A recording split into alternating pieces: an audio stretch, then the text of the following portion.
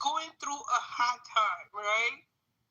And he's going through a transitional moment in his life where he needs to temporarily move in with his woman in order for them to invest together and with the guarantee that they're going to be established. He gonna shoot the club up. I'm not saying the rich people in the room. I'm not saying you, Tony, and you, Nick, because you guys are rich people. You don't have poor people problems. I'm asking you a question about poor people problems. I'm telling you about where I've been before. Okay, I'm telling you that when at the time when I was in a relationship, when it was a time when it was hard for me, I went home to my mother and father. I'm not going to live with no woman. Oh, okay. Yeah. I would never be able. I would never be able to get ahead that way. I'd never be able to get ahead that way because my objective then won't be building. My objective will be getting the fuck out your crib. You feel me? So I'm never telling no man ever in his life. I'd rather that nigga go live with his best friend than to go live in a house. Than to go live with his woman. I'm not going with that on no date. That's it. See, because not because some women don't really want to help, because some of y'all really have a heart to help and y'all really can help some niggas get up. But it just and excuse my arrogance and any other man that have ego and pride problems like I do. But I can't sit under that power dynamic. I'm sorry. I just can't. My name not on the lease where I got a key to it, where I got a key to, and you have the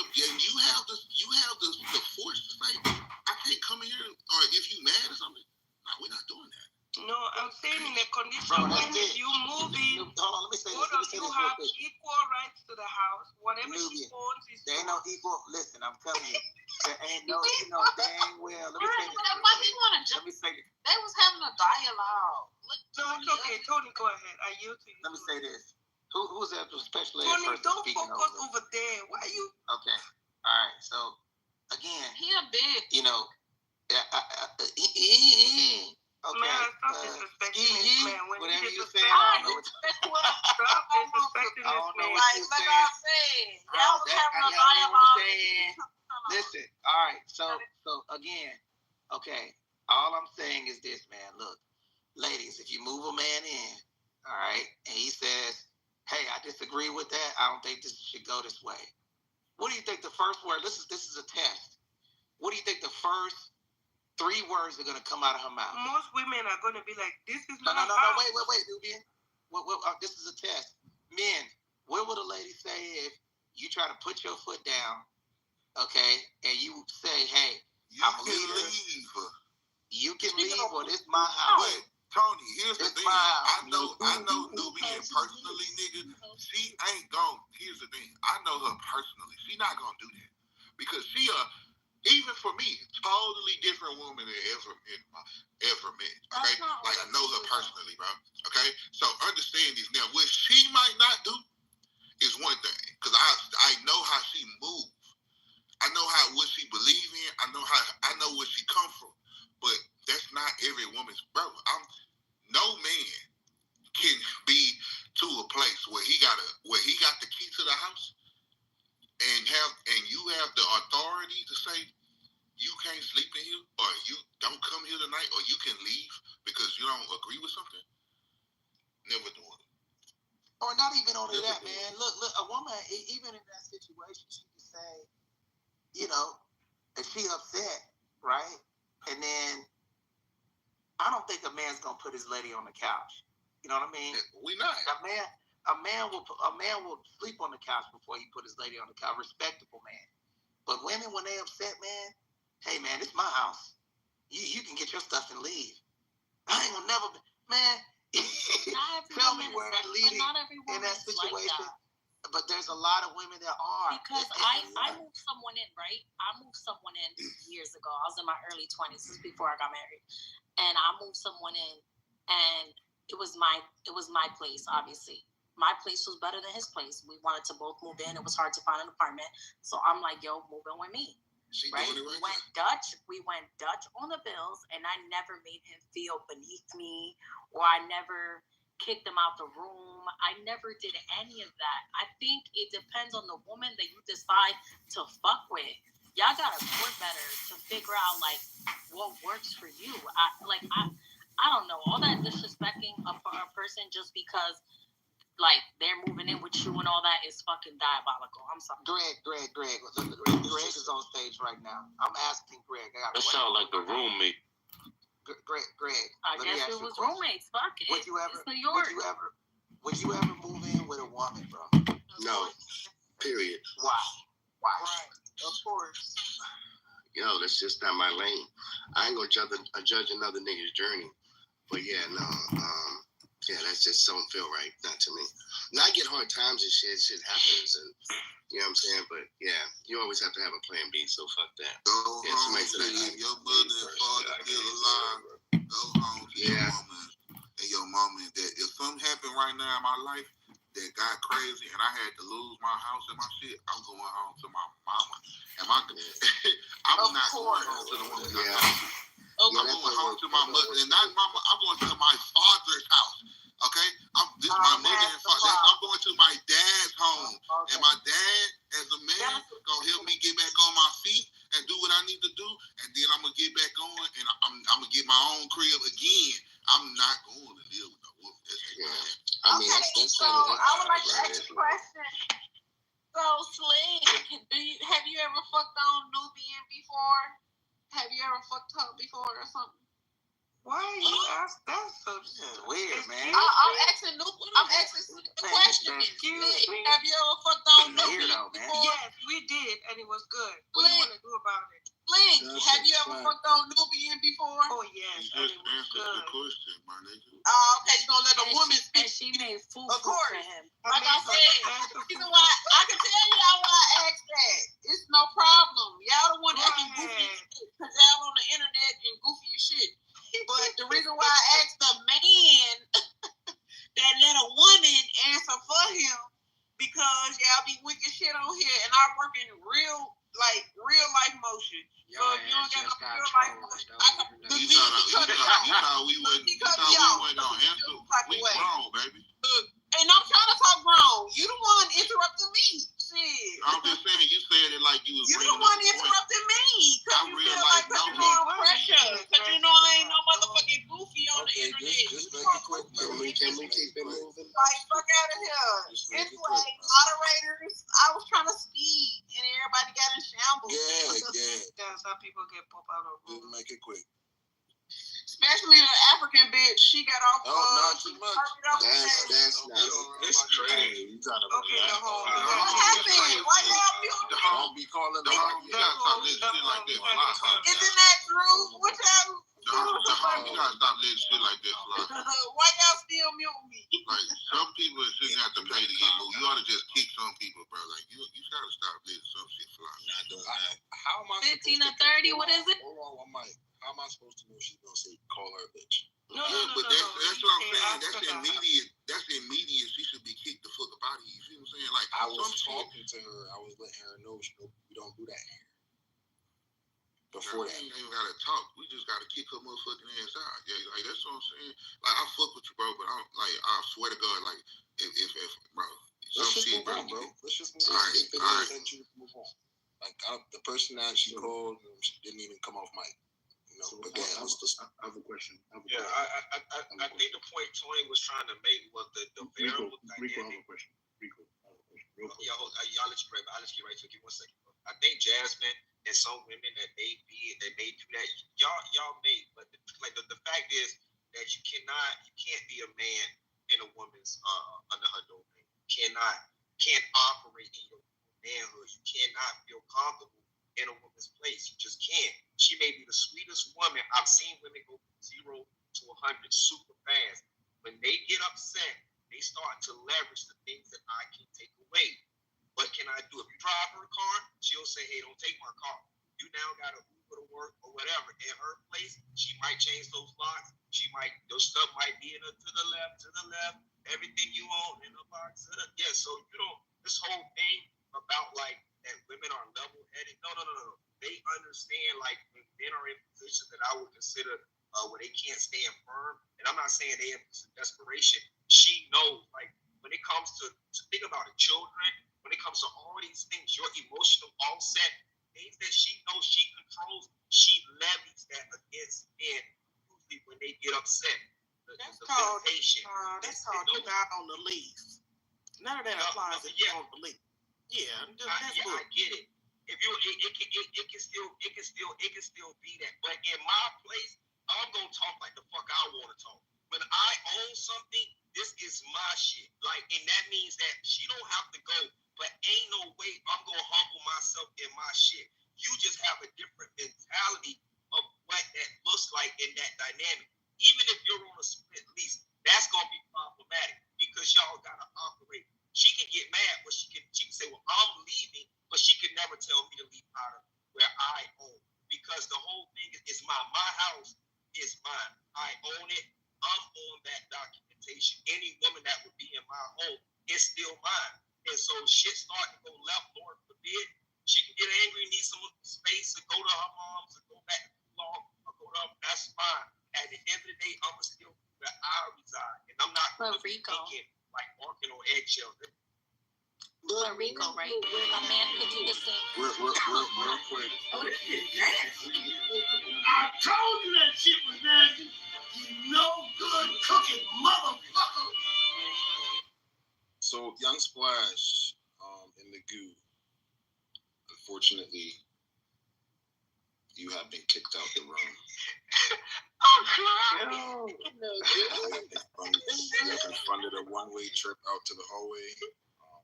You're not here no more, so I can't even keep talking to you. However, if you do check the replays, you know why. Rico, what I was saying, right? A man could do the same thing to a woman, though. Imagine a man being the sole provider, right? And you now move into the house that he owns, and he could say the same shit to you. Get the fuck out of my house. Like, we've seen it done before. So it's the same thing. Like, it's literally the same shit. Like, this is why a lot of women, right? Wait, let me finish. This is why a lot of women are so quick to be like, nah, I want to pay 50-50, or nah, I want to still work and things like that, because they don't feel like they have their own, because that man could then turn around and kick you and your kids out. You know what I'm saying? No matter if you're married or not. You know what I'm saying? So it's not an easy thing to deal with for any party, I think, because it is the same way. It's not fun, Jasmine, y'all. It's not a good thing, y'all. Like, I've actually had that happen to me. Can Rico rebuttal to what I was saying? Yeah, because I know in many relationships, you go ask many married women, that man would rather leave, especially if his children is there, he would rather go somewhere than to offer a woman to be put out. I know men that own homes that they won't even go to their own home. They're stressed out. They go to a bar. They go to somewhere they don't even want to go home. Men sit in their own driveways. Women are running the show, even when it's things that men own. The only thing is, and I think Tony made the point, when women are upset, they ain't gonna put themselves on the couch. Like, she still gets the bed. She still gets the room. They will still be accommodating to most women because they realize that I still care about this woman. But there's also men that won't, though, Rico. Like, I've seen it happen. It never happened to me. When I separated, we had a mutual agreement, so it was different. You know what I'm saying? Like, obviously, you know, we have children. He would never do me like that. He still won't do me like that till this day. If I needed him, he got me. But I'm just saying, like, there is people out there that I've seen that it's happened to them too when it comes to a man. Yeah, Ty, we know legally you can't just kick someone out, but eventually somebody gets kicked out. Is all I'm saying. I think this is what we're saying. Act like men don't do it. So Jasmine, I think this is what I'm completely in alignment with Rico. This is the thing, man. You are a piece of crap if you're a man and you put your woman out. Like, that's not what we're talking about here. We're talking about when women look. Let's just say you and I we live together, right now. Okay, I move into your property. I move in with you. So that means that your domicile was already created. So I'm an addition to you. So that means I'm not leading. I'm under your I'm under your provision. You had the house first. Okay, it's positioning. You had the house first. I moved in. That's your place. That's not my place, right? So now, from a psychological level, I gotta fit my stuff in your place. I gotta ask you for permission to move stuff around, and then let's just say let's just play. Let's role play real quick. Hey, me and Rico going out, and I'll get back when I get back. What you gonna say? My house. Just be like, you don't got a time frame. What do you mean you'll get back when you get back? I'm a grown man. This is my house too. Come on. And don't be mad. Don't be mad when she does that shit. No, come on. We in it. We in it. No. I'm gonna give these women booty claps. Thank you, Tony. You set that up perfectly, man. No, we in it now. Stay in character. We in it. No, stay your toes down on what you're saying. Oh shit. Oh, this is perfect. Hey, I'm going out with Rico. Me and the boys, we're going out, and I'll get back when I get back. Yeah, I'm gonna be like, what you mean you'll get back? She gonna be like, and I'm going out with my girls. I'm gonna just be like, you better be at this house before the sun come up.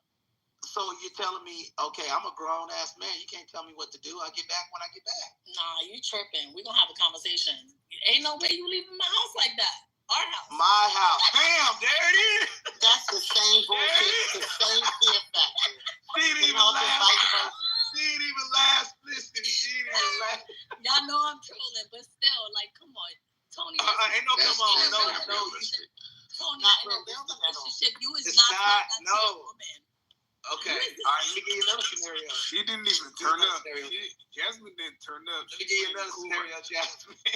She played it good. They trying to make me out of crazy Dominican boy. Yeah.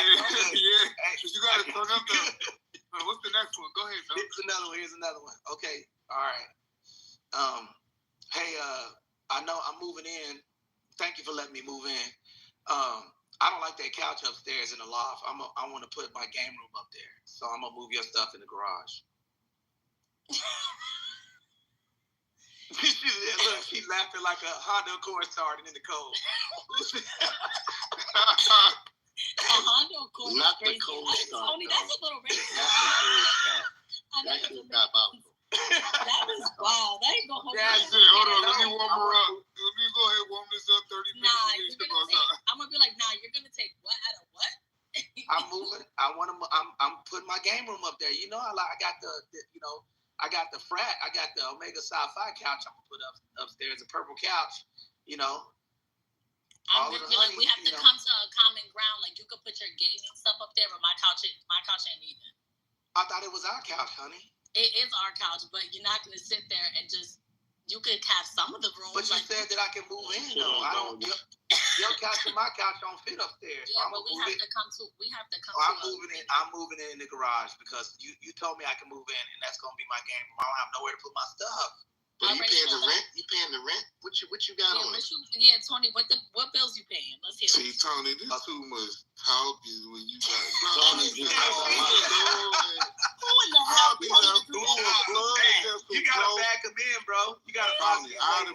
But no, what's happening though? And this shit happens in real time. Listen, if you ain't paying no fucking bills and you want to move shit around, then hell no. But if you pay bills, I got you. You could have some maneuvering, all right? But if you're not paying no bills, when I come home, you better drop them drawers. Well, Jasmine, I know you own your home. So if I move in, okay, I'm okay with paying bills. But if I move in, though, you're gonna have to put me on the title of the house. If you pay it on the mortgage. Look, I'm moving in. We gonna write up a prenup, all right? Because now we need a prenup. We need a prenup. One. Hold up. What's up, Tom? One, we need to get married if you're gonna come on this deed, and then we're gonna have to write a prenup from when you started paying when you started paying. So like, if this ever goes left, I get my money's worth. So now I gotta have all these provisions. See how women you put these ladies in a box, man. That's crappy for these another day, another woman looking for a sponsor. But Tony, how about my house is almost another day, another woman looking for a sponsor. I don't think she's looking for a sponsor. I don't want nobody to sponsor me, love. You got the wrong bitch. That nigga looking for exactly. Slick Greg. It's gonna be like we in car. Hey, come on, Slick and Greg. Hey, check this out. Cut it out. Oh my God. Greg, this is exactly what would happen. Look, if I came home at 2:00 in the morning with the bros, right? I go out with my fellow Q dogs. You know, we might not even be doing anything. It might be a probate or something I got to go to for some bros crossing on the yard or something. So now I got to ask for permission to get back in my own house. Yeah. You mean the house? You mean her house? And that's what you did, Tony. Y'all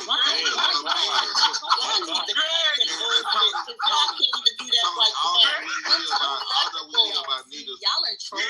We do hear about niggas that put out their woman, but that shit ain't never cool to us. You feel me? Like that shit, like you was fucking y'all triggered. Y'all dealing with the wrong It happens but when a woman do it, a woman, y'all do that shit, y'all champion, y'all put that nigga the fuck out. You know what I'm saying? It's like, you gotta put that legally. That's why you never live in a woman's house if it's in her name. Never, boy. My daddy showed, nigga, when I was a kid before I moved to my own place, my daddy told me 2 things before I left home. He said, don't ever move in with a woman. And number 2, do all you can not to have to come back here unless you have to. You feel me? That's all. That's what my dad sent me out there with. And them 2 things, I ain't never lived with a woman and I ain't never been back home.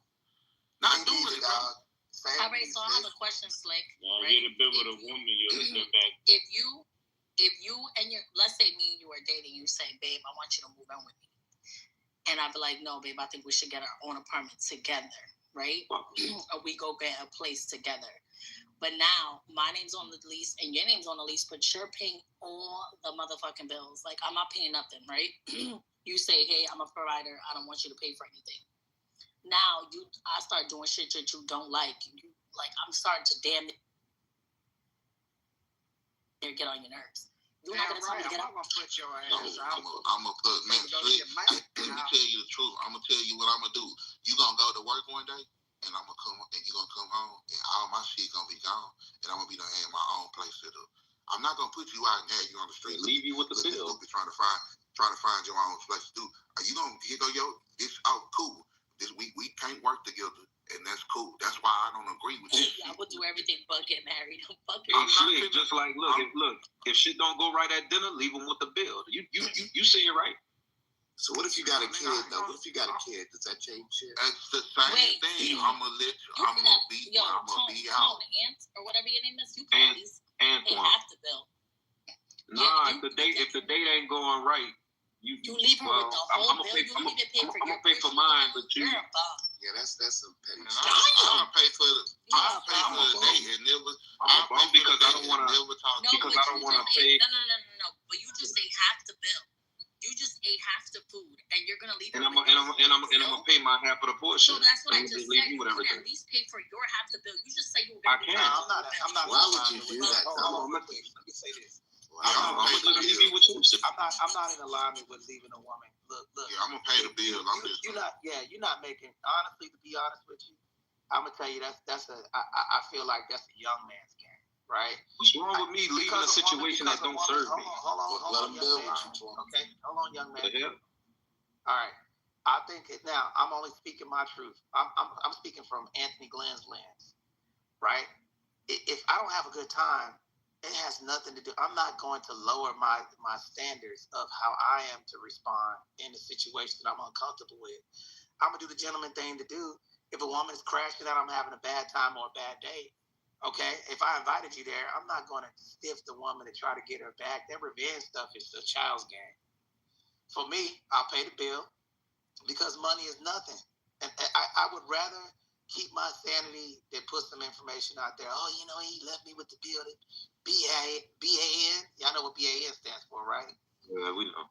Yeah. So for me, I think that's In my younger days, I think like that, but now it's like, hey, I have abruptly ended dates where I'll say, you know what, man, I shouldn't be here, and I don't think that you're enjoying yourself, so let's just end this right now, man, and I'll just pay instead of getting through the day. Yeah. But Tony, let me ask the lady Jasmine that was asking me, okay, you want to say, can we go get us an apartment? What's wrong with you? I just told you to come over here and move into my place. You can make some adjustments over here, to kind of like feminize a little bit or whatever. You can make my home, because if I invite you in my place, I understand you finna make this into a home. So why we need to go get our own apartment? I just feel like because I'm not, it's different. You have a house, obviously. If I was to move in with a man at this age, where I'm at right now, I have to be married. I'm not moving in with no man. What age is that? I'm not like a few people earlier said. I'm not about to be nobody's roommate. So what I'm saying is, right, it depends on the situation, right, and what we got going on. I just feel like nowadays a lot of people are living together because they can't afford to live by themselves, and they're in unhappy situations.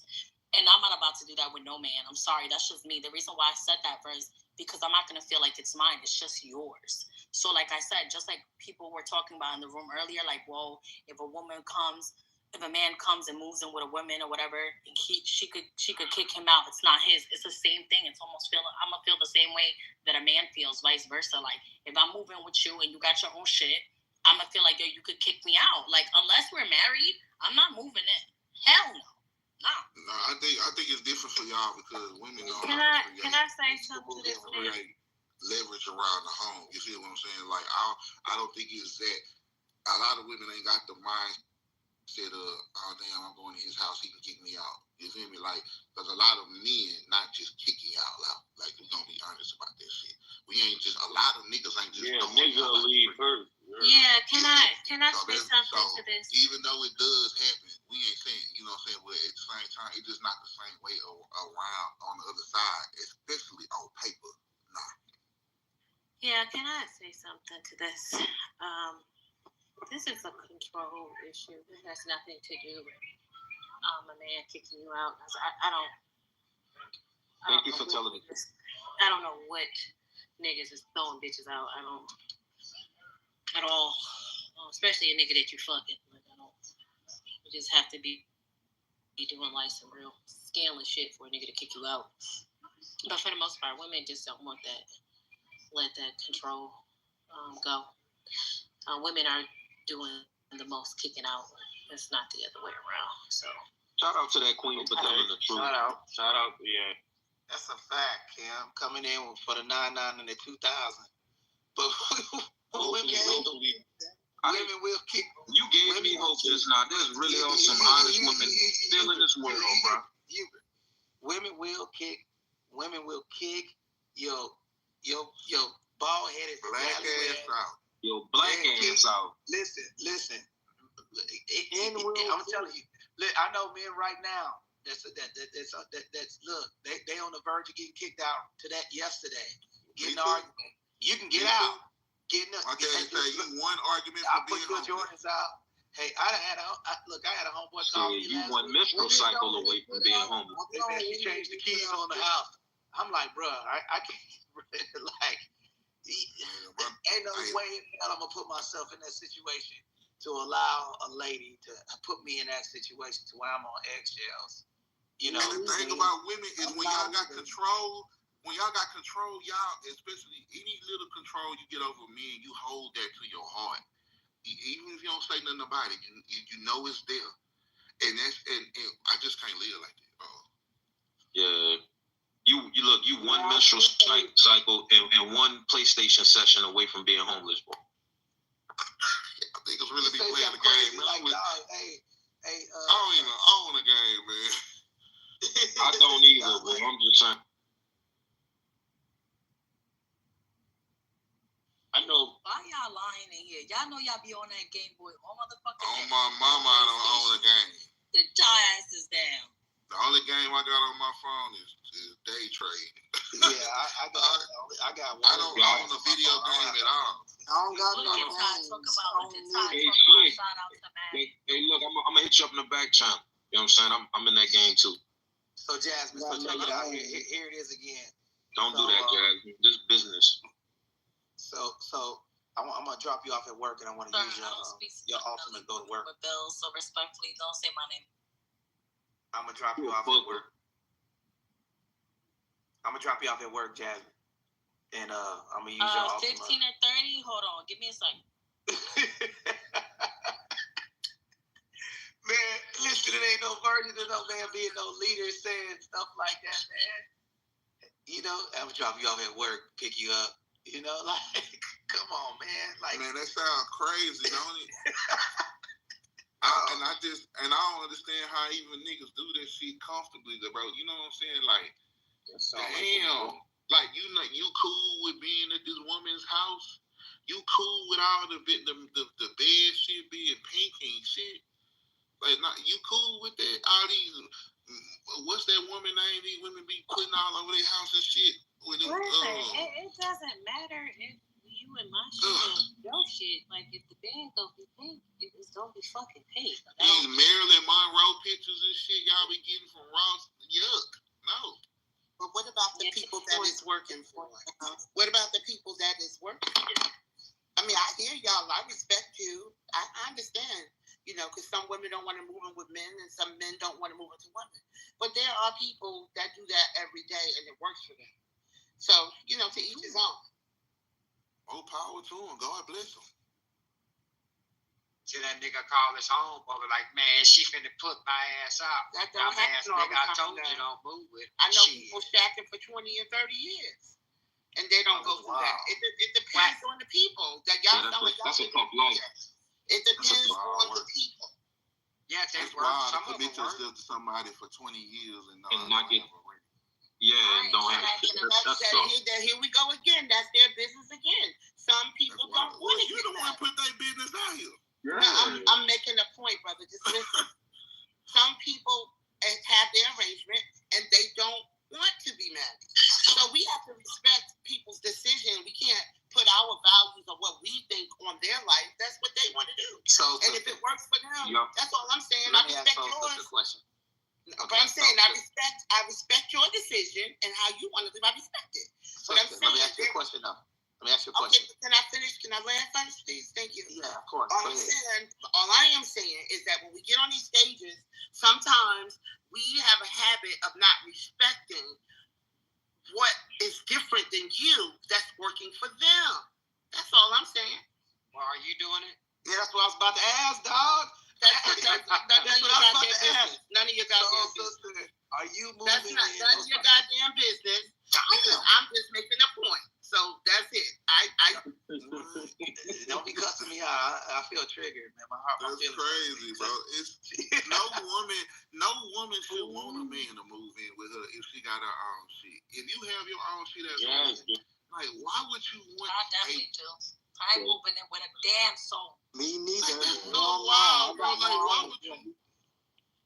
But I'm trying to move to Tony's estate. I need a room, Tony. Shit. So the he got the long driveway, y'all. You know what I'm talking about with the bricks alone.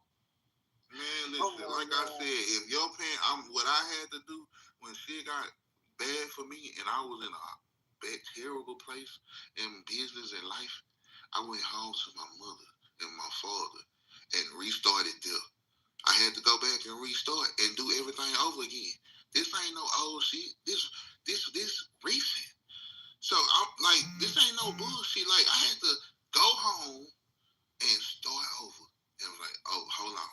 I'm not finna go live with no woman. I can't think that way. No. That's horrible.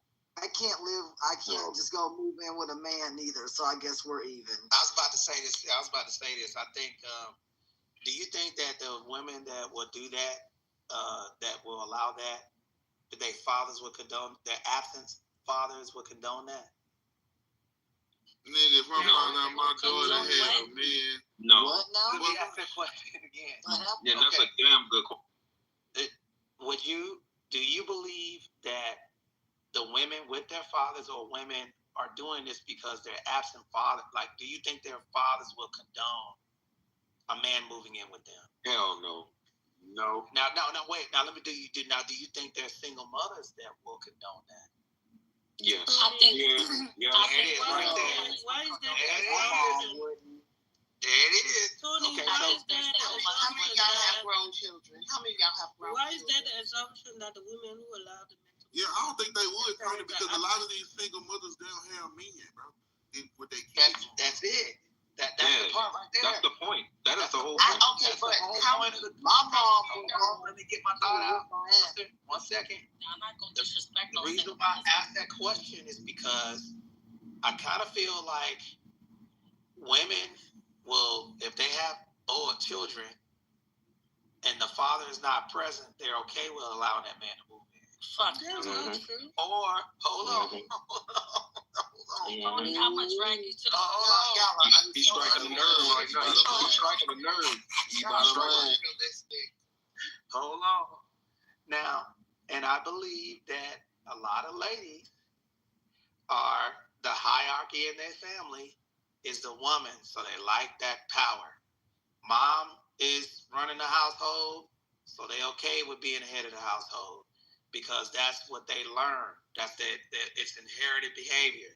Their mama is the one who's been the man all of these years because of the absence of the man.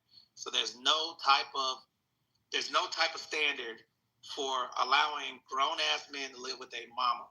And I feel like these men that are okay with going back and being underneath a woman's pity is reflecting them getting raised by their single mom. I land.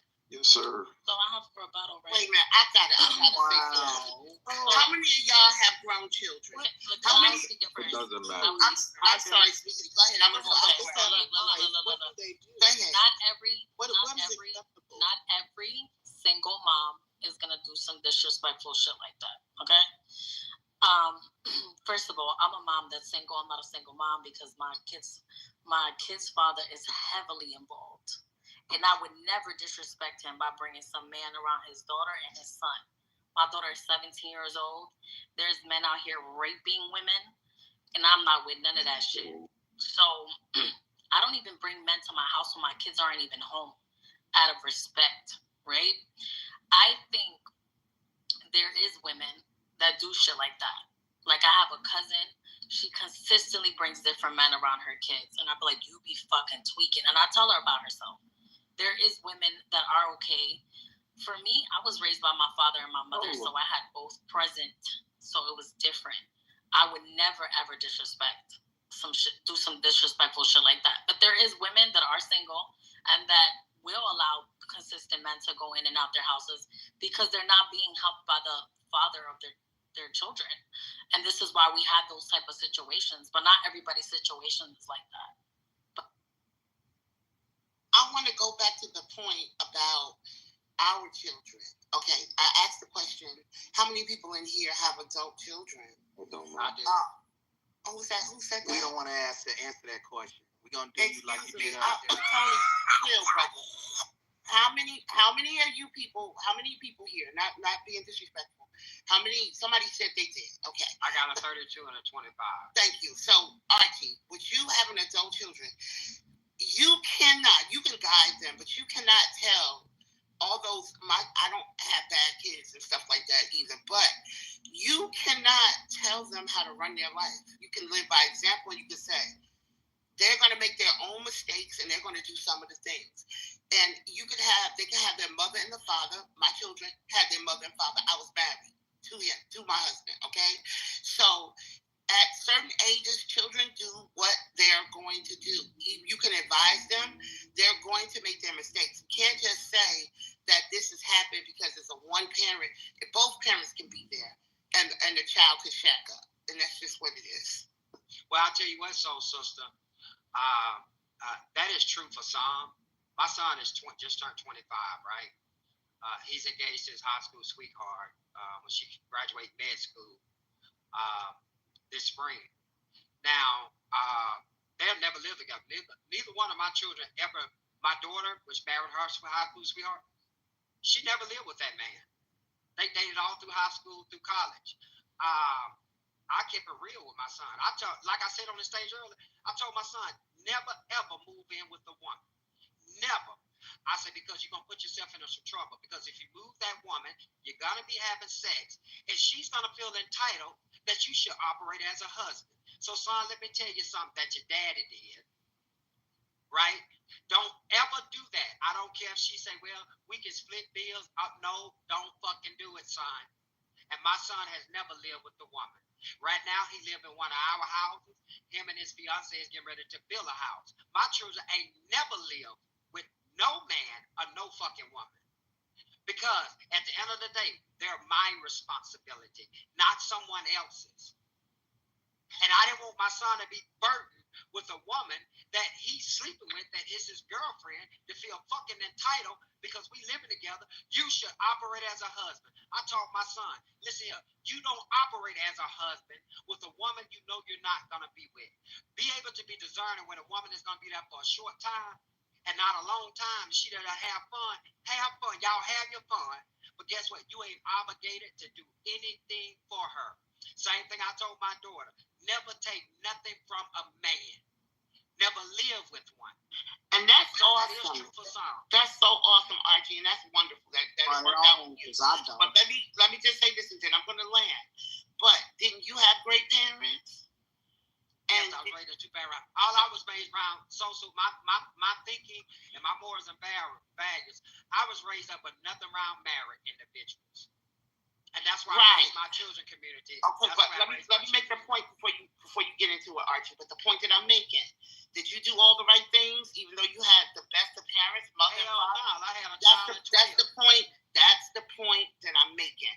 Although I don't have children that just went all out and did all that too. I'm blessed with that. But I can't say that just because somebody else's kids and there was a mother and father and their kid made wrong decisions and did some of this stuff, I can't just say it was because they didn't have a mother and father. I can't say that. And they didn't have a good example. Sometimes it just be like that. Some kids listen and some don't.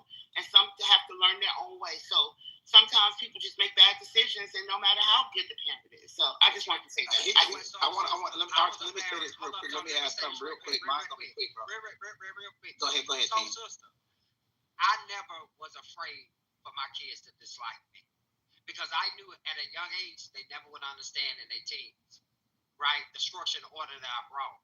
And now that they're 31 and 25, that probably didn't make the mistakes that I made in their adulthood and in hindsight, they thank me because they didn't understand then.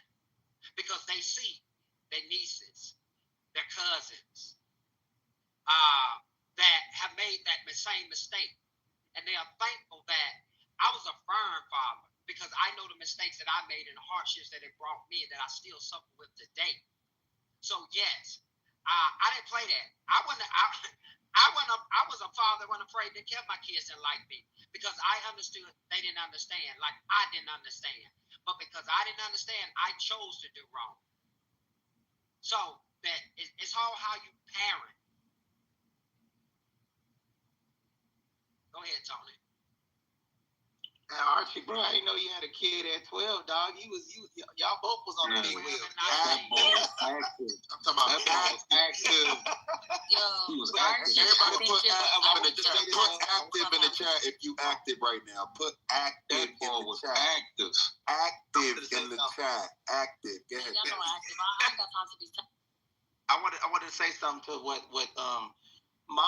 listen, man, it doesn't matter if my daughter is 15, 20, 21, 22. She's my responsibility until she gets married. Thank you. Okay? So, I'm going to advise her until she gets married. Look, you will not move a man in with you. Okay? Or, you know what? I remember my father telling me something. I was doing some nonsense before my son was born because I was just doing some stuff that I didn't. And my father said, if you're going to continue down that road, you don't carry my last name. I disown you. But see, I don't have that. A lot of people don't have that strong person telling you stuff like that. I didn't want to disappoint my father, so I listened to him. So yeah, of course people make mistakes, man, but BK, like you over there eating chips at 4 in the morning? I thought that was you. Too. That boy eat Cheetos. Hey, he He on the You get going for some leftovers right now. Yeah. So no grown ass man should be moving in under the comfort of a woman. Okay, and my daughter, if she, when she gets older, of course, but she's gonna have her own stuff. But that's why I feel like I'm not gonna have it, and she already knows. And out of respect for me, she's gonna listen to me because she knows I'm gonna try to protect her to the best of my ability. Of course, she's gonna do things. My daughter loves the ground that I walk on. Okay, and I love her too. And if I say, hey, look, I'm not having no man move in. Now, if you choosing that man over me, then that's it. Okay, you on your own. And that's how I'm gonna run my household. My daughter is 11 right now. My son just turned 13, and I told him just a few minutes ago. I just walked in there and I said, hey, you don't need to be laying up underneath your mom. Get up. There's certain things with a man's presence that needs to happen, man. Like, you ain't painting your fingernails, bro. You ain't painting your fingernails. You want to put fingernail polish on your finger? I know I didn't have to tell my son that. But what I'm saying is it's just certain things that, hey, if you're in my house, you're going to listen to me, period. There's no options. You're going to get a fresh haircut. You're going to pull your pants above your ass. You're going to have clean sneakers. And you're going to be respectable to people. But I feel like the problem that we have is that a lot of these ladies are raising these men. So they don't have anybody in there. They don't have no role model to tell them how to move. It's not okay for a man to move in with a woman. Facts. I think that's going back. To that point, Tony, the man that asked my let's tie it all back to the title too, what I told him is that when you feel, never put your hands on my daughter, and when you feel that you can't fulfill the obligations and the duties and the responsibilities of a husband, you can send my daughter back home. And because at that time, if my son-in-law decides that he wants to divorce and break his family up, you know what? I, as the father, I'm going to take my daughter and my 2 grandchildren and move them into my house. Because then she don't have a covering. Now she comes back under the covering and protection of her father. Now, again, my kids are grown. And Sosos is right. My children can make their own decision. But the most beautiful thing as a father for those that have young men and young daughters, the most amazing thing is when your children are grown and are married and when their spouses can trust your wisdom and wise counsel and consult you because they're trying to figure life out. That's the greatest feeling that a father can ever have in his life, knowing that in your children's adulthood, they still value their father's wise counsel. They still lend their ear. Doesn't mean they're going to follow it. But all that is going to be hinged on of how active, present, and engaged you are in your children's life, in their adolescence, in their infancy state of their youth, and spending time that when they begin to get out of their own experience life, the world shouldn't have to tell them what they ought to be because the world is strewn with selfishness and self-centered. They should always be able to trust the wise counsel of their father and their mother. If not, they're going to listen to what the world says and try to have a relationship. They're going to try to listen to the world and say how you build a family. Because out of all the people in the world, whether you with your child's parent or not, you should have lived a life and set an example where if they don't trust nobody else's word, they ought to be able to trust their mother and father and be able to listen and apply that wise counsel because they should know that mama, daddy got my best interest at heart.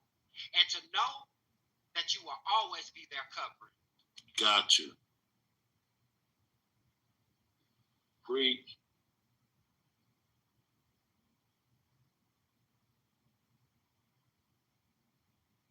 Yeah, BK been awfully quiet. Nothing wrong with that at all. There's nothing wrong with what he said. I lost my mother and father, and I always tell people, I'm glad to have a man in my life because I don't have somebody that I can fall up under their roof. But what they did teach me is to have my own because they're gone. And at the end of the day, I'm glad I have, my own place along with the man that I live with, and we work together, because at the end of the day, we have to pick each other up regardless of the living situation. And when I was homeless, he picked me up and vice versa. So at the end of the day, I believe in working together. And I believe if you have the help of your mother and father, take their advice because when they're gone, you're going to wish you had them. Because I wish I had mine to offer me covering under their roof sometimes. Yeah, but I agree with Tony. And the other man. Right. But I will have to say that we got to stop shaming the young men for staying home. You know what I'm saying? For staying home and with the fathers or mothers until they can get to a point where they can provide and take care of themselves and a woman. You know what I'm saying? So if y'all asking the men, what's that? What age is that they supposed to leave? I think I want to say about 30. Some of the younger men are a little slower than others. You know what I'm saying? Excuse me. And then you got to factor in. There's a lot to factor in. But about the age of 30, you should be, out on your own. What? Yeah. Okay, come on now. That's too long, but it makes sense though. It really like they're dealing with their finances or their situation. Well, if you're talking about, that's when a man really gets going. Like he makes sense. Yeah, y'all women really gotta understand we live in can I finish talking? So we know. Please don't do that to me. Just don't say no dumb shit, kill the woman. I'm going to say the dumb shit. Listen. I'm for men staying at home and whatnot and not shaming men. But what I have a problem is the fact that a lot of men want to sit here and still fuck on women and pretend like they want relationships. But yet and still say, don't shame me. I'm not ready to be in a relationship and assume responsibility in you, but I still want to get in between your thighs. It's crazy to me. So, well, Jazz, you mean to tell me in college, you know what I'm saying? These young people are in college. They're not dating and having sex. Definitely. Right. And both of them ain't got a pot to piss in, and they both broke this shit. So we got to stop putting the money in, into the relationship and understand, like, okay, if we want, you know what I'm saying, family, okay, we got to take the shaming and the high level of responsibility we expect the young men to have for a woman. You know what I'm saying? It's just not fair. You know what I'm saying? Like we don't expect a woman at 22 to be able to provide and shelter. And have all this wisdom and intelligence at the age of 22, 25, 26, 27. We don't like at all. It's happening. You know what I'm saying? But you really also what? No, we don't. When a woman is 22 and she has a baby, she's responsible for doing all of those things. That's true. And I think that's the problem what I have in conversation with men. Is the fact that it's like, oh, let me be young and naive and, let me grow as slow as possible. But when it comes to men, like we're thrust into adulthood. So it's not always about people growing slow though. Like it's more so about the fact that sometimes when you put people in situations where they can't necessarily afford it, all you do is you make them be stagnant in a situation where they can be growing. Can I finish talking? I'm at work. Go ahead, yo. Finish what I said. Go ahead. All right, go ahead. I came in after a period. Thank you. I know. I cannot breathe. I just think, and that's the problem. It's the fact that men want to sit here and have like so much grace when it comes to life, and I get that mentorship is needed, and I think this is what your teens are really used for. Like I think when you become an adult, when you are 18, you are a legal adult. You have to understand that you don't get fairness. Like you don't get fairness. This is the problem when you become a boy. Like when you're a boy, you have to understand that you are preparing yourself every day to become a man and to understand what manhood looks like getting out in this world. Like you don't get fairness. And I think that's the problem. Like you want women to give you so much grace, and there's too many women out here willing to give these niggas grace, and then regret it because she ended up fucking with a nigga who was not appreciative or necessarily wanted to give that woman in return of investment. So that is the biggest issue. No, I think men who want to sit here and have a slow grow, yes, you have every right. No woman should shame you, but I don't think you should be out here fucking on women, talking about like being in a relationship with at all. I feel you, but in the real reality, it's still not gonna happen. I think it's crazy that she tried to compare a single mother being by herself and stuff like that. Like, I just want to get up in that real quick. All I'm saying, she's trying to, so this is the common case of I'm trying to win the argument on Clubhouse, and it's not hitting. You know what I mean? It's not.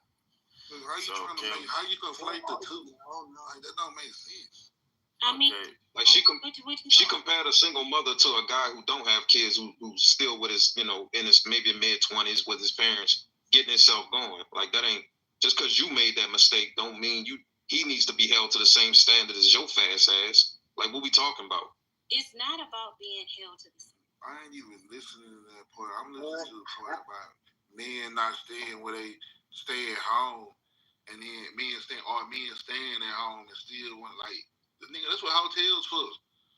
Like what you mean? Like you don't have to being at home and being in a relationship and all kind of shit. We talking about one thing. I don't know how y'all be mixing all this shit. It's not literally. If I'm telling any man, I've lived this shit. Okay, I'm telling any young man, if you're 18. 19, 20, 21, 22, 23, I'm going to give you to you 27, 28 maybe.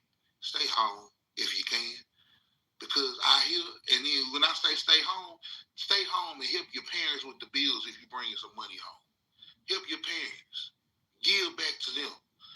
Put some money on some bills. Help the parent get yourself started. Because I'm telling you, just walking out here blind at 18, thinking that you know it all, thinking that you gonna I left home at 18, but I ain't recommending nobody to do that shit, my nigga. Because that shit ain't walking out here in this world and shit, trying to figure this shit out, ain't fun. Alright? We can sit here and say, but I'm telling you, the shit ain't cool. I tell my sons all the time, you ain't gotta worry about your father putting you. That's why I'm building you your own houses on the property.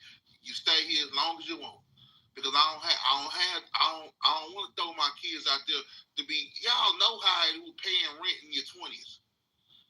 Like, and nowadays with rent $3,000-$4,000, shit. It kind of forces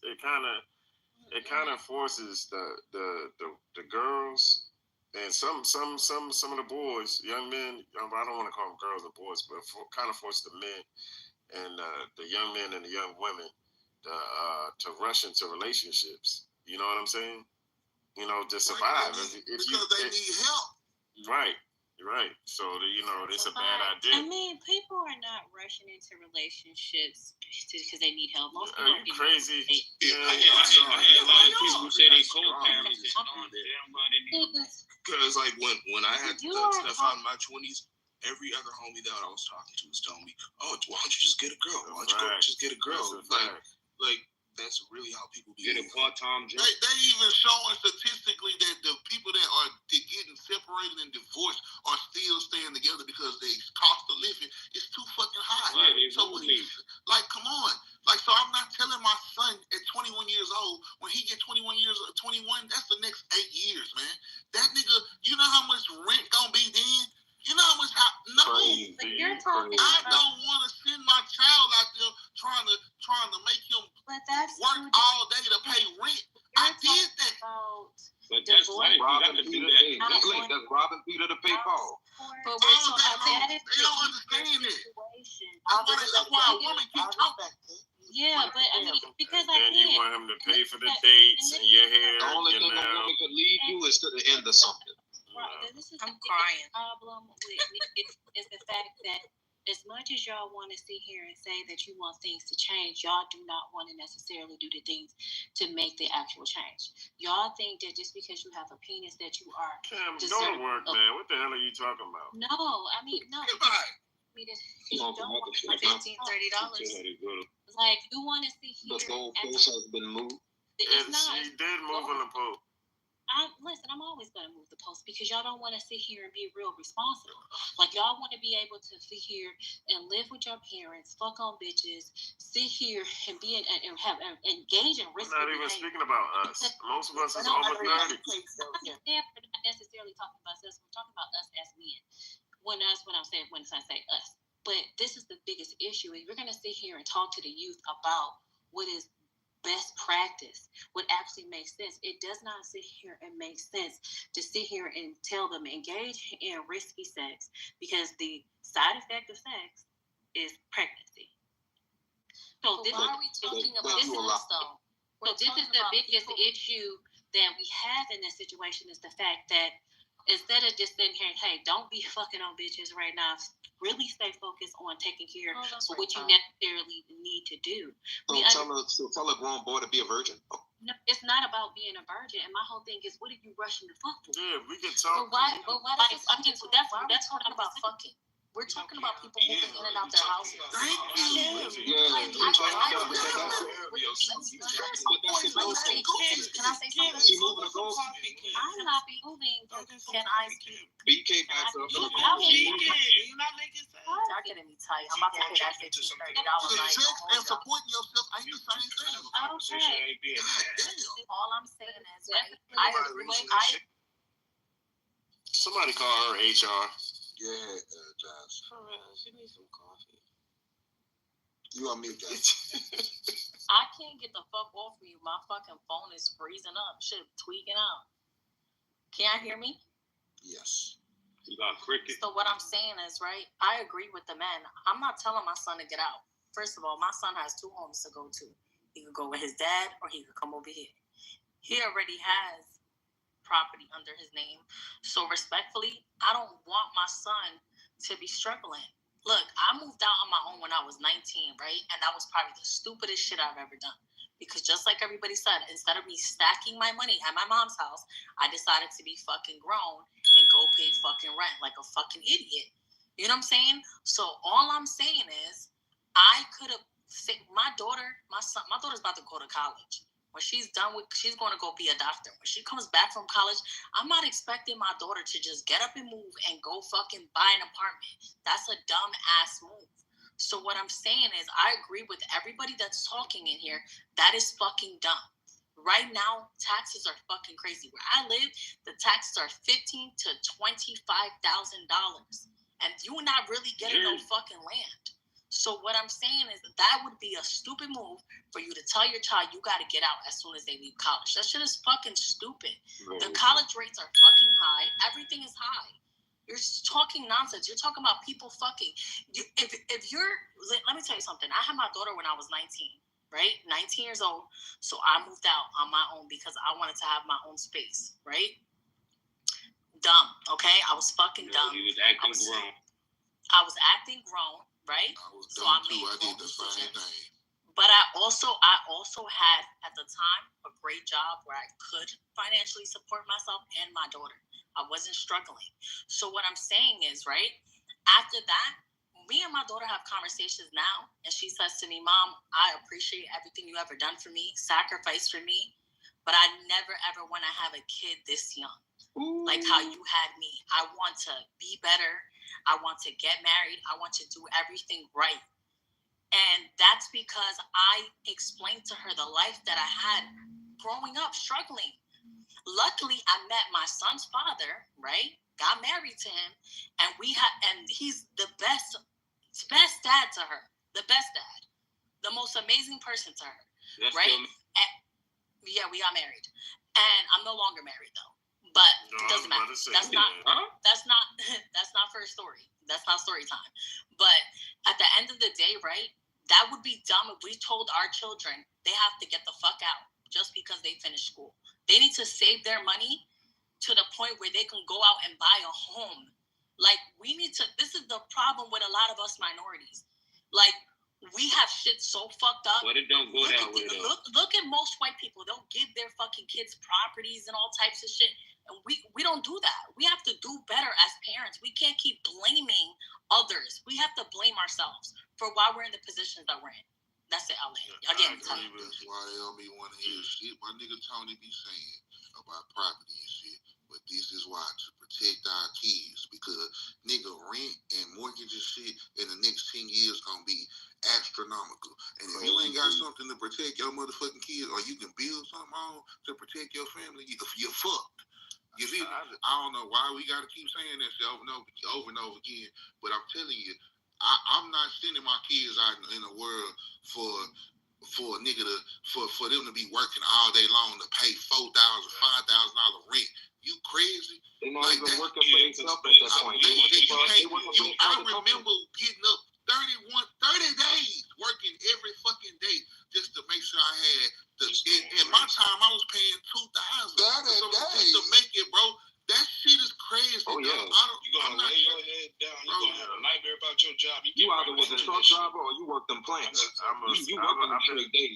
I've been a truck driver since I was 19. I didn't have the luxury to. I didn't have the luxury to stay home. You know, I was raised by my uncle. You was over the road. No, I didn't go over the road. I didn't go over the road when I first hit the road. But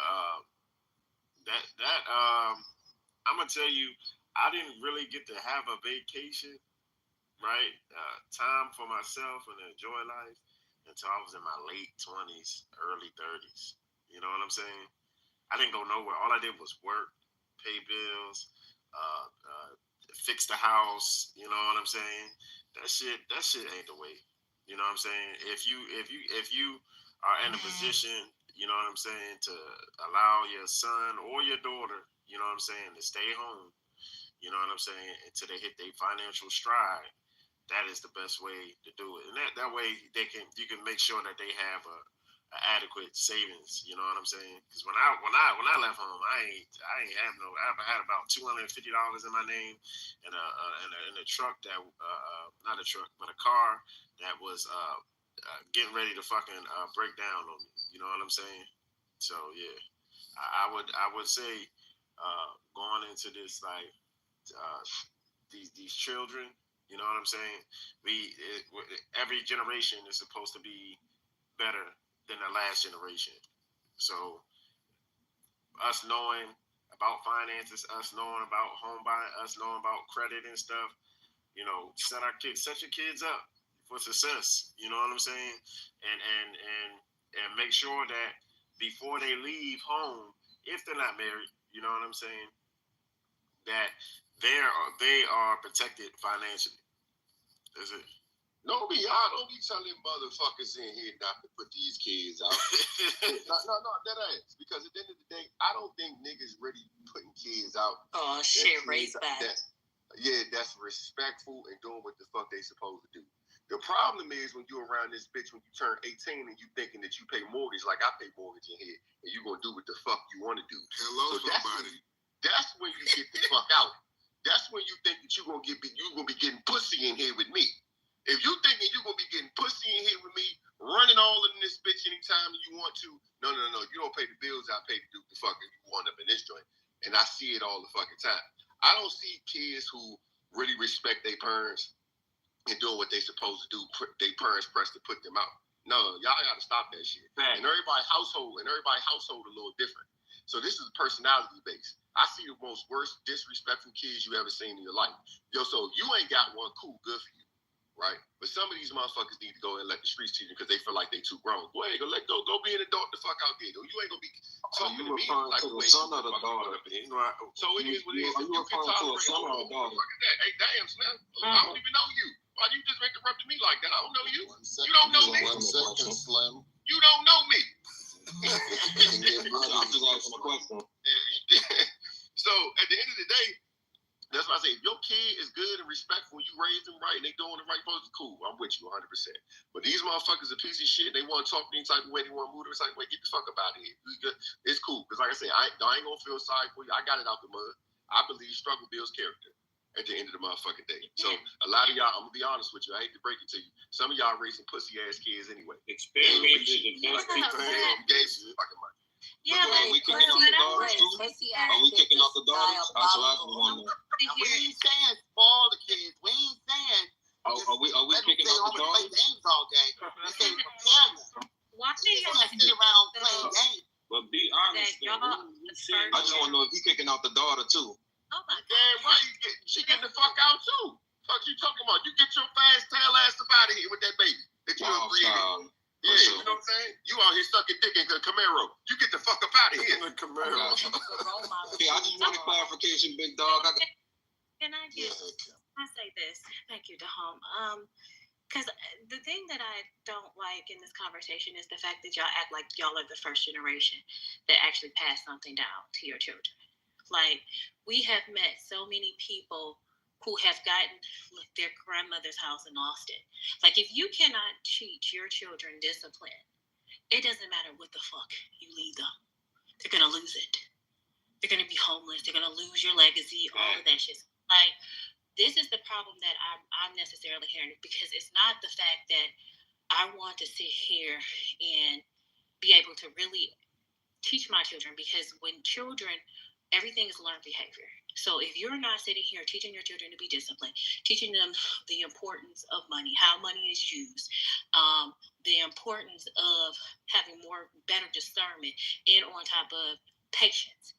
If you're not teaching and putting that instilling it into them, and on top of being actually the role model you want them to be, and them actually taking your advice and looking up to you, it's a difference when you have that than versus sitting here saying, oh, I want to be able to just, give them something, and I don't want to kick them out. I don't give a fuck about kids being kicked out and all this other shit at 18.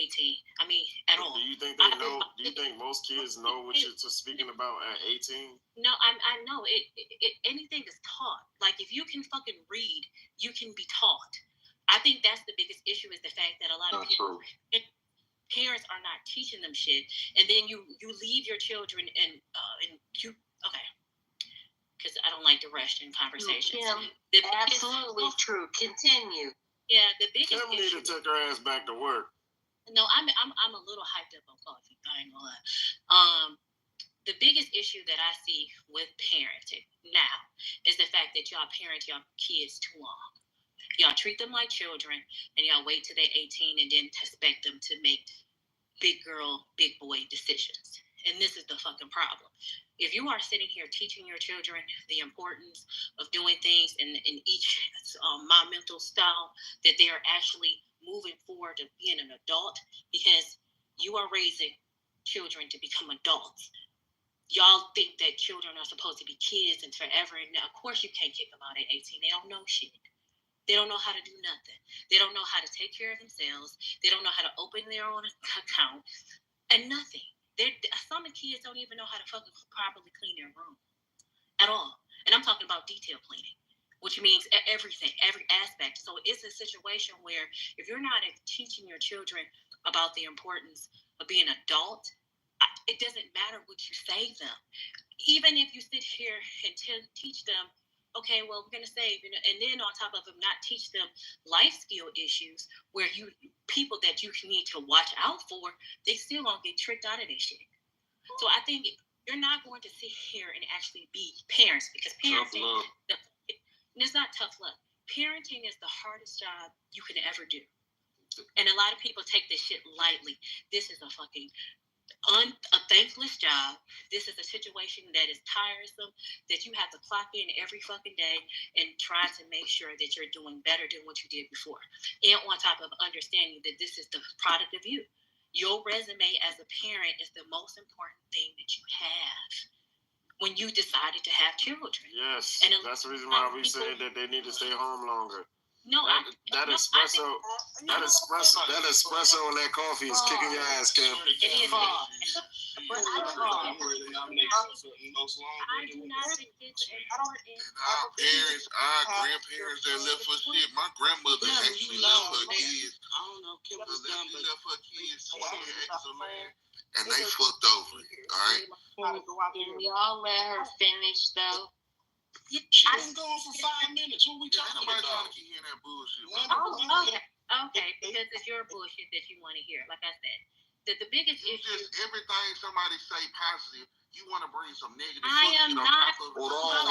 I actually want to bring the negative shit. That's me being negative. I love being negative. I might.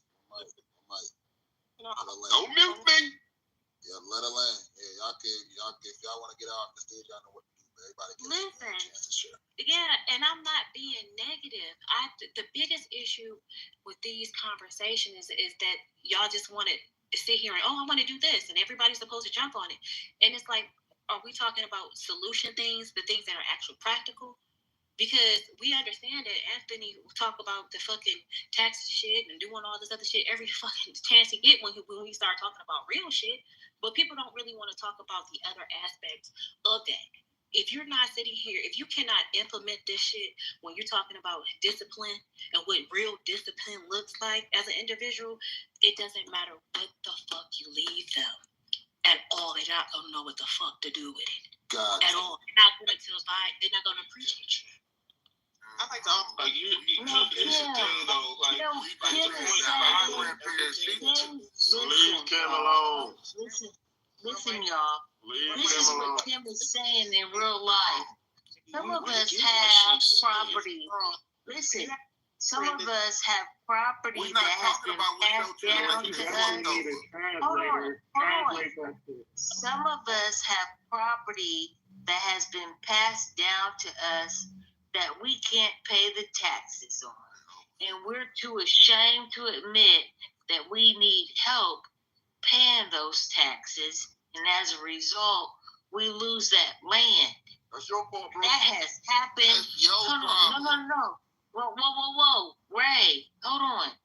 That has happened generation over generation. And I'm in that position right now. That's why I'm saying it. That I'm in a position where the taxes have gone up from 2022 to 2023, and I'm sure they're going to go up again in 2024 because there are big corporations that are in inner cities and trying to buy up the inner cities that are building around the inner cities and causing the property tax to go up that we cannot afford. Did you mean 2025? And we're right. 2024 about to be over. You meant 2024? Okay, well, yeah, even how crazy actually, that is because that shouldn't even. It's real talk, y'all. You should be grandfathered in the situation where you ain't. See what I'm saying? Like that's what we trying to do now is we trying to take what yes, y'all parents gave y'all some shit that y'all didn't know what to do with, and then y'all that generation, the millennials, fucked it up because my people did the same thing with my grandmother's 28 acres of land that she left here. Now the motherfucking state of Louisiana owned it because 14 brothers and sisters couldn't come together and stop sending each other to court for some shit. Now my ass gotta work overtime to get property for my children and shit because my silly ass aunts and uncles couldn't come together and say we got other kids coming up that can do shit. Oh, and I come from a family full of construction workers and developers that done something on the motherfucking property, but they lost the shit taking each other to court. So now what I gotta do, I gotta make sure that I do everything to protect check my shit to make sure that I got a land trust, make sure all this shit, and make sure I'm teaching my kids what to do with the land, how to leverage the land if they need to, how all the shit that I gotta pass to them so that they know how to do it opposite y'all old ass didn't do and fucked up the shit that we should have had. All right, so let's keep it a stack, man. Like it's Hold on. This is the thing that generation of people that fucked over all the property that we had. Listen, this is the thing that you might have. Listen, baby, I feel you 100%. But this is the thing that you may not understand. The people before you may not have known to do that. They may not have had the wherewithal, the financial, And so if you're in a position and you feel like that weight is heavy, I get that. But you should be able to have people in your circle to support you. That's what Black economics is all about. And we don't understand it because we're caught up in this individualism instead of this cooperative whereby if we see a brother like you that needs help to maintain the land and his family, we should be able to galvanize and each of us put up a little bit of money to help you get and retain that land. Bullshit, I'm calling. Okay. Excuses, one, about the kids. Matter of fact, we need to start teaching them earlier.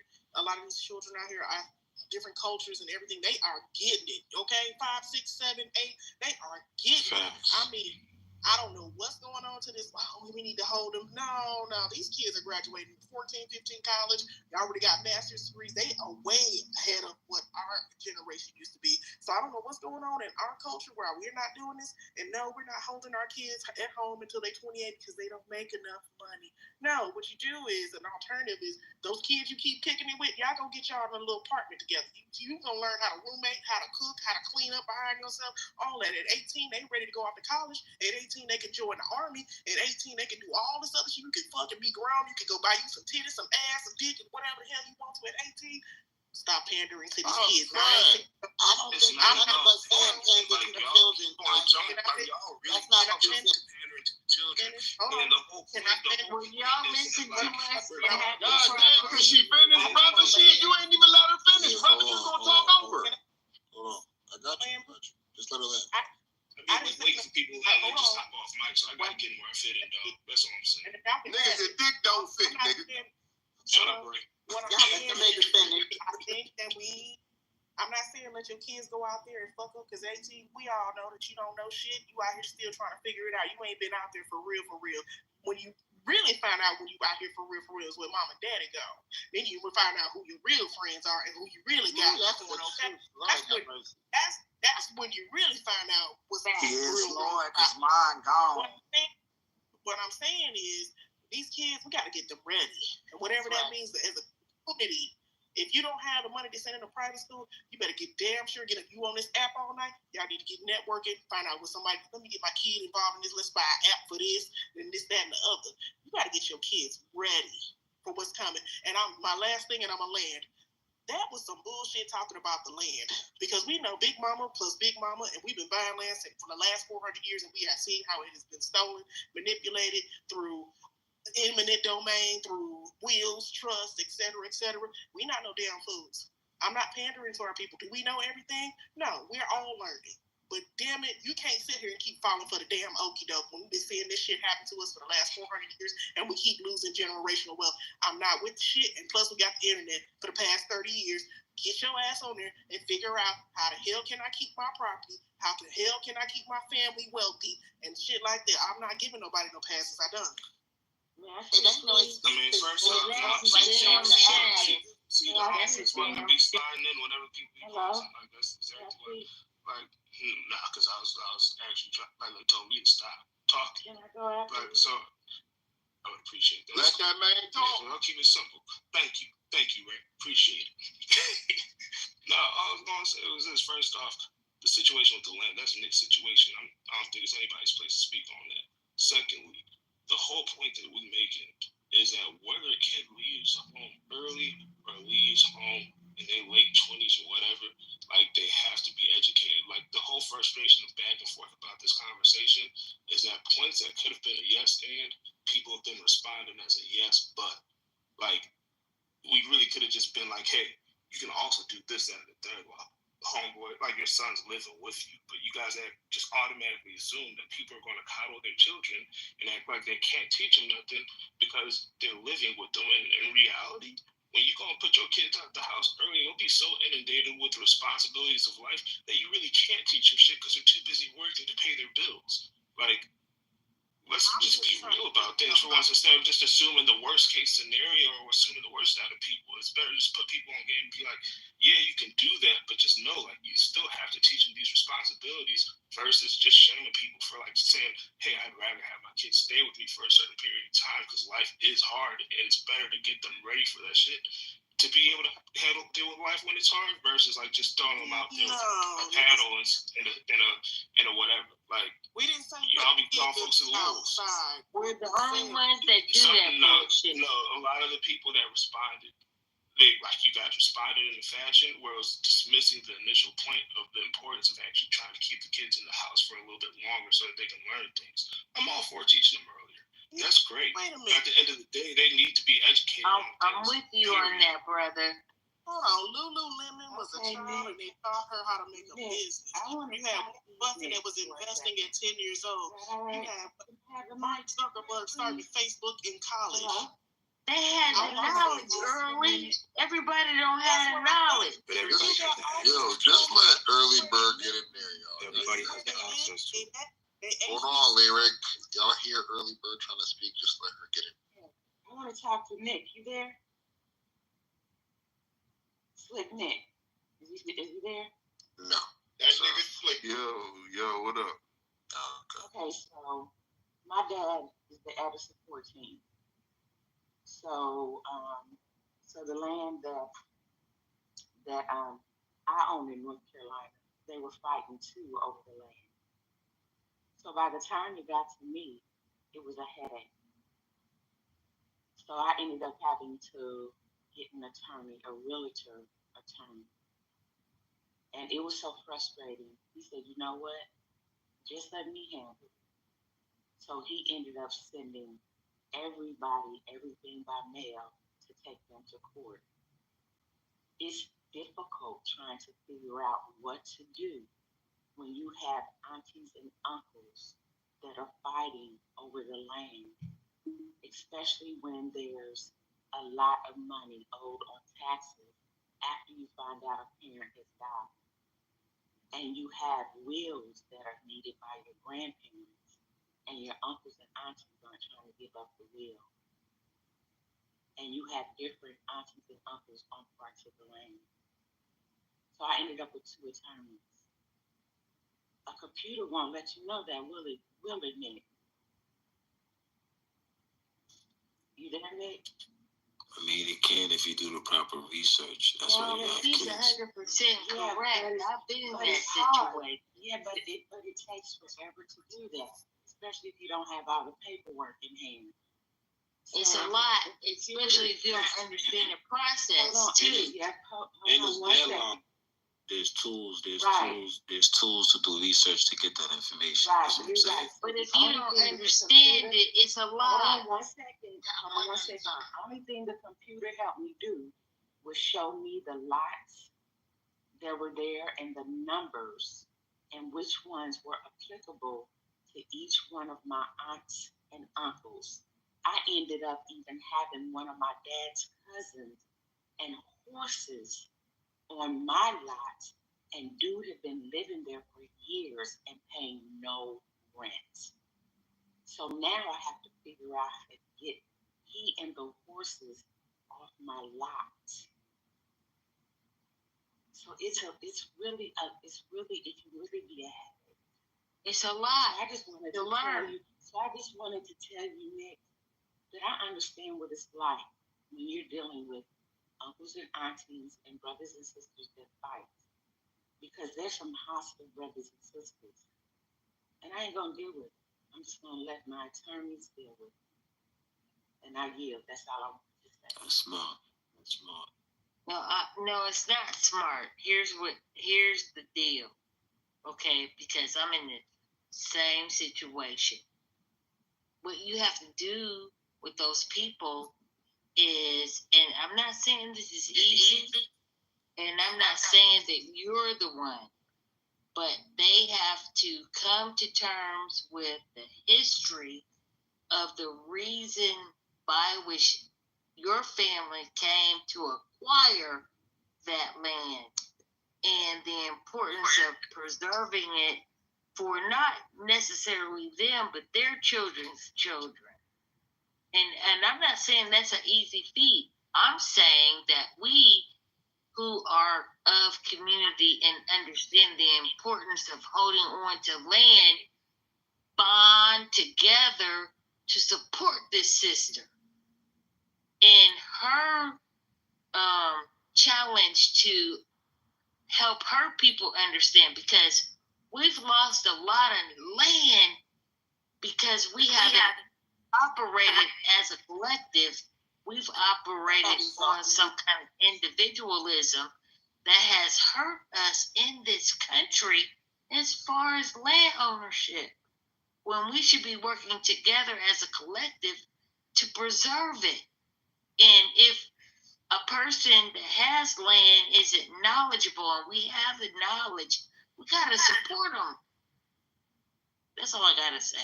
You know, actually what y'all are talking about, what Earl's talking about, when you got multiple family members that's on land deeds and it has not properly yet been divided, but all the children on it, the process of that is called our property. So, therefore, no one can live on it, no one can sell it. Liz talking about, that's what she's talking about. It's our property with multiple members. A land, and it's not clear cut who's the rightful owner of it, but all parties are owners of the property, no matter how many acres it is.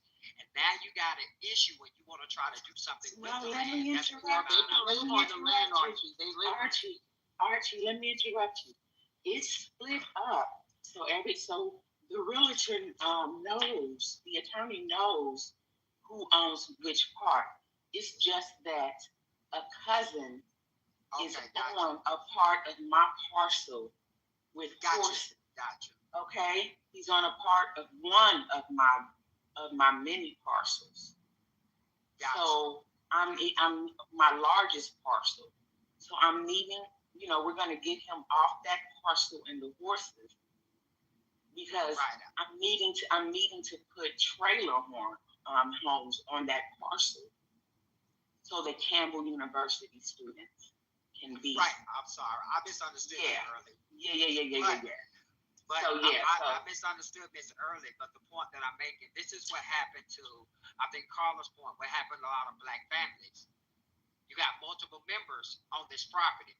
Different than early situated, there's no clear-cut owner, so everybody is considered a rightful owner. And the problem is you can't do nothing with it. You can't leverage it. You can't sell it unless you get all parties to agree, or you go to courts. And what's going to happen if you can't discuss amongst yourself?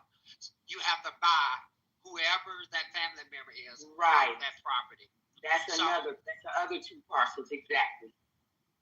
And this is where marriage comes into a important part of the plan, because there's a lot that people think they know, but they don't know and protected themselves, because most of you don't know about the next of kin law. So that could be another issue. Regardless, if you got a trust, a board protect you in that, but it still can be fought. So it's a lot that people share that can protect you, but also it still can be damn fought as well. So I advise people to really do their research and choose wisely who you mate with and who you build with, that when you die, there's no issue of transferring assets, whether it be your spouse or your children. Because if you don't think your whole family will come because they're kin to you, they had that shit tied up for 15 to 20 years and your money won't nobody be able to But that's because, hear me out, because I'm going through it right now. But it's different. Hear me out. That's because there's and states are different, to Soul's point, and you got to look into your state's requirements. But there's a difference between a irrevocable trust and an irrevocable. How do you say it? Irrevocable trust. Yes, so the trust can't change it, then you can't change it. This is again called estate planning. If you know you're inheriting property, you know your family owns land. Let's get this shit together. Why are we still having conversations 500 years? Because our parents really do it correct. Agree. I'm not coming for you, baby. I'm not coming for you. I'm just saying, it's people in this room right now, in general. I'm not coming for nobody. And we know this shit.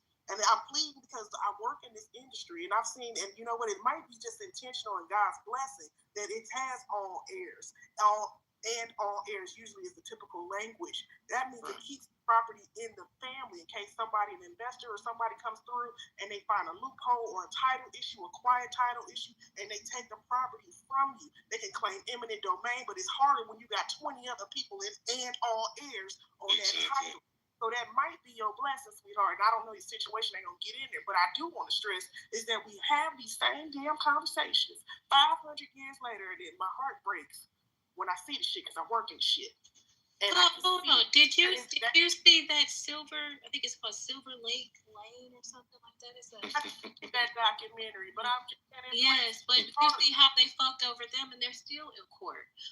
And you don't be in court. It doesn't take one a defect title. That's all it takes is to get it on the litigation floor. You can litigate that thing all day until you liquidate it out of liquid assets, and you just gotta give it away. So I'm saying, even in the so it can be a blessing and a curse. And I just hope that we don't keep having these conversations as adults. I don't care what it is. Find each other. Let me tell you, you're on point, and I'm going through it right now. I have property, and I'm not alone. We all have some property that we need to. This is go ahead. When you have your children, these are things y'all talk about. I don't care if you don't own it directly, but you know what's in the family. Y'all need to have these discussions with kids. Like, hey, don't you sell a property? This is what we do. This is some shit you learn early. And that's the problem. That's the problem that those conversations never happen. Parents hold on to the property, don't teach their kids. Let me tell y'all something. Y'all need to know something. Because I'm probably the oldest person in this room. It can be jobs. It can be 401ks. If you have a damn car, I don't care if it's your motherfucking 50-inch TV plasma screen owner. If that's your motherfucker, you find a way to protect your assets. And we need to talk about this because we just lose every fucking thing away. Or sell it for cheap. For 500 years. You can trace it all the way back. We are land owners. And we lose it. I'm a land owner. I want to say this because I'm probably seriously the oldest person in this room that finally had property passed down to me after 3 generations. And there's something that I'm trying to build, which is a vertical farm to produce fresh produce in urban Columbus, Ohio, that I'm telling y'all right now, Lex Western's wife is trying to get, okay? And she's going to fight to try to get it from me. They've already raised the taxes on me 4 times, right? This land is not even really big, but the positioning of it is perfect. I'm less than, I am walking distance between the center of downtown, the Ohio State University, and 2 other universities. And all I want to do is provide a place for Black folks to be able to have fresh produce like my great-great-grandmother provided in the same area about, 60 years ago. But I don't have the money to be able to fight this woman who is Lex Wexner's wife. Y'all know who he is? He owns the Limited. And whatever else he owns, right? He's a very wealthy Jewish man. Yeah, I know any of those.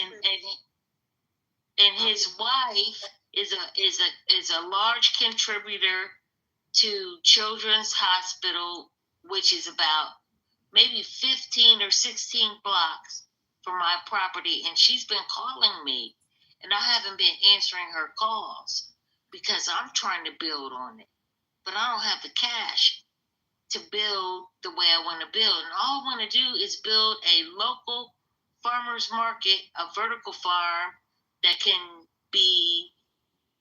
grow greens and yams and the shit that we eat and have control over our eating versus going to all these commercial. You several $1 million for that land. I'm looking that up, and if it's sitting between the university, that woman may have the money to change her life, and you may be able to buy a larger plot of land.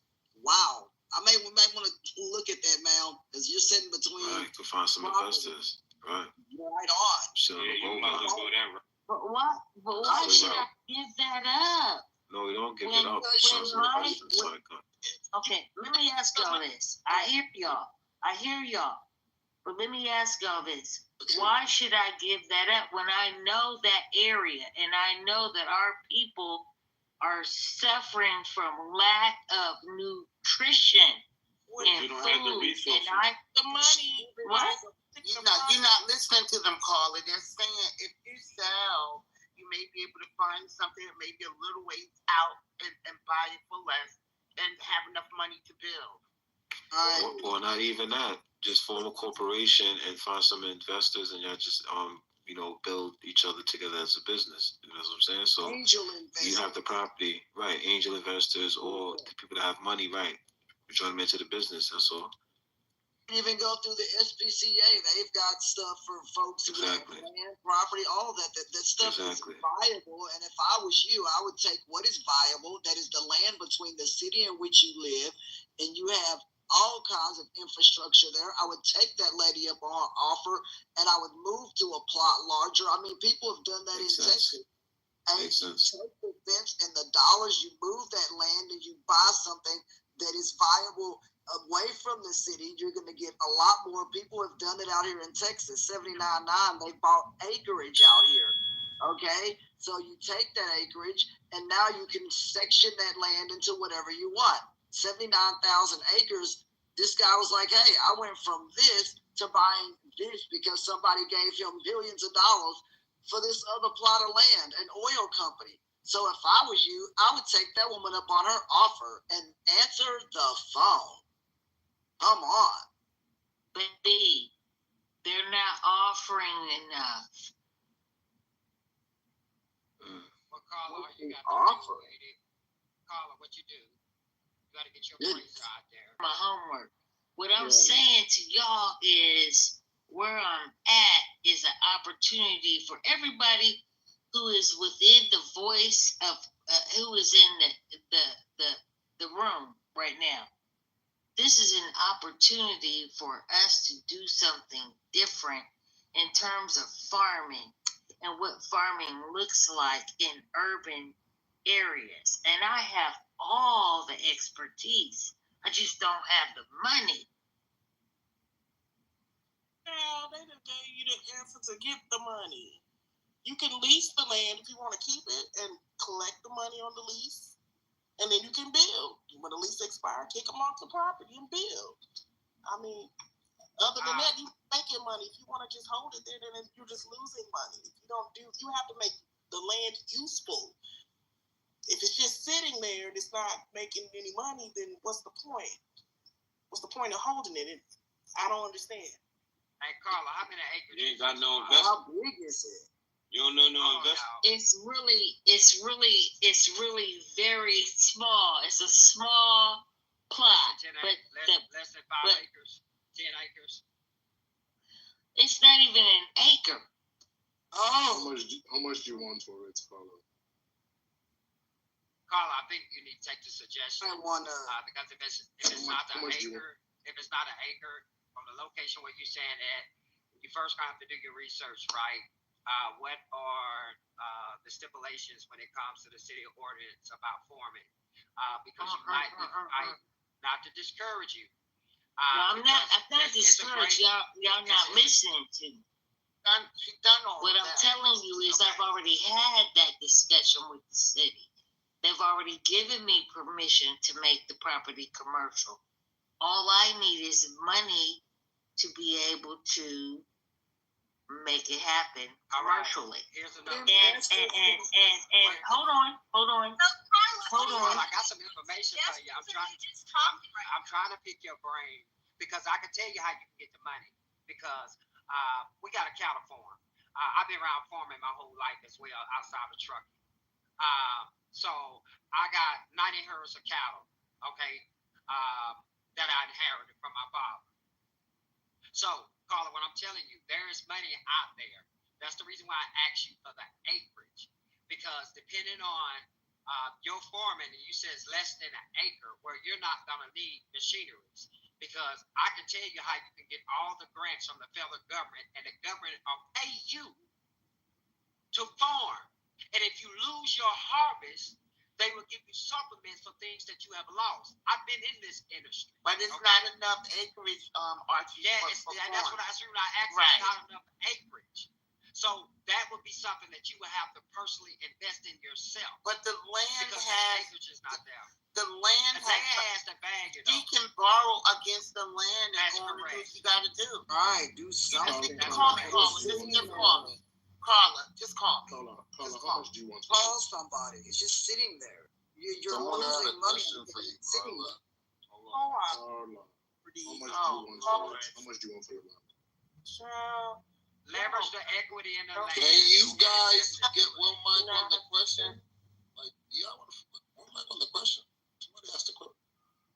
Yeah, I've been asking this question for a while. Carla, how much do you want for it? I don't want money. But you said the lady's not offering enough. You said Wetzin's wife is not offering enough. It sounds like a back channel, Samuel. Yeah, off that. Sounds like she's just trying to find a way to build her dream on the property, and there are several ways to do it.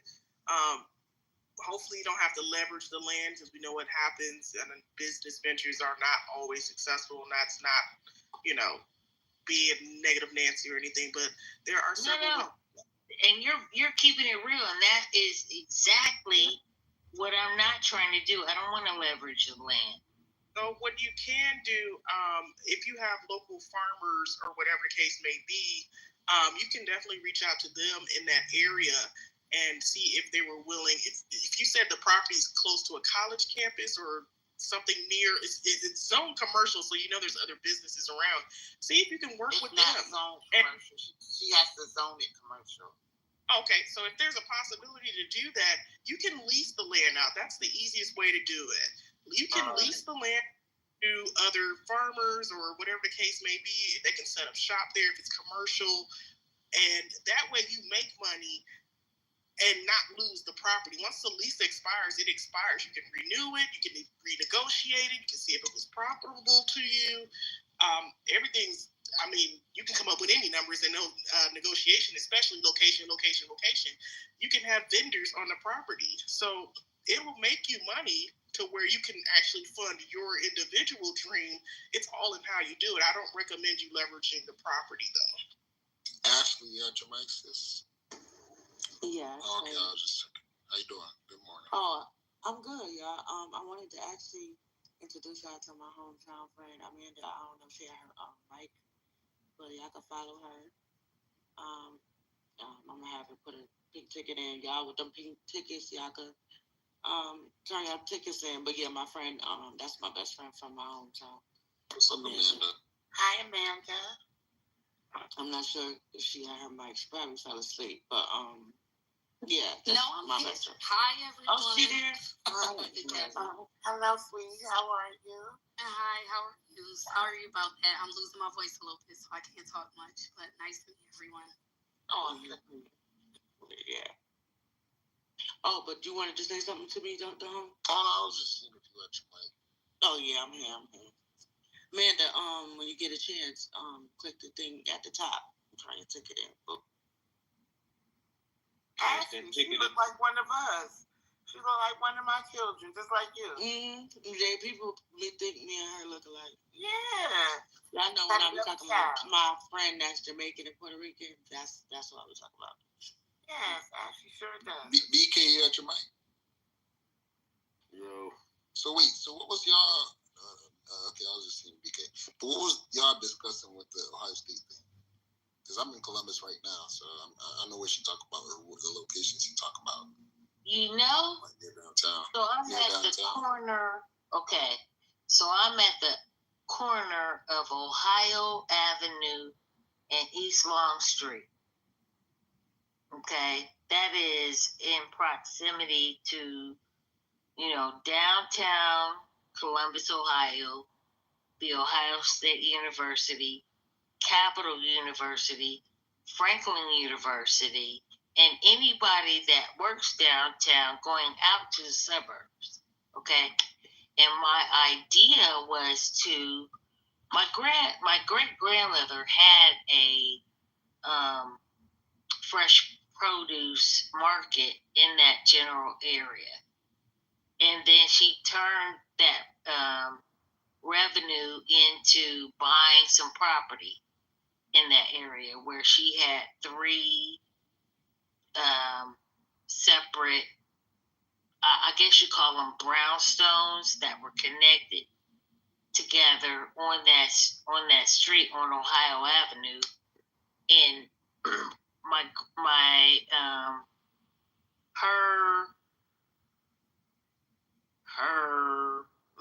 let me say this. My great grandmother's daughter willed it to her daughter, who has since died, willed it to her son, who gave it to my brother, and finally I have it. And I was like, what an opportunity to pay homage to my great-great-grandmother than to have a commercial vertical farm on that property where people in the neighborhood could have an alternative to malt liquor, sugar, and salt. They could actually have proximity to fresh produce and fish. That's what I wanted to do. And I also wanted to add a cryptocurrency element to it, whereby anybody in the area that would accept that cryptocurrency could also buy food at that market as a way to be the foundational asset to value the cryptocurrency, if that makes sense to anybody. Did that not solve your problem? What did you say? The plan I suggested for you, did that not solve your problem? I'm confused. Yeah, there's a lot of people saying they're lost. So it's the adult conversation segment. Y'all can talk about anything at all. Don't let this be a pigeonhole conversation. Y'all can talk about anything. I was just wondering because my whole point was just about investing in each other versus us having to rely on somebody outside of ourselves. That's all. I just gave you a whole easy plan. Invest it, lease it. That'll make you the money and also get you the clientele there. If you need to zone it as commercial to do so, you can go ahead and do that. It's fairly cheap to do, especially with that size of property.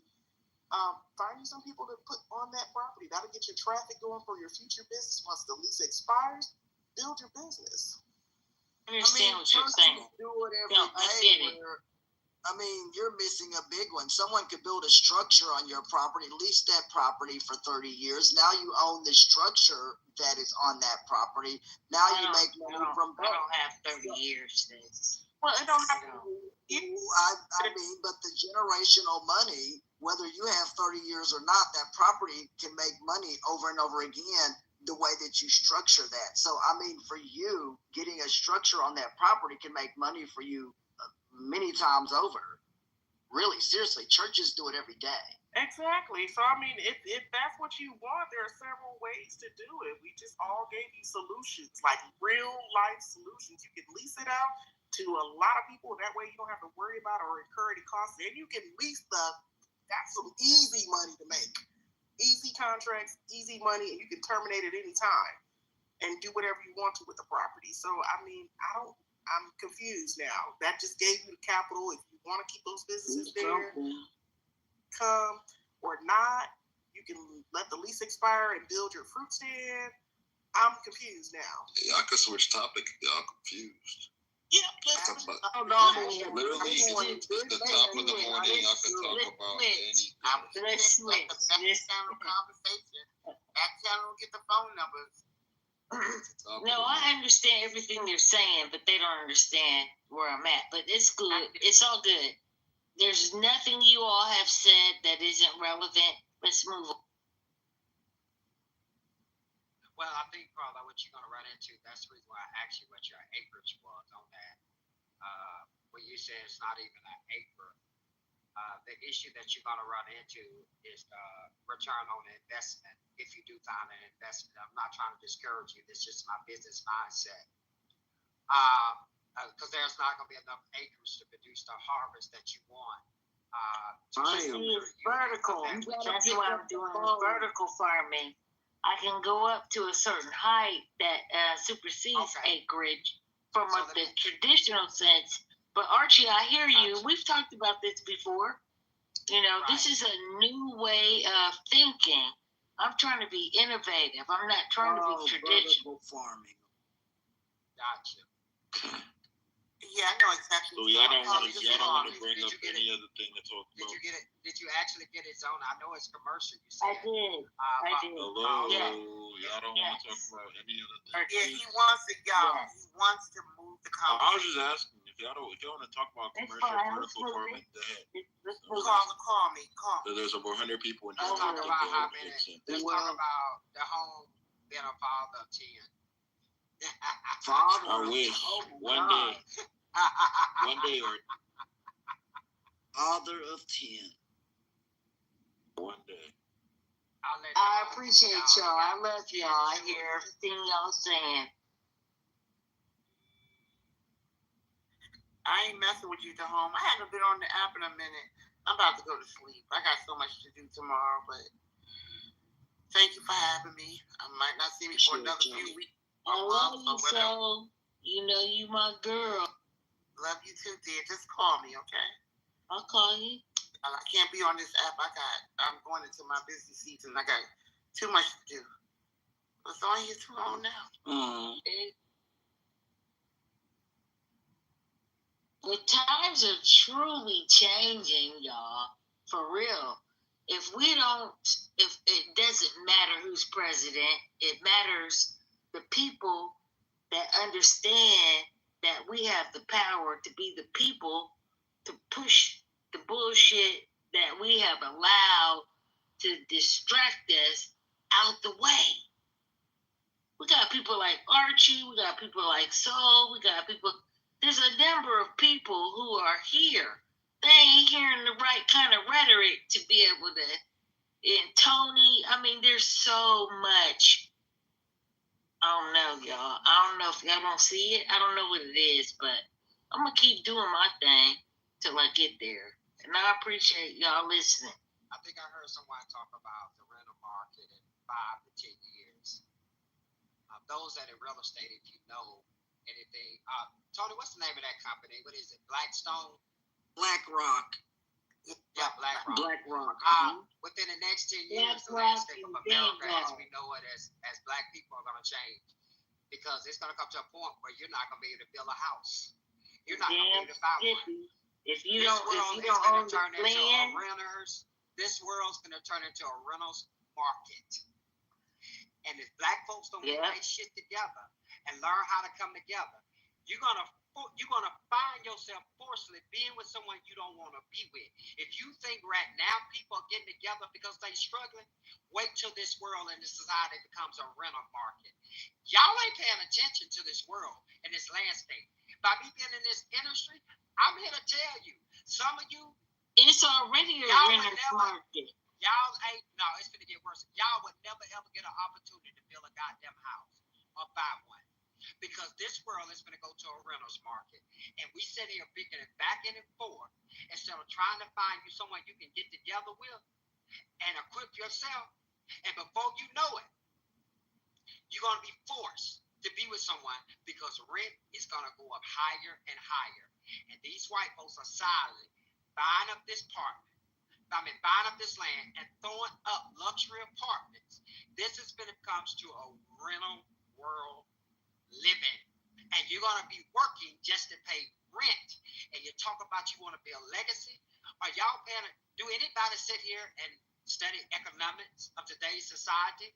You should be able to equip yourself to prepare for what the fuck is coming, besides bickering back and forth of what a man should do. Oh, he should pay for this. He should pay for this day. Now, y'all need to get y'all shit together, because some of us black folks, when it hit, we ain't gonna be whining and fucking crying, because we're paying attention to the landscape of America fucking changing.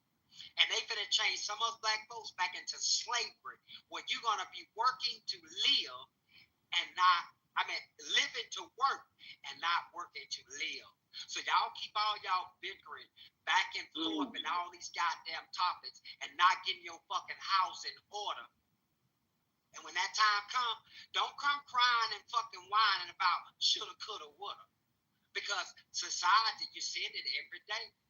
I see you, Shanti, but study economics, you'll see the direction the world is going to.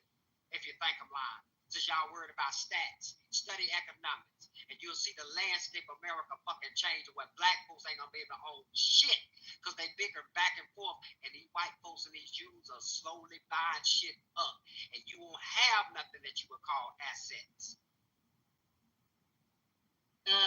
Let me say this. Let me say this about assets.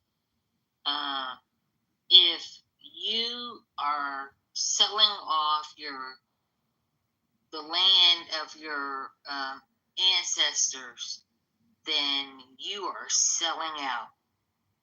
And if you're not willing to listen to offers from your own people, or if you're not exposing your own people to opportunities to buy your land, you are selling out. And that is why I put myself out there.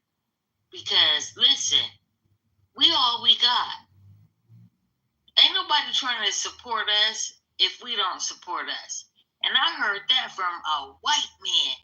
He said, I'll give you a personal donation, but I can't support you more than your own. I heard that from a white man, a Jewish white man in Columbus, Ohio, who owns a whole lot of property in Columbus, Ohio. And I will never tell y'all his name, but y'all all know his name. That's it. If we don't support ourselves, why would we expect somebody outside of us to support us more than we will? Come on. But you know, Carla, the thing about it's embarrassing. I think people are trying to support themselves. But I think we are trying to sit around here and wait for someone to jump on our bandwagon. Exactly. Many things my father taught me. One thing he instilled in his sons is that you be the change you want to see. Because no one ever jump on the board.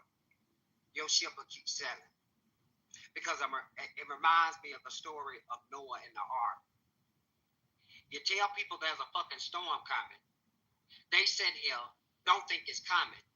And when it comes, the ark is sealed shut and they drown.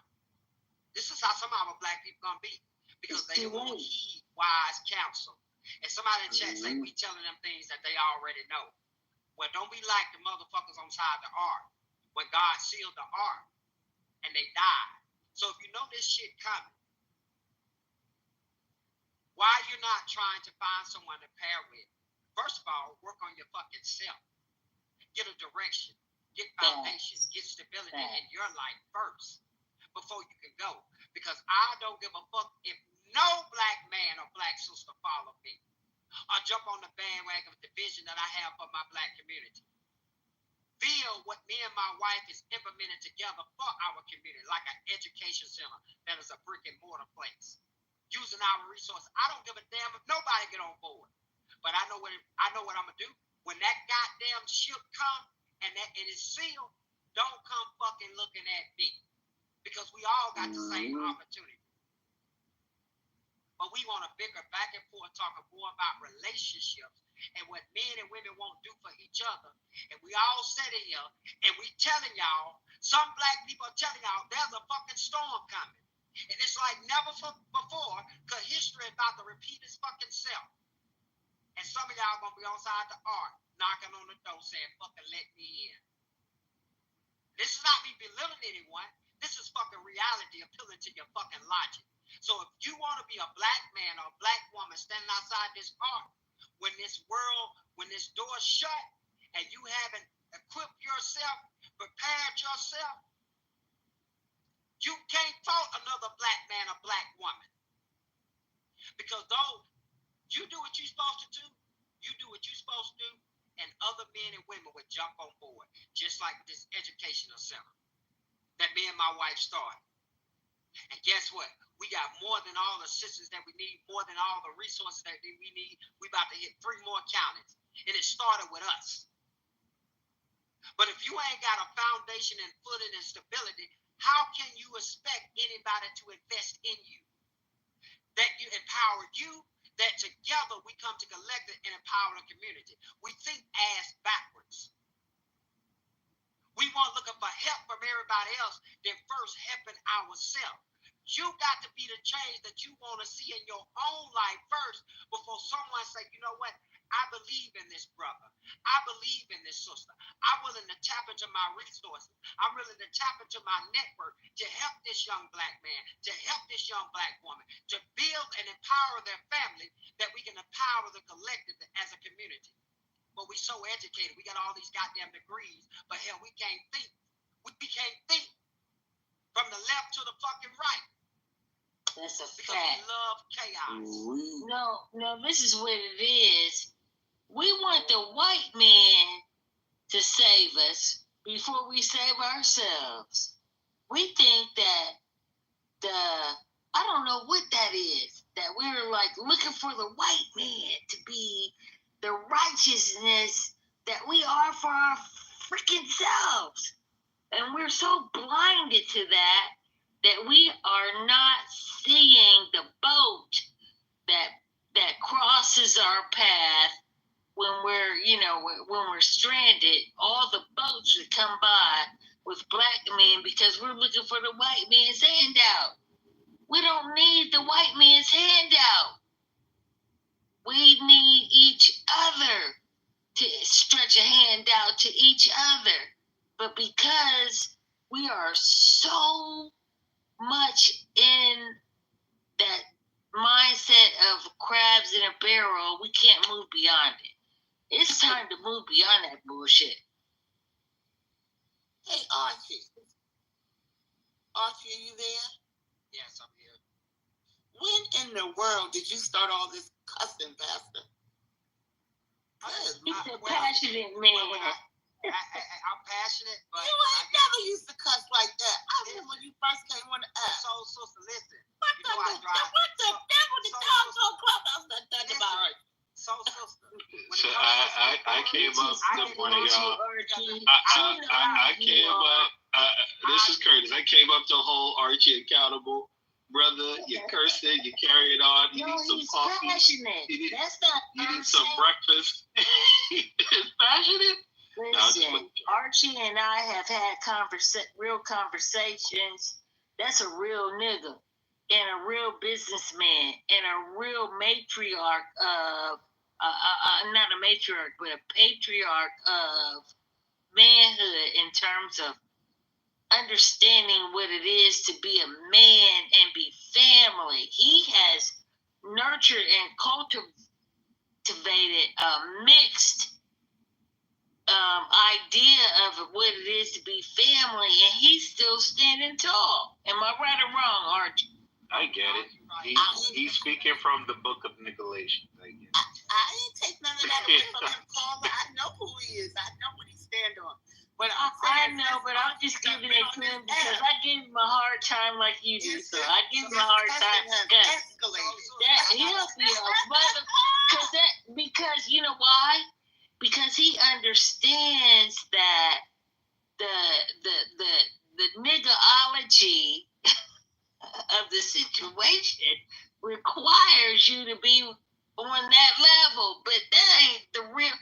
Listen, Archie can, what is it, code switch for whatever the situation is, be it the banks or the community, the hoes, the tricks. Archie, listen, Archie is the one Archie and Tony together can get the money for us to realize the dreams that we want to realize as long as we got our shit together. And I understand that. So you one of them too. And there's more than that are on this stage right now today that if we are able, look, he can be hood, but he can go to the bank and get that loan before I can. You know why? Because he has a history with them that I don't have. Tony has a history with the banks that I don't have. Listen, I am a certified woman in business. I'm not a certified minority. I'm a certified woman in business. And yet, white women get more benefits from their certification than I do. Why? Because they're, hold on. Why? Because their white men support their business in a way that they can represent the income that qualifies them to go to the next level. Y'all understand what I'm saying?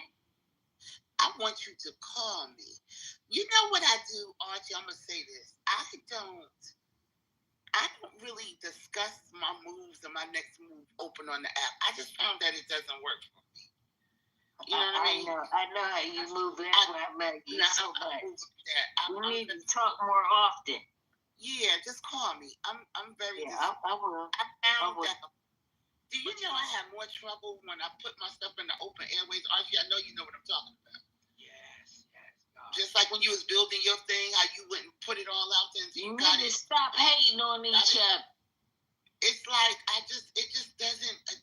Through all the years of me doing stuff, it just doesn't work for me when I do that. So I'm pretty quiet with what I'm doing until I can get it to where I can present it. You know what I'm saying? So I will say this to y'all. I will say this, Archie.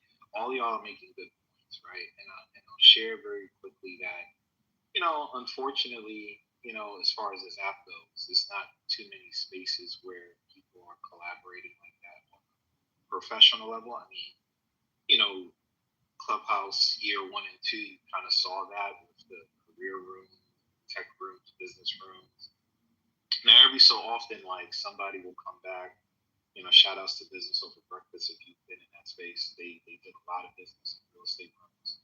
They'll come back once in a blue, but back then, you had a lot of spaces that really cultivated those relationships. So I think now the way this app is moving, you got to pay attention to what people are saying. If it makes sense to you and you feel like what they're adding to the space is of tremendous value, you want to connect with that person even more, you got to send folks a voice note, man. You got to send them a voice message. You got to put like some kind of notification in the chat, like, hey, yo, I love what you said in the space.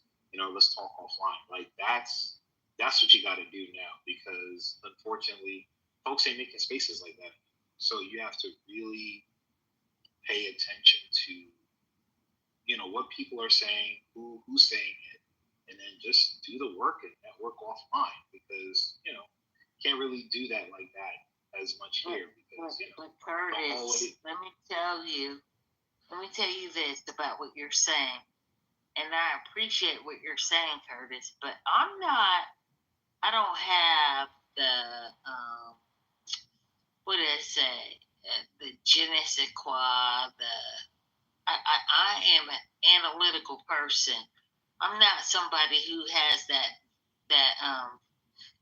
that verbal savvy, that charisma. I'm not that person. I need to find that motherfucker to be on my team, though, so they can speak for me, so I can go do what I do best. And that is the purpose of networking and giving each other grace and giving each other the ability to reach out to those who are looking for people who resonate and see the vision and want to participate in the mission, not for the money, but for the cause, because the money's going to come. But that's not where we're at anymore. We're not about that. We're about the bag first. No, I hear you. In a lot of ways. No, I hear what you're saying. That's why you're kind of making my point for me, just using different words, because when you this takes discernment, right? So when you have discernment and wisdom, you can really listen to people. You could tell who's really about, to your point, the bag, and who's really about helping, right? Really trying to put people on to like resources and game, right?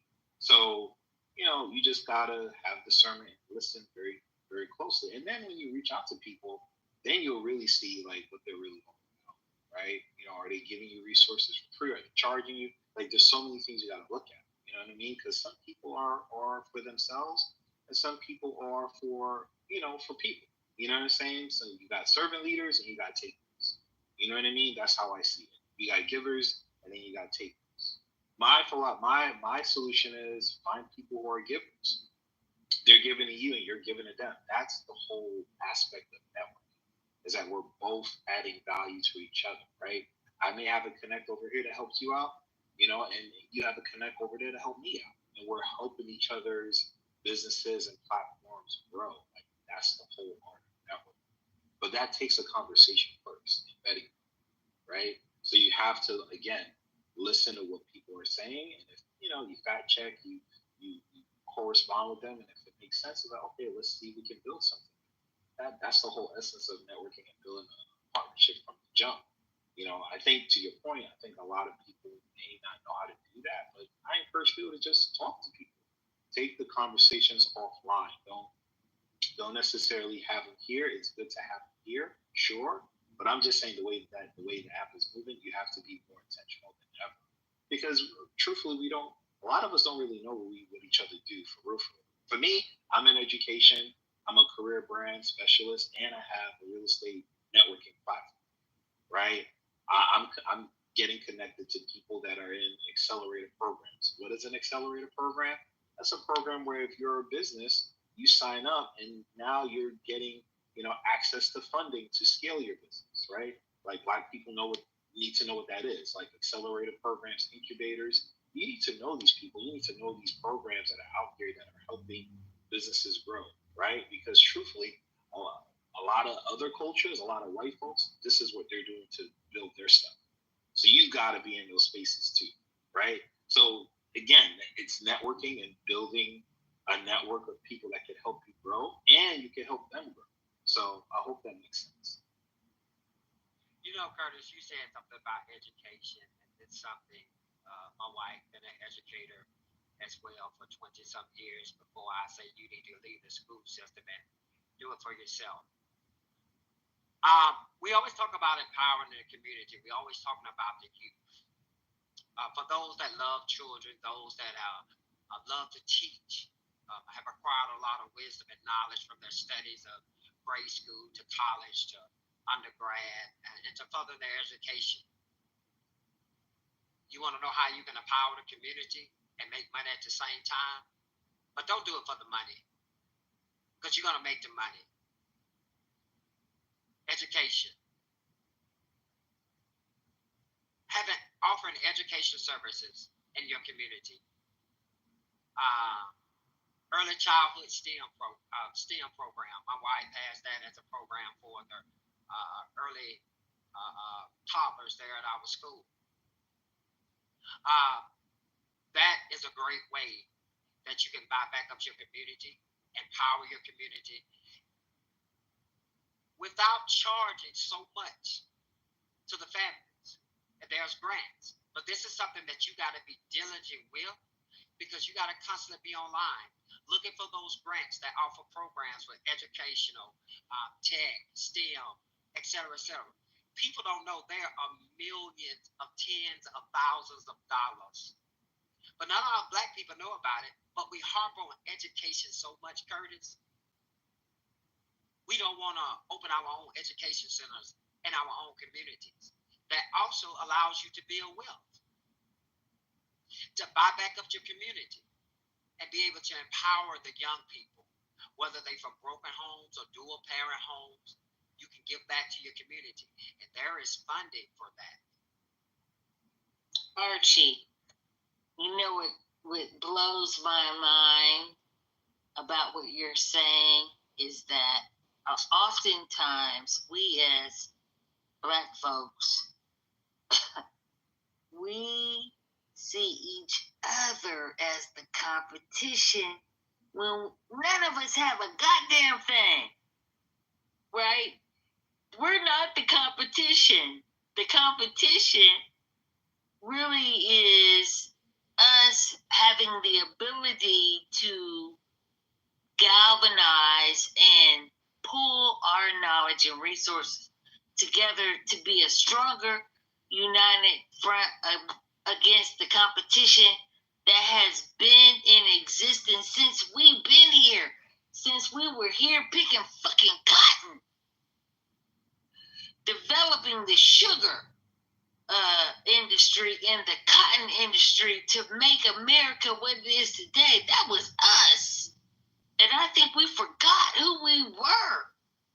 And we think somehow we're supposed to develop without ourselves. When we came here and produced for another motherfucker. Where is going? Go ahead. Go ahead. Go ahead, sister.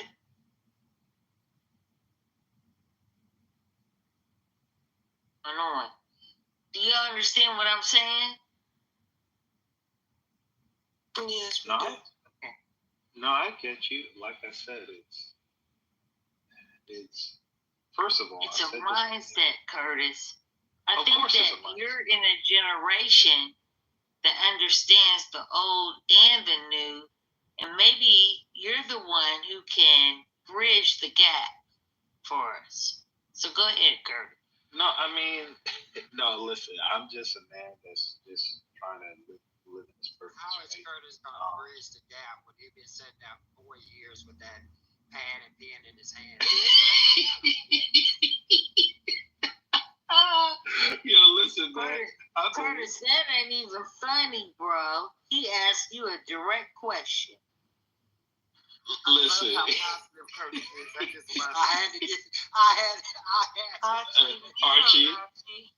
Listen, Archie. Listen, man. That's my guy, right? That's my brother. Listen, I mean, I've said this like many times over. Like, if you're really trying to, first of all, you gotta, like networking 101. People have to know you exist, right? So you gotta have. That's bullshit, Curtis. That's bullshit. Hold on. No, okay. It's not. Okay. No, Go ahead. No, yeah, first of all, right, if you are, even if you're not a business owner, like you're trying to elevate and scale up in your career, like people need to know who you are, what you're doing, right? You need to have certain things in place. Your social media presence is going to really like dictate your trajectory a lot of times. So you gotta have a LinkedIn profile. You can build your own website, like a link tree. Like you have to market yourself in a particular way. Like you have to become a brand.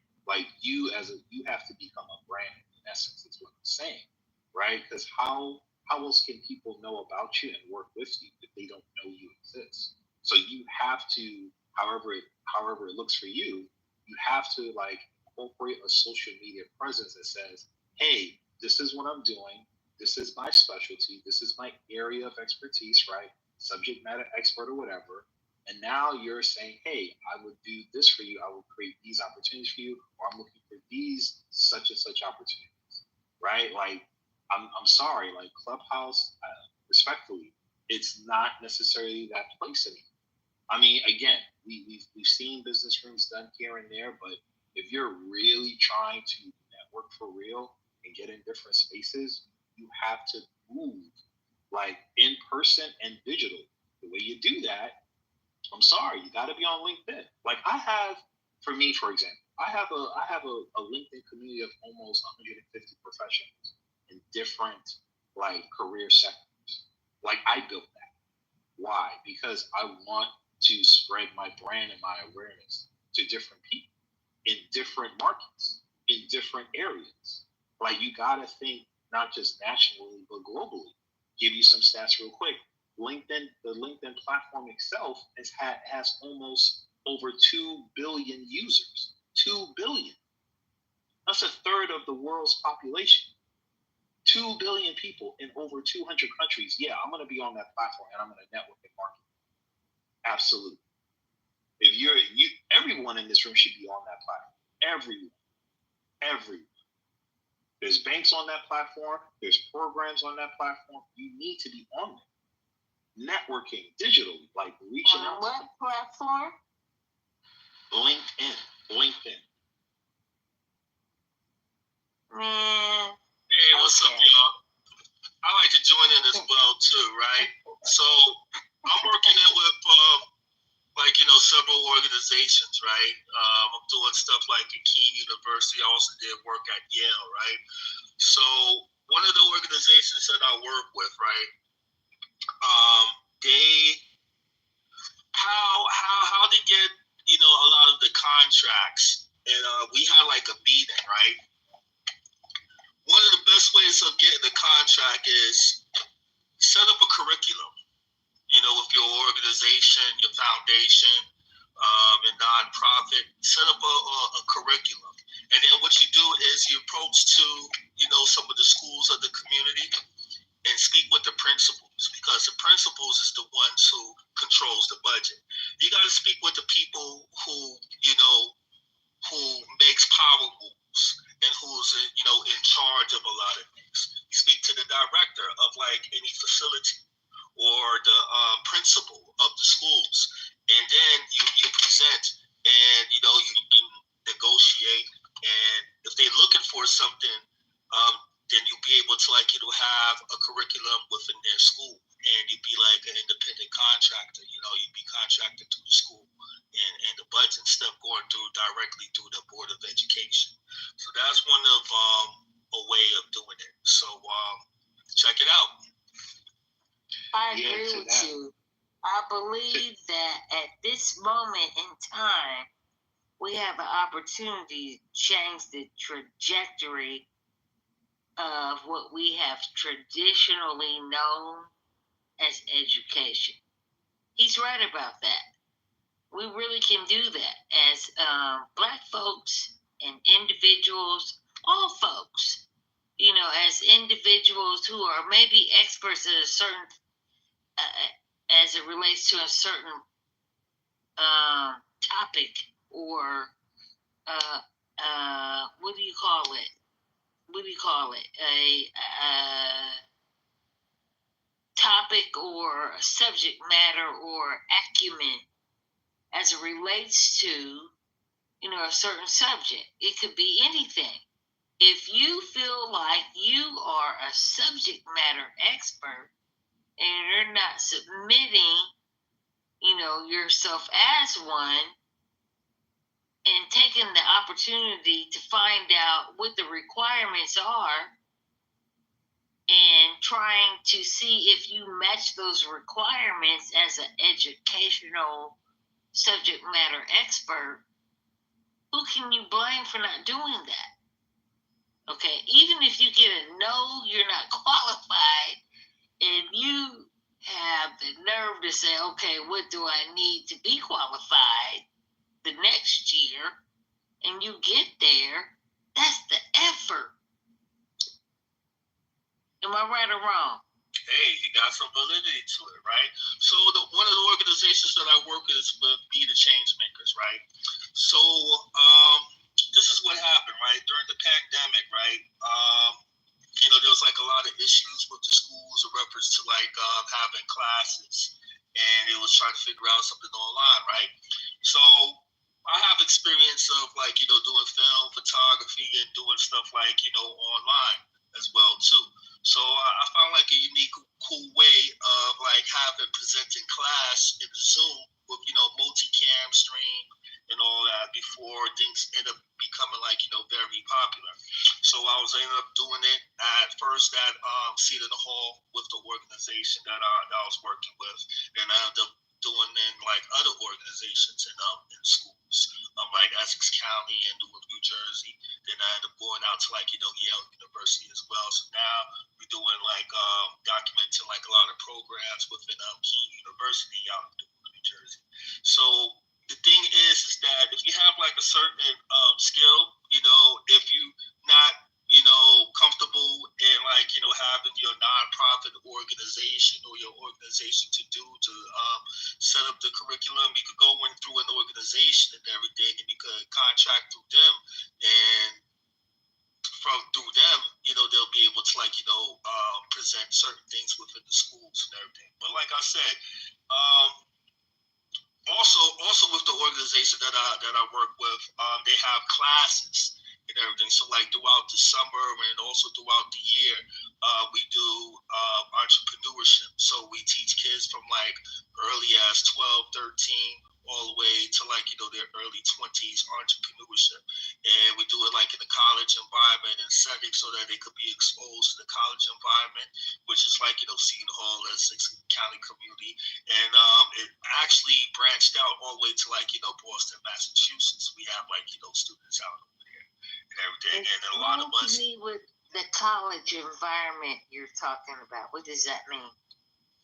The college environment means going to the college campuses and everything so that they can learn and also getting credit for the and also be exposed to like the college environment, because a lot of times kids is not aware of like certain colleges and everything, or even how it feels to like be inside of the environment. So they have like the classes within the college environment so that they can also network as well too while they're in there, and just see like what's going on in the college environment. Right.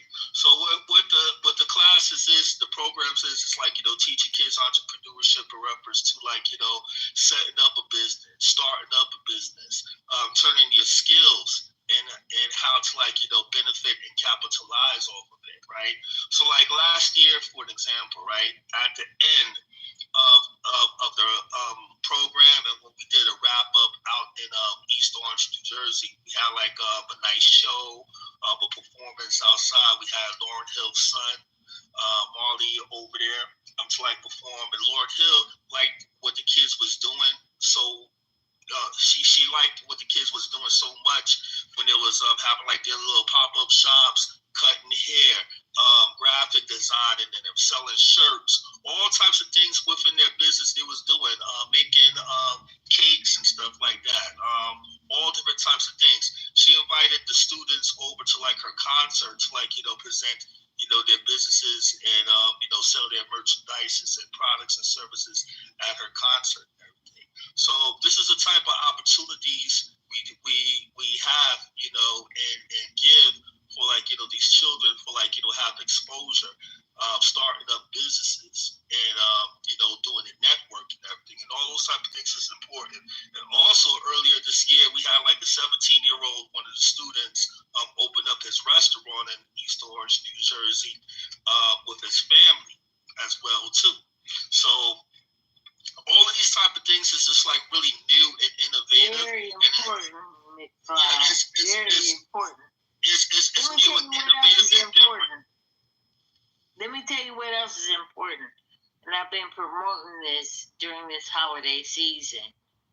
And as we approach the Christmas holiday, we need to ask our children to give us a presentation in front of the family so that they understand and get comfortable with public speaking, because public speaking is the most powerful thing a young person can do to really galvanize people to get on board with what it is they're thinking of in terms of the future. If they're able to connect to people who have money, because people who have money, your venture capitalists, your angel investors, people who need to spend money in order to reduce their tax liability, that could be you. That could be you. That could be your vision. That could be your company, your enterprise, your opportunity to get the funding that you need to take your vision to a mission that is then executed to realize a way to make money and hire people and add to the gross national product. And at the end of the day, if we are in a position to add value to the gross national product, not as consumers, but producers, because if America doesn't start looking at the vision and the mission of Black people in a real way, then they're going to lose in excess of $16 trillion plus of other places in the world that are opening up and, realizing that they don't necessarily have all the answers to the vision of people. And that is why a lot of Black people, people of color, melanated people, are moving to other parts of the world because they can't get access and attention to their innovative minds and visions. That's why Kanye has been able to trick these motherfuckers all around the world, because he's being innovative and he knows about marketing. So But Carla, where McFly is at is in New Jersey, where they have the most brilliant songwriters and speakers, I think, on the planet. Am I right, McFly? He's in the center of these dynamic children. Right? What's up, Sean? What's going on, my lady? Yeah, definitely new work. Definitely new work and everything, and also. I hear you. Exactly. Okay. And then I also want to tell you, McFly, I know you said that you had Lauryn Hill's son and stuff. I saw that posted online. And do you know that I'm working with Ken Johnston now? Do you know who that is? Oh, I'm definitely familiar. So many people around. If you show me the face, I'm like, all right, I know it. Okay, just Google Ken Johnston. Ken Johnston, not Johnson. Johnston. Ken Johnston. Ken Johnston. Johnston.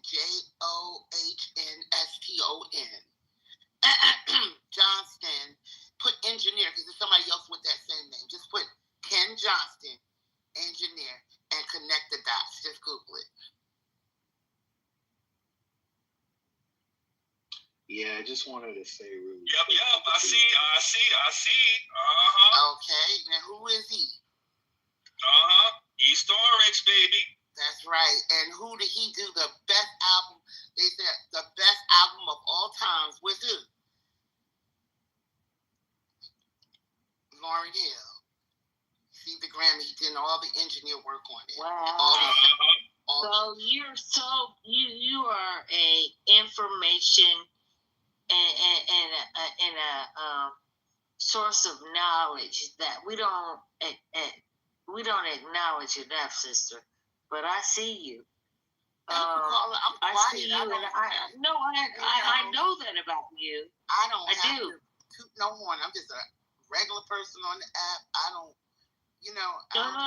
You're not just a regular person on the app. You have the acumen. You have been proven. You know how to make it happen. You ain't gotta be no motherfucking superstar on ABC CBS or NBC to make money. And you understand that. I appreciate that so much. But you know, McFly is very connected in the music. Oh, thank you, Archie. You know, Archie is my man, and I'm telling you, I love my Archie. From the moment when he first got on the app, remember that, Archie? Where was we at? We was in Passion Room. We was talking about something that Archie came in. Archie came in and lit that room up. We was like, who was that man? He was like, let me tell y'all. They said, the first time that nigga said motherfucker, he was my friend. But he wasn't even cursing then, but Archie came and set that room. Remember, Archie, we was talking about relationships too. Archie came in there and set it on fire because there was some men in there saying something crazy. Archie said, now look here, I'm married. Yeah. He said, I'm married. And I love my wife. And I love my wife. So go ahead. Who is this man? I mean, so Archie straightened them out so quick. Archie straightened them young men out so fast in that room. Yeah, he did. Yeah, he did. And we all was like, and then he had to cuss him. And they want to hold him. Listen, so they want to hold him to the cussing more than they want to hold him to the knowledge that he gives them on what time it is. You know why? You know why? When he was in that, he straightened them out. He didn't use not one curse word, but he straightened them out because they were trying to rag women and this, that, and the other. And Archie said, "Let me tell you something." And then you know how silly people are on the app. They was like, well, what you do for a living? And Archie laid that out to it. Let me tell you something. And my wife is smart too. My wife. I love it when you say my wife. So, my thing is like my wife. Listen. Listen. My profanity comes from the frustration. Your profanity comes from your pure, honest. Just let them talk. Listen, this profanity thing, it ain't real. Go ahead though. You know, it's my passion. What I do, the way I speak on this app, and when I'm out in my community, when I go to the hood and talk to men, I get a lot of respect because I came from that life. Yeah. I can relate to them. But it's my frustration looking around the world of our black men and black women because we are smart, we're intelligent, we innovative. I mean, we have the power to change communities. We have the power to change ourselves. It is just a frustration of understanding when black men and black women learn to coexist in romantic relationships, build family, whether it's friendships or business partnership. Man, and to be able to do that via marriage, do that via men in my community. I mean, I have 2 other business with 2 other females. The reason you're so passionate is because you're living that life, real life. You know what it is. You know what it takes. You've been there. You've done that. You've cultivated it. Archie, I already know. You built the shit you talking about, brother. But I didn't build it alone, though. As much as I like to take credit, even to the point where I'm at right now, my ex-wife still have credit in my success today. 24 years of being together. We built a company, a trucking company, that had 65 trucks. Even though that marriage ended after all those years, we both are still successful in our own right. And I went on and I met another black woman that's highly educated, alignment with the mindset, the vision that I have to, because I never would have married a woman that could not be about the community, being active in our community. That was a standard for me. I would not negotiate on that because of my background, of how my upbringing. And I knew I'm all for the community. And that's my purpose. My only purpose in life Yes, to build a family. Archie, welcome. Got a question for you. Look at Archie. Look in the Google real quick. My God. Welcome. Got a question for you. There's a few people working here. They trying to ask you something. Look in the Google. Yes, go ahead. Welcome. What's your question?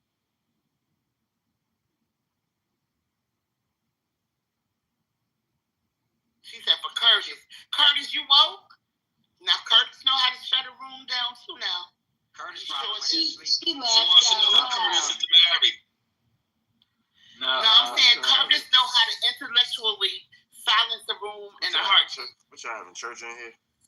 No, I like to hear Curtis and Archie talk. Curtis is smooth with it. Curtis, where you at? They trying to ask you something. No, I'm here. I'm just getting ready for my church. What's up? What's Praise the Lord. Hallelujah. Welcome. Come on stage if she want to talk. I know Curtis. Oh, so welcome. Come on to the stage. Okay, you just come to the stage. Is this a public room? Somebody got to bring her up. Don't be afraid to say what you want to say. Trust me, welcome is not afraid to say what you want to say. Not at all. No, I'll put it in the chat. I don't feel like talking right now. I think everybody went to sleep now. They're getting their early morning naps in right about now. But BK is up. Speak if you're gonna speak right now. I slept all night. In about an hour. My question I love BK to death too. BK, that's my dog. But BK is funny as hell. I said BK know how to just turn the room to the left. Well, I don't think that. BK will disagree with you in a heartbeat. BK, let me tell you something. BK, let me tell you something. The only reason, there's about 3 reasons I came to this app. The first reason was because I'm not really good at public speaking, and I wanted to improve my public speaking acuity, or whatever the fuck you want to call it. Okay, I'm not good at that. I don't have that kind of charisma. The second reason was because when I came here on a mission. I came here on a mission recognizing that in the poorest of neighborhoods of people that look like me, all they had to choose from was malt liquor, sugar, and salt.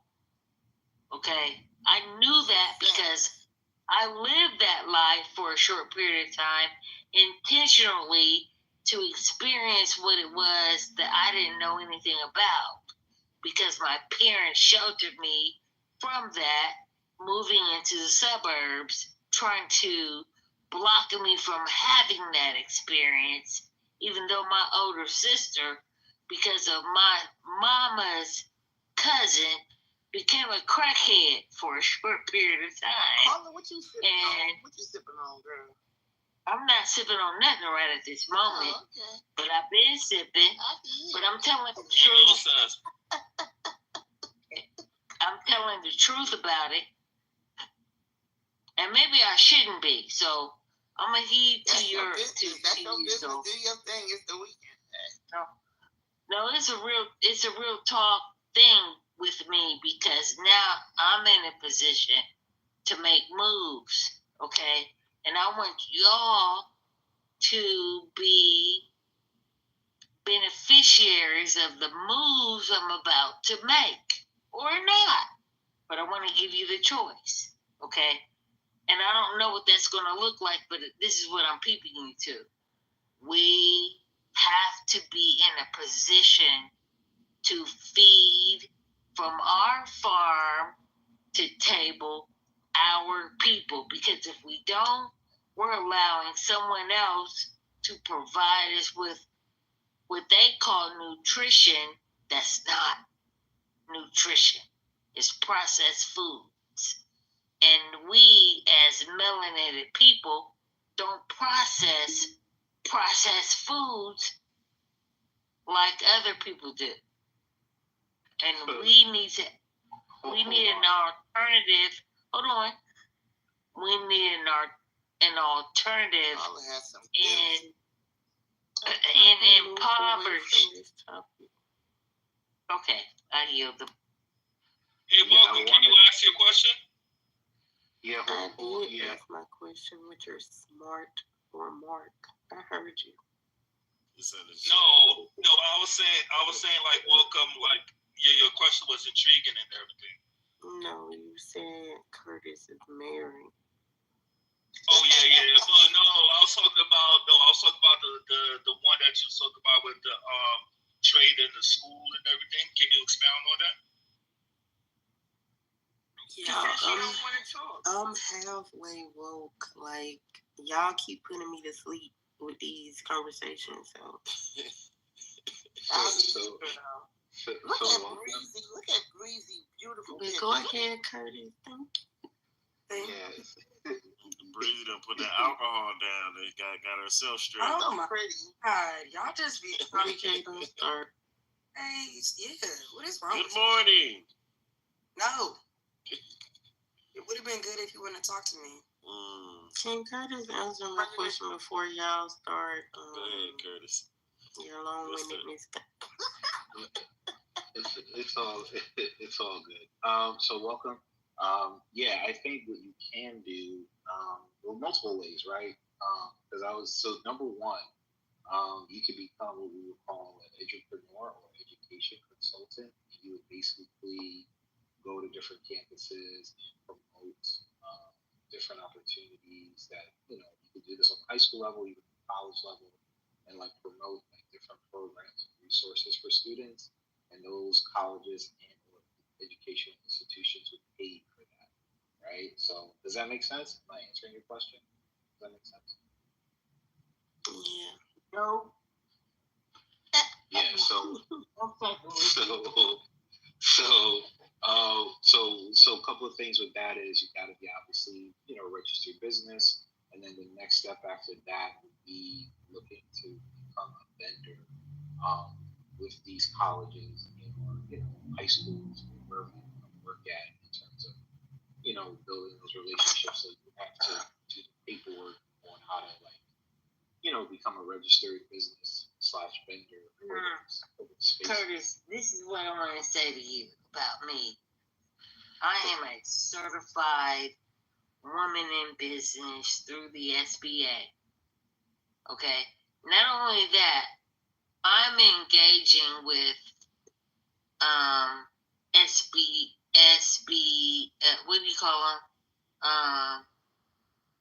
Help me out, y'all. We can't tell you what you are. HBU. Fuck you, BK. Right. I am in conversation. Listen, I'm in conversation with HBU. Okay. And it's listen, and it's not just me. I'm here on the historically black college. It's historically black university. Y'all, fuck y'all. But here's what I'm saying to y'all. And I can be drinking. I would hope that y'all would accept me in any form or fashion.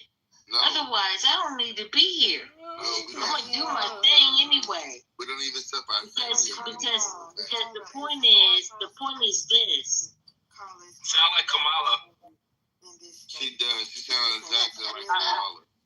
Okay. I sound what? I sound like Miss Harris? You sound like Kamala. Too early, Auntie.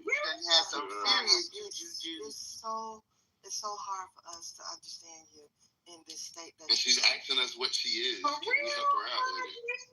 Yes. For real? Yes. Okay. I trust you, Andrea. And you know what? Based on that, I'm gonna shut the fuck up. You done said that 10 times this morning. Scotch or Henny? Scotch or gin, Auntie? Which one? Both, nigga. Casamigos. Courtesy of the HBU. I hope not. Auntie too old to be drinking Costco. You better take your number. I need to hold it to have a drink. That concept too strong. Fuck you, Maya. With your smoking ass. You do sound crazy. Look, I do. Listen, I admit it. I'm coming at you because I come at you because I really like you. I grew up in Middle America. I really thought you was about to say something. You a troll for real.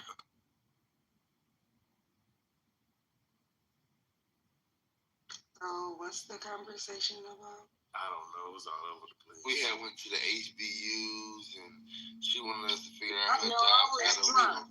I'm too drunk. I'm too drunk. I'm being quiet now. Okay, hush. Shh. Don't talk about it either. You drinking liquor. Breezy is over though. That might be hooch. I got my best grades writing papers, drinking liquor, but the hell.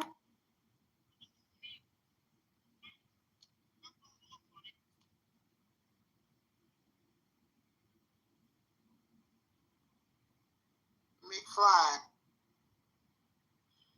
What's up?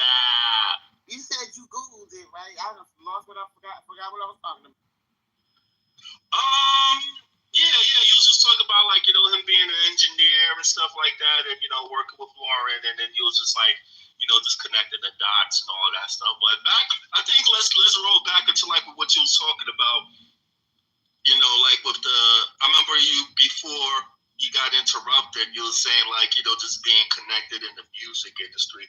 Yeah, it was good to be connected, but it's also good to be disconnected from the stuff that we saw throughout the years, and all this crazy shit that's happening behind the scenes. Sometimes you definitely have to be disconnected. Oh, shit. Are you okay, sir? So, hell yeah. What's good, yo?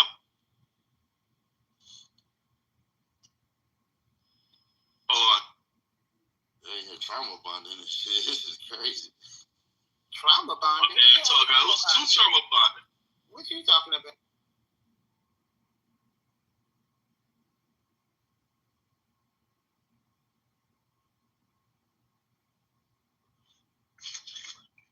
Sounds like you've been to a traumatic experience due to the industry. Let's talk about it.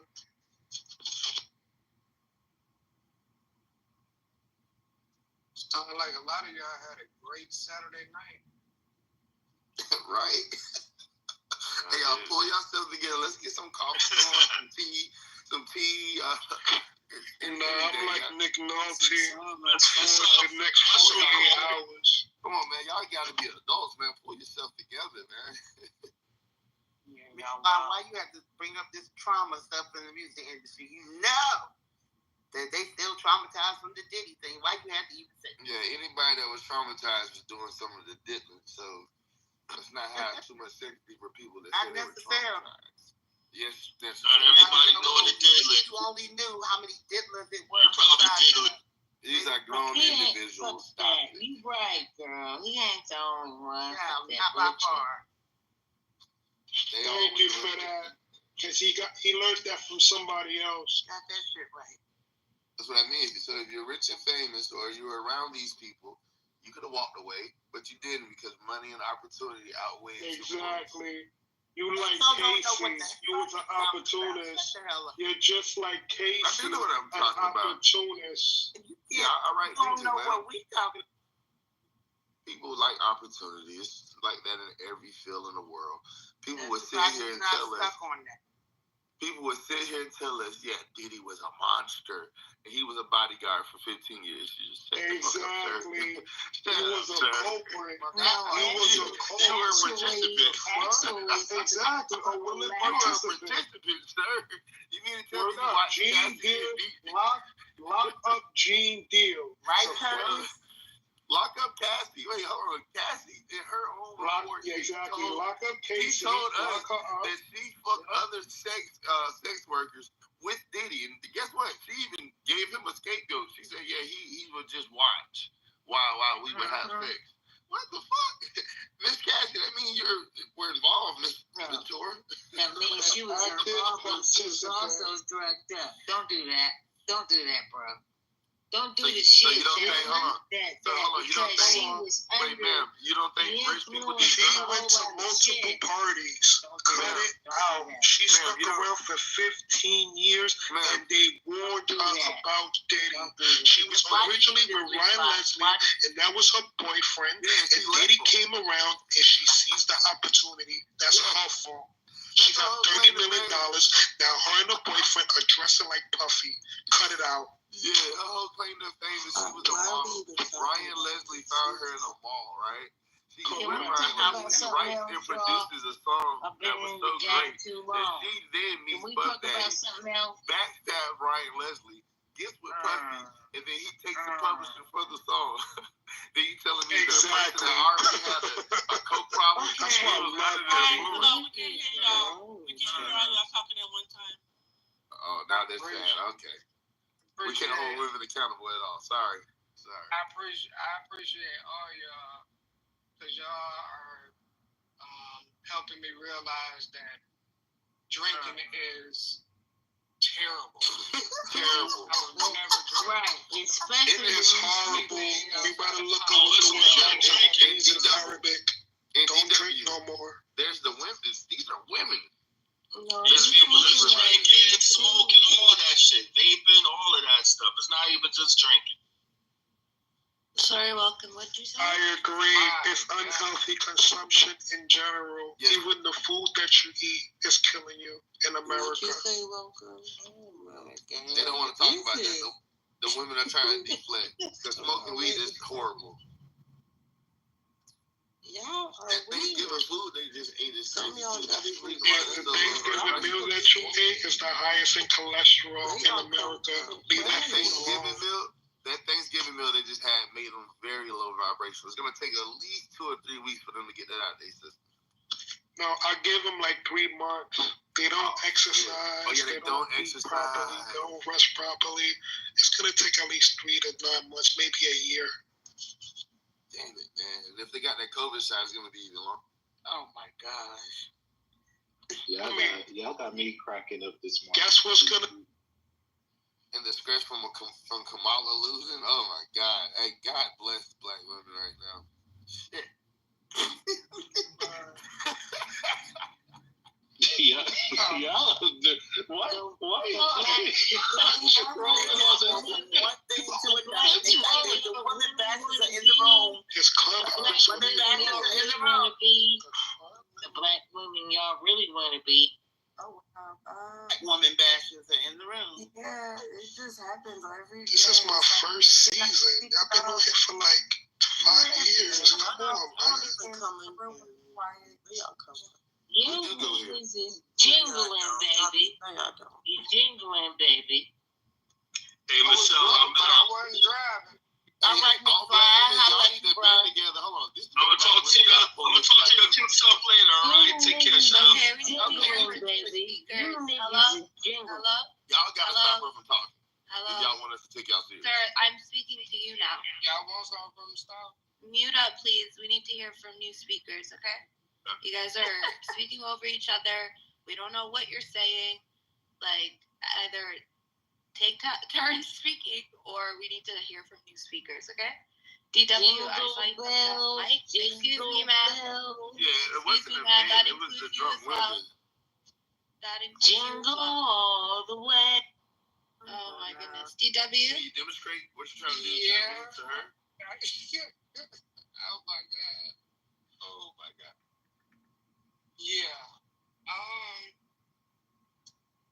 I really am at a loss for words at this point. Yeah. Yeah.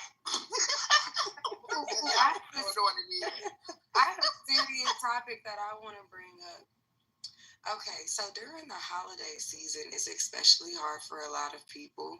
You know, a lot of people commit suicide during this time. They have lack of family, lack of support. So, you know, this is like one of those times during the insurance industry where they have like the most claims. Just keep that in mind where y'all going.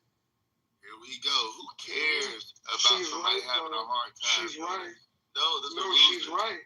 Okay, so when in the black community are we gonna say, hey, some people are losers? We try to give out so much welfare and concern. Yeah, come on, bro. You know That's how much fact. I agree. we've been in the black community with welfare and concerning ourselves with the people that are going to lose. There's people that knew that Thanksgiving meal was unhealthy. They still indulge. There's people that know that liquor bottle is unhealthy. They still indulge. Why are black people? Why are we the ones that try to make something of ourselves? Why are we always tethered to the losers? Please, can we talk about that for a moment? There's no other society in the world that tethers itself to the losing community forever.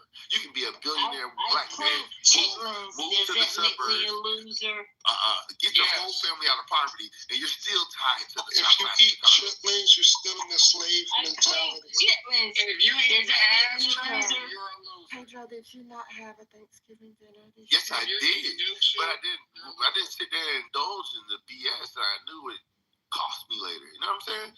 I think a lot of us did. I mean. No, a lot of us did. I've seen some of those plates.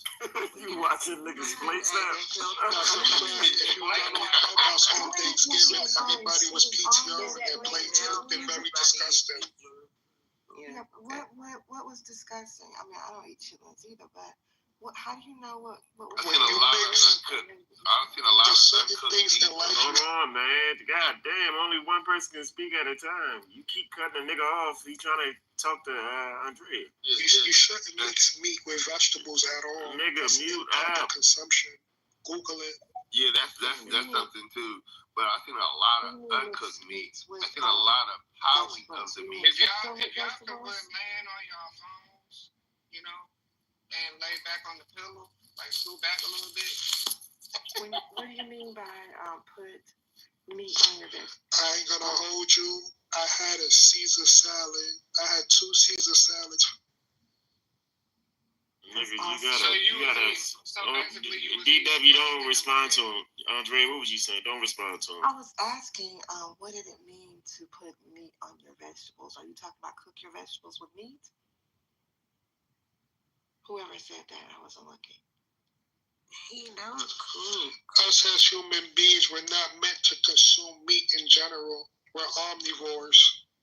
Google it. Omnivore would mean that you consume meat. I can't take. We only supposed to consume plants and vegetations, including fruits. So we're vegetations and fruits only. It's herbivore, not omnivore. Exactly. Omnivore eats both. Herbivore eats both. Well, thank you for the correction. Thank you. Y'all be slow as fuck up in this bitch, man. We're slow as fuck because we got the term, because we mixed up the term. Yeah, slow as fuck. Yeah. So even in the years that it shouldn't be the term; it's the message that should count at the end of the day. Then I say lettuce was plastic. Yeah, even in the years that we made vegetarian dishes at Thanksgiving time, we still had Thanksgiving, you know, with our family. And that was for, I don't know, my daughter must have been 18 when she started eating meat for the first time. So we still had Thanksgiving meals. So I don't know what you're talking about. Yeah, so I wasn't really saying anything about that. Why are you celebrating Thanksgiving in the first place? Yeah, it's okay with this. Yo, can I get in there? Okay, yeah, so we can take all the bullshit out of it, the vegetarian, the why are we celebrating Thanksgiving, fuck all that. There's serving sizes that you guys should, you know, apply. Certain people can eat different servings. There's taller guys, more fit guys that could get a plate or two, right? The shorter guys, the shorter to the earth, the guys that are kind of round. Dog, you don't need 2 plates, big dog. You're not doing no organized with this. Pedro, you look like a big guy yourself. That's all. Anglo-Saxon. You are Anglo-Saxon. Yeah, but I'm not. I'm 6'2". I weigh 210 pounds. I mean, so you eat a bucket of cereal. No, it's the service sizes. Listen, why are you the plate black police? people. Why are you policing what people? I'm not. Let me say something. Listen, ma'am. Talking a lot. I have not. I literally got wait. No, I've been hearing you for ma'am. I came in the room. Ma'am, how? When I just came in the room 30 minutes ago. Stop it. For 30 minutes. For 30 minutes. This is crazy. The drunk lady was taking up a whole hour. Go ahead, let Pedro get his shit off. Hold on, one mic. Let Pedro get your shit off. Yeah. We don't want to be accountable as black people. The reason why is because nobody makes us, right? So then we look for the welfare. What I'm saying is, hey, maybe the smoking and drinking and the double plating that we did this weekend was insane. Can somebody else agree? Yes, but would y'all? No, because it's comfortable. And you know that people are going to tiptoe. They're going to tiptoe around calling you fat. They're going to tiptoe around, oh, man, I went to sleep. I had the greatest sleep. Yeah, you slept for 4 hours because you had itis, gang. That's not sexy. That's not cool. You sit around here. But listen, you sat around. Listen. You sat around and smoked and drank afterward. Nobody said, hey, y'all, let's go on a walk. Nobody said, hey, y'all, let's give these kids proper service. And then let's talk about the women. They sit around here and they want better bodies, right? So that's why the surgery game is such a chokehold system that they have on black women, right?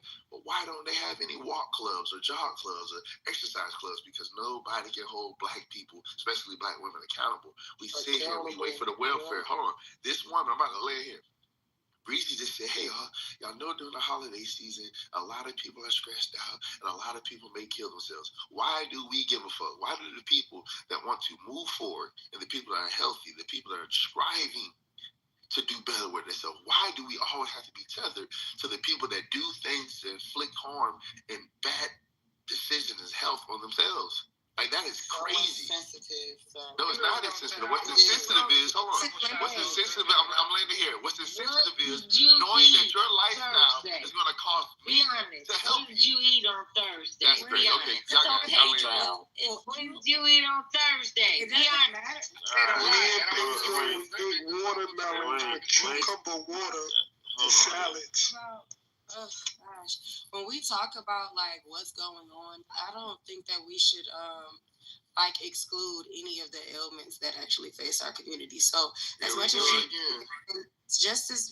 much as you just mentioned a long list of things that we should also pay attention to, I don't see why we can't make that list a little bit longer. And hey, if we're talking about accountability, just bring a lot of different things to the forefront. But I guess we can pick and choose. Self-inflicted, Breezy. So that's like a crackhead. I said I'm telling you that people lost their and I asked him, what did you eat on Thursday? If it's self-inflicted, why do we have to keep giving the crackhead every month money? What did you eat on Thursday? But I don't see what the difference of you talking about these other self-inflicted. I clean chitlins. Hold on, 1 second. You just went down a laundry list of self-inflicted ailments. Then when I also say something else that is self-inflicted, we have to draw the line at what? Like, come on now. Your comment wasn't even about. Be quiet. Go on mute, Pay. Go on mute, Pay. Go on mute. She's having a conversation. No, but go on mute for a second, because you're not listening. The whole conversation wasn't, she said some people kill themselves. She said that people have lost loved ones in this season and they're having a hard time with coping. Some don't have family, some don't. You didn't listen to the rest of it. I definitely did. I can comprehend. Okay, then you're very insensitive. Go on. No, I'm not. What's insensitive is doing something. Tupac said it the best in America most doing something to. Did you hear the part where you said that people have lost loved ones? And yes, having ma'am. a hard time mentally. Yes, Go on you, son. You're insensitive. You crazy. So, hold on. What do we do besides you saying, "Hey, rest in peace" to my cousin, my dad? What? You know what? They need to throw your ass. There's nothing you can really do once the dad is dead. They're gone. There's nothing you can do. Only losers want us to do something about it. You still give reverence. It's a blessing. What is giving reverence? And I finish. I don't need no help. I don't understand what's going on. Free the ghoul. Still give reverence to the people that you like. That's why these holidays are important, because you're going to lose people throughout the year. you're gonna like the people that you get to still fellowship with and be around, like you still give reverence. So like some of these things y'all want to be like, I don't know, just negative Nancy's or something like that, but you still like celebrate just being like able to fellowship with one another. That shit is important, and I was just bringing that up. It's not a big deal. Yeah, but it's a lot of fucking charity in the black community to the wrong people. Why can't you have to ask yourself, what contributions do these individuals give to society? They give none. So why don't we have, like, for 1 year? You don't know who lost who or what happened. You don't know who lost. I'm not celebrating the crackhead. I'm not celebrating the dopehead. I'm not celebrating the alcoholic. You don't know who on this stage is going through right now with y'all instant capacity. I got you. Be quiet. Yeah. Go on mute. Yeah, so I got you. But we do know right now there's black people trying to be successful, right? So why don't we take the same time that we give and the same welfare we give to people that are inflicting these things on themselves?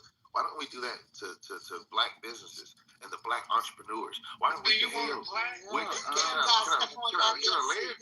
Can I land real quick? You want a flag or a trophy? No, all I'm saying is why do we have celebrations? That's never gonna happen because systematically the government works like it's crazy. I'm not talking about the government. I'm talking about us, right quick. Can I talk about us? Why can't we be accountable? Give them a round of applause or something. Fuck a round of applause. This is something that we all. Let the nigga land. Fuck. God damn.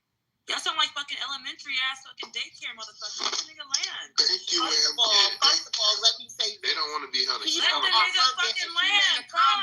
And you don't know, people have lost their child and loved ones on the stage. That's very fucking insensitive. Oh my Lord. Yeah, but I lost plenty of loved ones, but I'm not shed a tear. Yeah, that's cool. But what I'm saying is there's people that are living right now. So the same fucking mirror that we've been giving to people all of our lives, why don't we try something new and say, hey, yo, what about the people that's living? What about the people that are striving? What about my nephew that is trying to be something? Why don't we bless his life with the same way we just tried to bless little Annie that lost her mom and her dad in the traffic? Unfortunately, black man, that's not going to happen in America. Nobody cares. It's cool. It's not going to happen in America. All right, we're moving on to another speaker. If it's too sensitive, I apologize on behalf of the speaker. You could also leave quietly. We don't need to be triggered at 8 in the morning Eastern time, and maybe even earlier you are. All right? All right. New speakers, please. Yeah, today's the last day to eat them leftovers. Actually, it was yesterday. I don't want to hear anybody eating turkey sandwiches. Definitely yesterday, BK. You finna be on the shitter, my boy. I don't have that. Food is only good for 3 days. After 3 days, it must be discarded. Jesus got us in 3 days. Yeah, I don't want to hear y'all eating macaroni and sweet potato pies the rest of this week. Not too much on the pie now. Actually, a lot of these folks are gonna take that plate to work with them for lunch. I can't. This nigga's. Our food was gone by 5. We're for a better company because my company paid for our meals all weekend. You heard? Big shout outs to you. You're an exception. But if you look at some of your co-workers at the different companies, they're eating leftovers. Co-workers at different companies. Wow. Why does that person sound familiar? Did you re-incarcerate yourself from a different? Reincarnate. Not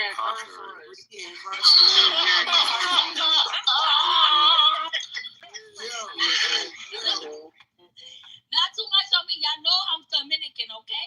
That doesn't mean you can't be smart. I'm not gonna hold you. Leave me alone, okay? But keep it quiet. Okay, Cardi B. Not fucking Dominican. $15, $30, right? The homes, we still doing that? The homes is out. Y'all already know how I give it up. The homeless asleep. I was finna send that money to remove. I don't really eat Spanish food because it's very unhealthy. We didn't ask you. We don't give a fuck with your bald-headed ass. I'm stating the facts for what they are. Yo, African American food is number 1. Who got Spanish food is number 2. Excuse me. Thank you. The pop the up and goo the foo is still in full effect. Hit the Homes Cash App and y'all didn't see the footage on the internet. Excuse me, Fluffy Combs. And they were squeezing the pus out the pig. Fluffy Combs. Fluffy, I need you to mute up, sir. Okay? Yo, BK, Please I need your skin control. regimen. Jeez. Hit the Cash App if you have the Homes Cash App and you want to kick people out of the room or to the goo.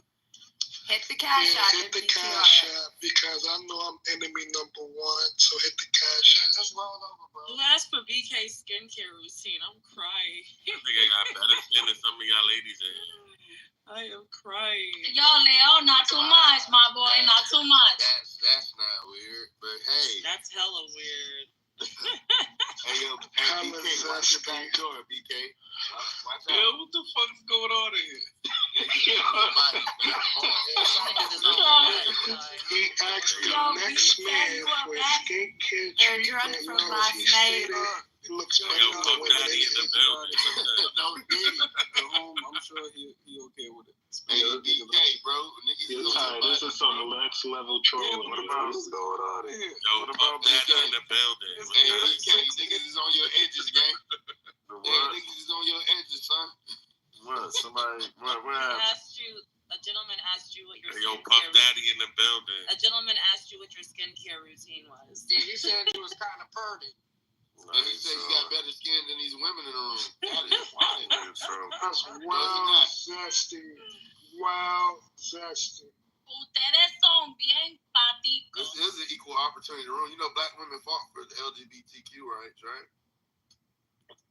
And then there's one. Too soon? My bad. Y'all know the replays are on, right? I just want. Yes, we do. All right. They don't give a fuck. You should know this. Andrea, you okay, sis? You doing okay? Hey, sister, I'm good. Yeah, I'm good. It's been a good week. Family, all the family. Is anybody fasting on Sunday? No. Didn't you hear the ladies talking? This ain't about y'all. But thanks for checking. It's been a good week. And her son just left yesterday, so I'm so happy. Well, I'm gonna call you. All right, baby.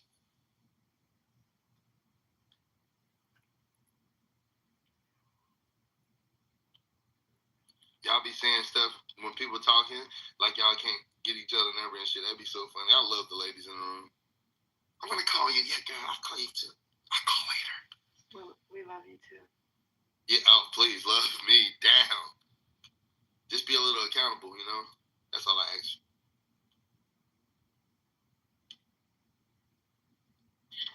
You know, who the hell are you? Like, I don't, you know, I be seeing some names, bro. My name is Pedro. That I don't be seeing, and they come in here and they take their shoes off. That's and they not true. people I'm here all the time. Every day, and I just be so shocked because if I'm new someplace or I don't come here that much, I don't be talking to the people that belong there like that. Do you go here? Man, most of the people, most of the people in here know me before they knew you. So I don't know. I'm wondering who the hell are you? Yeah, I'm not always pigeonholed to one room because I'm just a sexy motherfucker. You know what I'm saying? I just get around a lot. Yeah, but you don't go here either, man. No, I do, and I'm wondering who the hell are you? A lot is crazy, Pedro. Yeah, I get around a lot. You know what I'm saying? And she's freaking out because I like to talk as a man. I mean. You know, women didn't have the right to talk like 50 years ago. So, well, they got the right now, and I was really wondering why you was talking to Andrea like that. She didn't even come at you like that. I didn't come at her. I didn't come at her, did I? Like, what be going on with some of these men? You just don't take the cue when we tell you something is insensitive and you just keep talking. I'm not. My job isn't to be sensitive. That is a feminine trait. So please rest in your bosom. You know what I'm saying? Like that's your job. Okay. My job isn't to be sensitive. You wouldn't like me if I was sensitive, would you? Nah, I wouldn't think that would be a I would manly feel trait. like if you shut the fuck up. Well, good thing I'm a man, and you know I was never taught to be quiet or mind my manners in front of other people. So you have that. Well, I'm not sensitive either. So I didn't take what you said personally. Yeah, I don't know why they try to pit us against each other. I don't think I think you were trying to push me there, but you can't. I'm not hurting anybody. What was your quote again? I don't know what I said against. It was just very. I know. I think it was just a joke that didn't land. It may be. Yeah, maybe. You know what I'm saying? I'm not a comedian. It's okay. It's a social cue problem. Breezy, what's up, Breezy? Hey, that's the best picture I ever seen of you ever. Talk to me. On here. Yeah, that's the best picture ever. You should keep that one. See what I mean? Another one that didn't land. No. She knows it lands because I listen, brother. Come on. I think you're just mean. Like, I'm not mean. I'm actually a fun guy. Like, your back into it or something. I don't know. I haven't diagnosed it yet. Something is up, but I don't know what it is, and I don't really have time to find out. So Breezy isn't mean. Like, are you mean, but you're not really trying to be mean, or are you just like scared to be as mean as you want to be? Like, what is going on? Like, I don't know. This is weird. Kamala gave y'all way too much tenacity as women. Oh hell no! If y'all don't remove his ass. Adrian, you wildin', bro. I wouldn't pop a blood vessel if I was you. Yeah, they're gonna pop ones. I mean, hey, they got 4 years to get this right. I mean, please learn how to be under man's control. Is a professional troll. I'm not trolling. I believe in everything I say, man. But trolls we laugh at. He's not funny, so he's not doing. You don't laugh at trolls. You laugh at entertainers. They're funny. Trolls aren't funny all the time. He's strange. I don't know. Seems awkward. I don't. She said, Jasmine said he needs some pussy. That's what Jasmine that's not the problem. I think that's what fuels me. That's not the problem. I'm thinking that you need some pussy love. You mad angry. I'm saying, how can women, like, y'all want to be led, right? But then y'all want to be led by a guy that's on mute, that's quiet, that's not, like, I don't get it. It don't make any sense. It don't make any sense. Then you There's a time and a place, love. There's a time and a place. You have to have but not for a man, though. And men don't have to have respect. See, y'all keep trying to attribute. Men don't have to have respect. Is crazy. No. See, because it's a thing called intimate danger, right? So men can get punched in their mouth. No, stop. They have to learn this. The reason why men don't have to have respect or can have respect, it's like a flip-flop effect. You can or you cannot. But being a man, you know intimate danger. So I wouldn't come in here and say, BK, you're a pussy, right? Because if I said so, I know BK could punch me in my fucking mouth, right? So if I ever sized him up, I would have to know that I need to punch him in his face first, right? With women, y'all really don't understand that concept. So the respect thing is only based on how far you're willing to take it. You're welcome.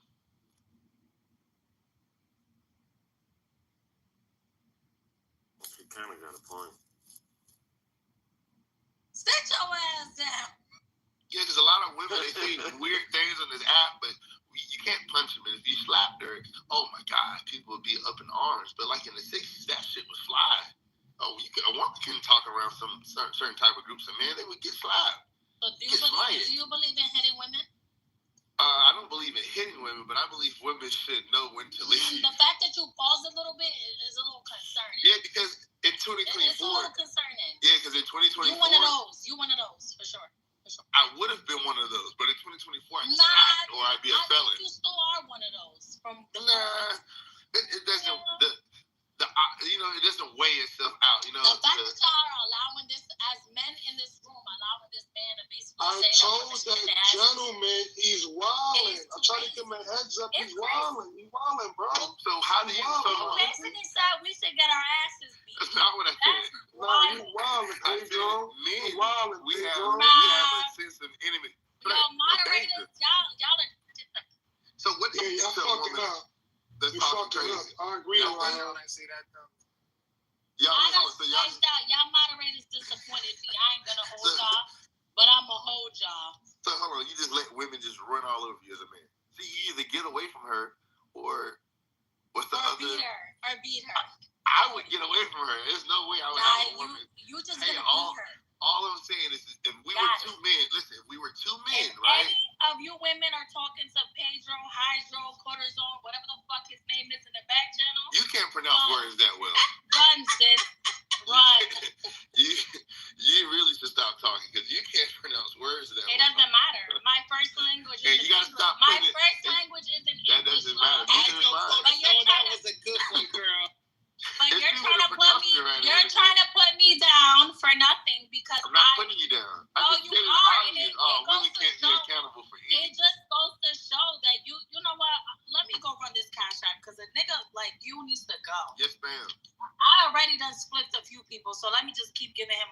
Yeah, no Cause you problem. gotta go.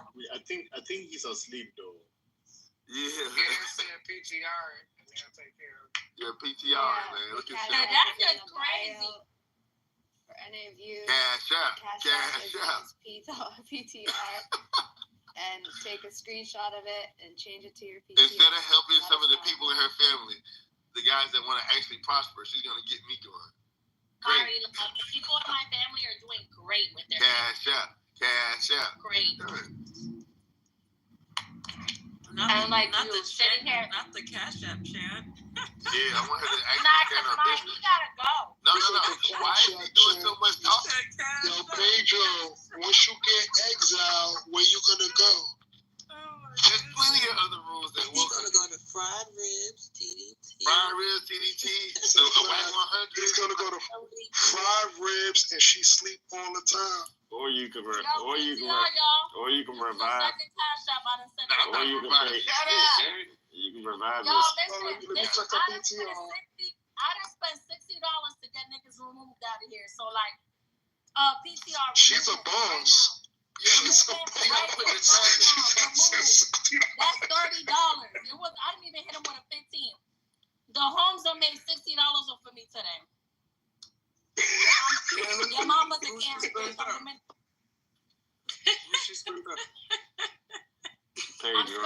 spending my bonus money well. You heard? He should like her. Thank you for your services, Jasmine. Your wish has been granted. Calling me white is diabolical. I spun him. I can already pronounce my words. Did y'all not hear how I was talking? I'm Dominican. Yo soy dominicana, coño.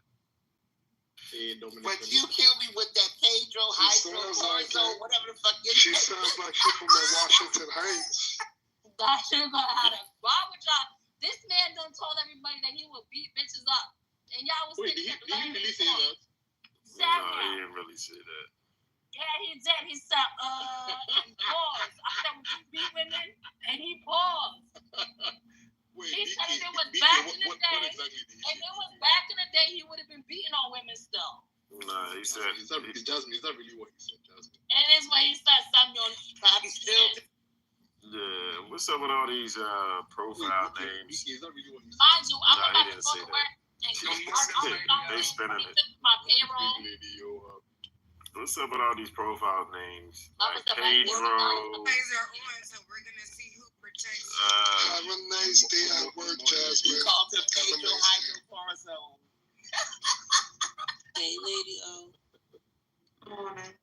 Lady O, good morning. Good morning, Lady O. Lady O, you keep me sending money so these motherfuckers could be removed because I'm tired. These motherfuckers is motherfuckers. I'm sick of y'all. Y'all lucky the homes ain't up because his ass would have gave me a bean and I would have done it for free. But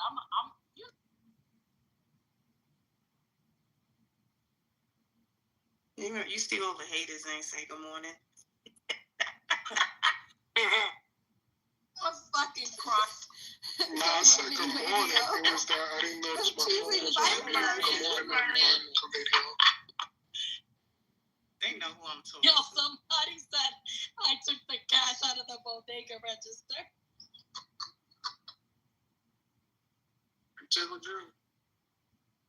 I'm fucking crying. He said if it was back in the day, he would have been beating bitches up basically and bust so many words. He didn't say it verbatim like that, but he said if this was back in the day, basically he would have. One of those people putting his hands on women. He can't say that. So he can't. Like, come on, he literally said that. Why y'all? Everybody heard it. The replay said that? That man that I got removed. Pedro. Put 30 back. That's the best thing I Pedro out there. And the replay's on, so we ain't even gotta have the controversy about it. Just play back the clip. It was safe. I'm a white woman. My name is Karen. Let me switch my name actually.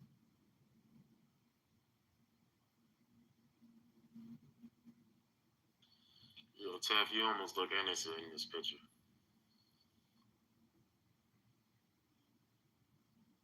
I haven't heard Tef say nothing all night. No, she spoke. No, Taff. I think I must have been. I don't know what I was doing. I didn't hear it. I don't even see Tuff in here. Taff is He's in here. That's my girl. She changed her profile. Oh. Are we still trolling? Good morning, everybody. No, we're not finished trolling. I just got here.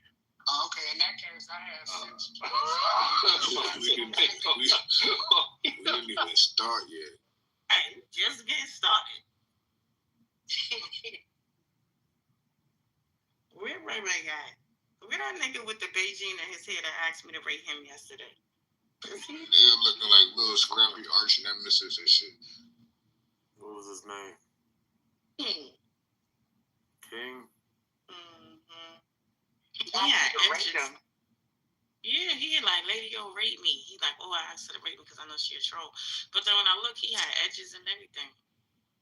Hold on, but Lydia, can you rate me though?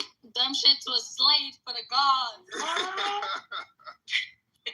He was dead serious too. Bro was like, bro, he was getting mad too. He was like, y'all niggas keep talking. I want to let you rate me. Like, yeah, edges. I don't know if it was black dye or Beijing. What should I be putting in y'all here? Beijing or black dye, fellas? Don't speak up all at once. It depends. It'd be both, to be honest. They're not gonna admit it. It really be the hair fibers. The who? The hair fibers. It'd be like the hair fibers for real. Don't they like get it that? sprayed Isn't that black powder? First of all, They get an air spray. They come right with the bullshit. I wash up with Dawn dish detergent. What is she talking about? I'm talking about that fucking Beijing that you niggas be wearing in your fucking head, talking about it's natural. The dye. Is it dye or is it Beijing? It's both. It's both. It's all three. Both. To that nigga defense, there's only one time I got that spray kit shit. Yo, I thought I was done. I thought I could back Beyonce. My shit was so fucking crispy. My shit was fresh. Yo, my shit was fresh. Nigga, I walked outside and it was raining. And I'm smiling because in my mind, my shit still look like when you walking like Michael Jordan and shit. That shit only hit if you really got a headline. He was feeling like how we feel when we leave the wax center and shit at the fucking hair salon. Exactly. Next thing you know, his collar was black. That's a fact. You get that sugary rim too. I got that sugary rim when I made the wax joint. So listen, Nigga left it with only the hit Busta right. Rhymes. Looking like Busta Rhymes and shit. It only hit right when you really had the headline. The niggas that don't have a headline and they use enhancements, like you're enhancing the skin on your fucking head. It doesn't look right. You know what I'm saying? That's why they the barbers nowadays, like they get a lot of their clientele off of IG, so they want the cuts to look a lot sharper so they can take a picture and put it on their profile. So they use enhancements to enhance the cut. So even men that have hairlines and stuff men get enhancements too, ladies. You see? Wake up, lady. Y'all fellas messed up. Y'all way too transparent, dog. What is this? The content today is like it's anything to be hot. Like I was about to say there ain't no secret. There ain't no secret. So shout out to the enhancements that the men be getting, okay? Me personally, I think a lot of niggas BK should just go bald, right? They be trying to hold on to a hairline that is no longer. Hold on to your hairline. Lady, I confess, I'm going back to front when it happens to me. I'm trying to tell you, you gotta get rid of it. Just cut it. Just go bald. Yeah, because a man with a bald Cut head that shit off. it looks good as hell. Like, we like you bald-headed men. Y'all gonna be all right. Nah, we not going bald. All right, BK, we're not talking about you. Nah, you like you the one out of a 20,000, okay? Niggas be having that the hairline be going and then they be having the rooftop. You know what the rooftop is, right? Yeah, the Whitney George Jefferson. Yeah, the George Fuck y'all. It's brick ass nigga not even 27. He got the. What is y'all talking about? He said he got the Winslow. Yo, that's so they got the little pelitos on the side and shit. That's so fat. They be half fishing. They be half fishing like a motherfucking hair on the side. Put a name on it. Hold on, somebody said PTR. The 27. PTR at Matthew. PTR Matthew. Nah, but my man, he only 25. I mean, he about to be 26 for a few days. But he got his whole head now tattooed. that you said that, Huey, I noticed like a lot of young boys, and I don't know why. I don't know why a lot of young boys is losing their heads. It's because they keep on cutting. Go ahead, get your head tattooed. They keep on cutting it. You gotta go. You gotta wolf out, man. They had his damn. That's not it. No, they just not taking care of themselves. I don't think that's it though. I had no hair. It is, but the reason why all the men nowadays lose their hair is because remember when we was little, milk was better, and we used to drink a lot of milk. Hair and nails and things like skin and things like that need milk. Nowadays, the milk is tainted. It's not great. It's not straight from the cow anymore. It got all types of shit in it. I really think that's what it is. Why they're not. They need to take some biotin. You heard? Niggas got 5, 6 girlfriends. That's why they're losing their head. They're not taking vitamins. So now it's women's fault why niggas is Nah, radio. It does. Wait, hold on, lady. It does stand. Wait, lady. Listen, it's the products and the nutrition, though. For real, it's the products men use and the nutrition. A lot of us ain't eating right, and a lot of us ain't eating. But your hair does come from your mother. You know what I'm saying? The type of hair your mother got is a type of hair that you'll have. A lot of people's mothers is bald headed, but that's the reason they bald headed. A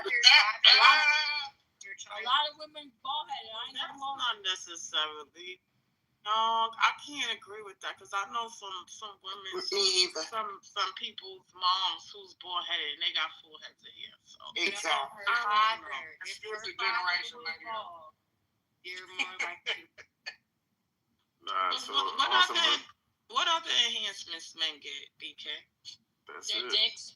That's it. That's all I That's know. a lie. They be trying to get that little surgery to get their little six-pack. They get a six-pack sewn. But so nobody does that. Actually, that new surgery a lot of men are getting is height enhancers.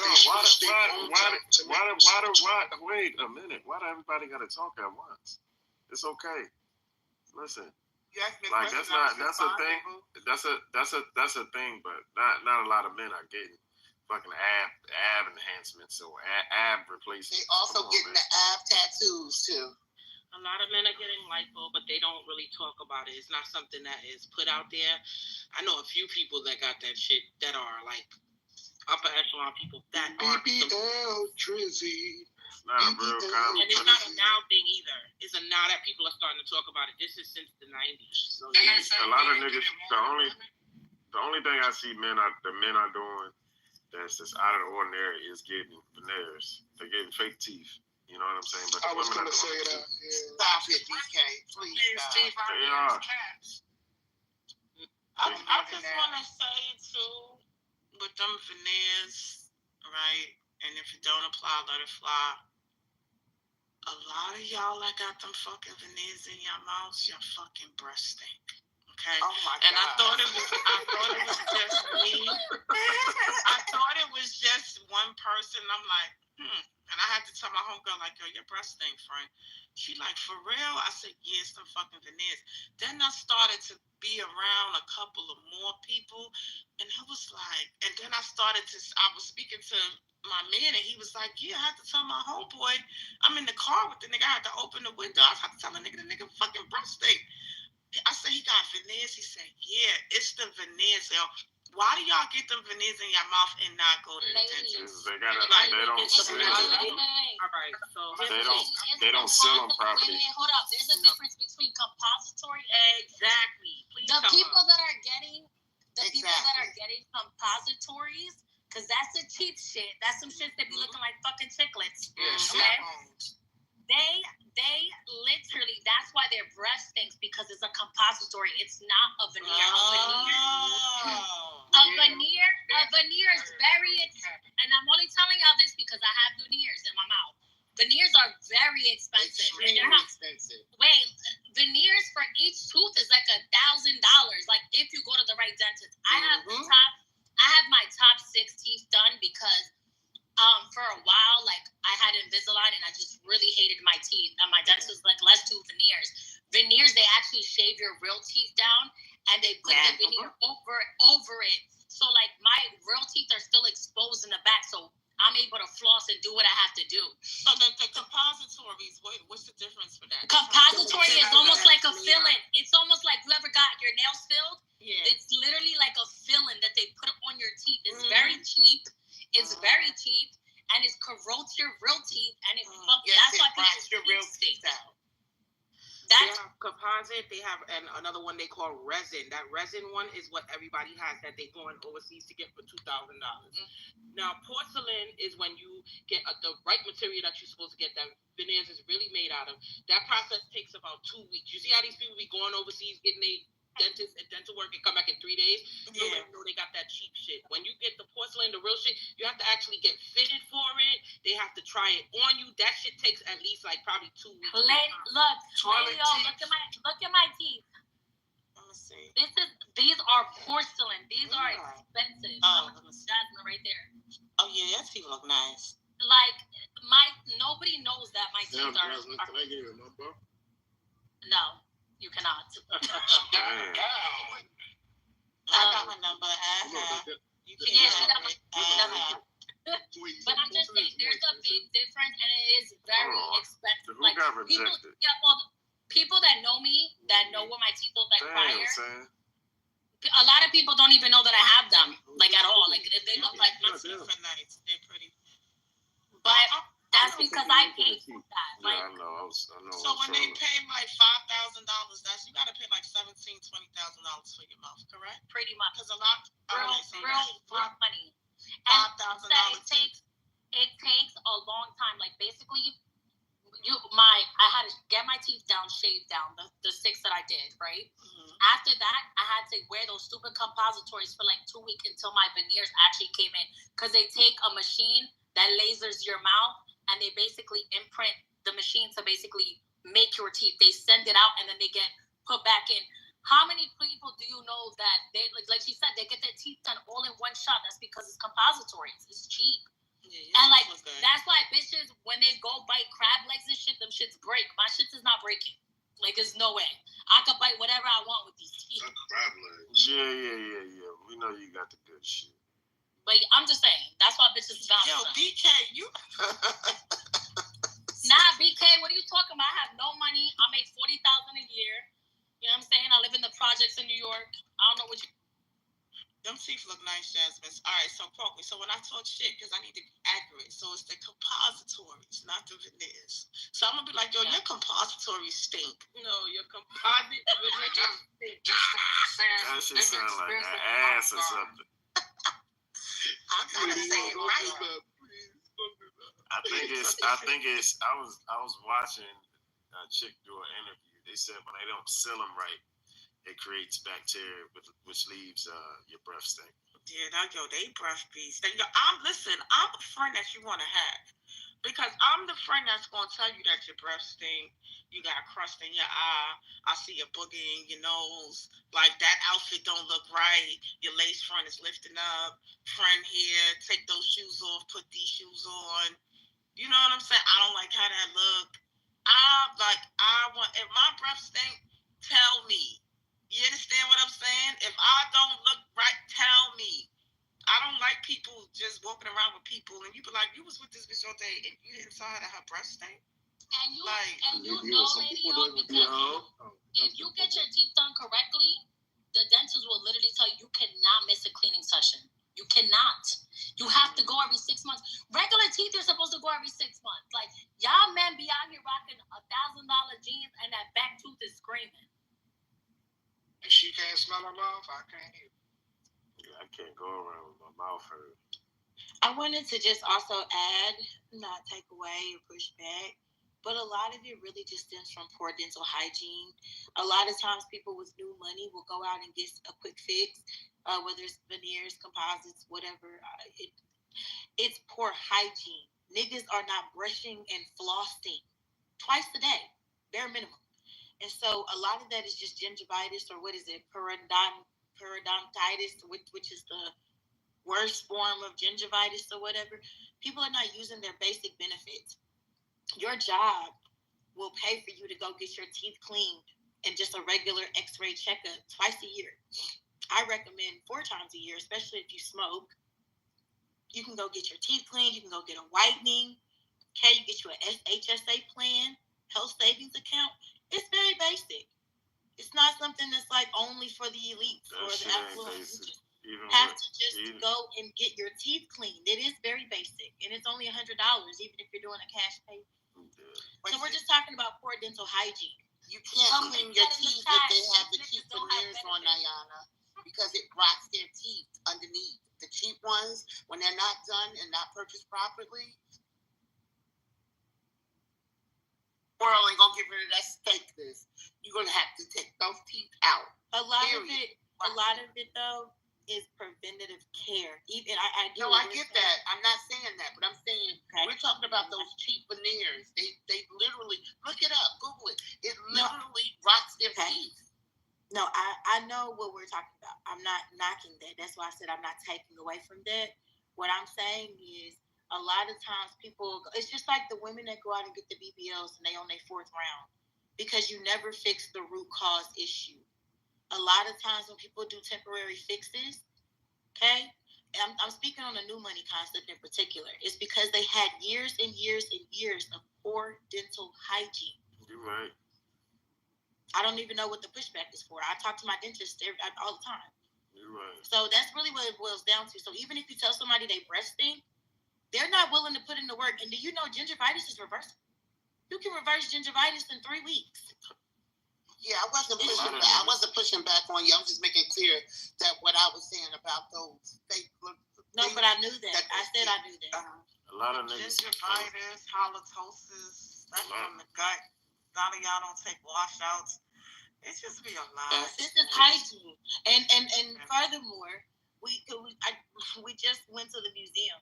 A lot of things like health wise is affected by our dental health, y'all.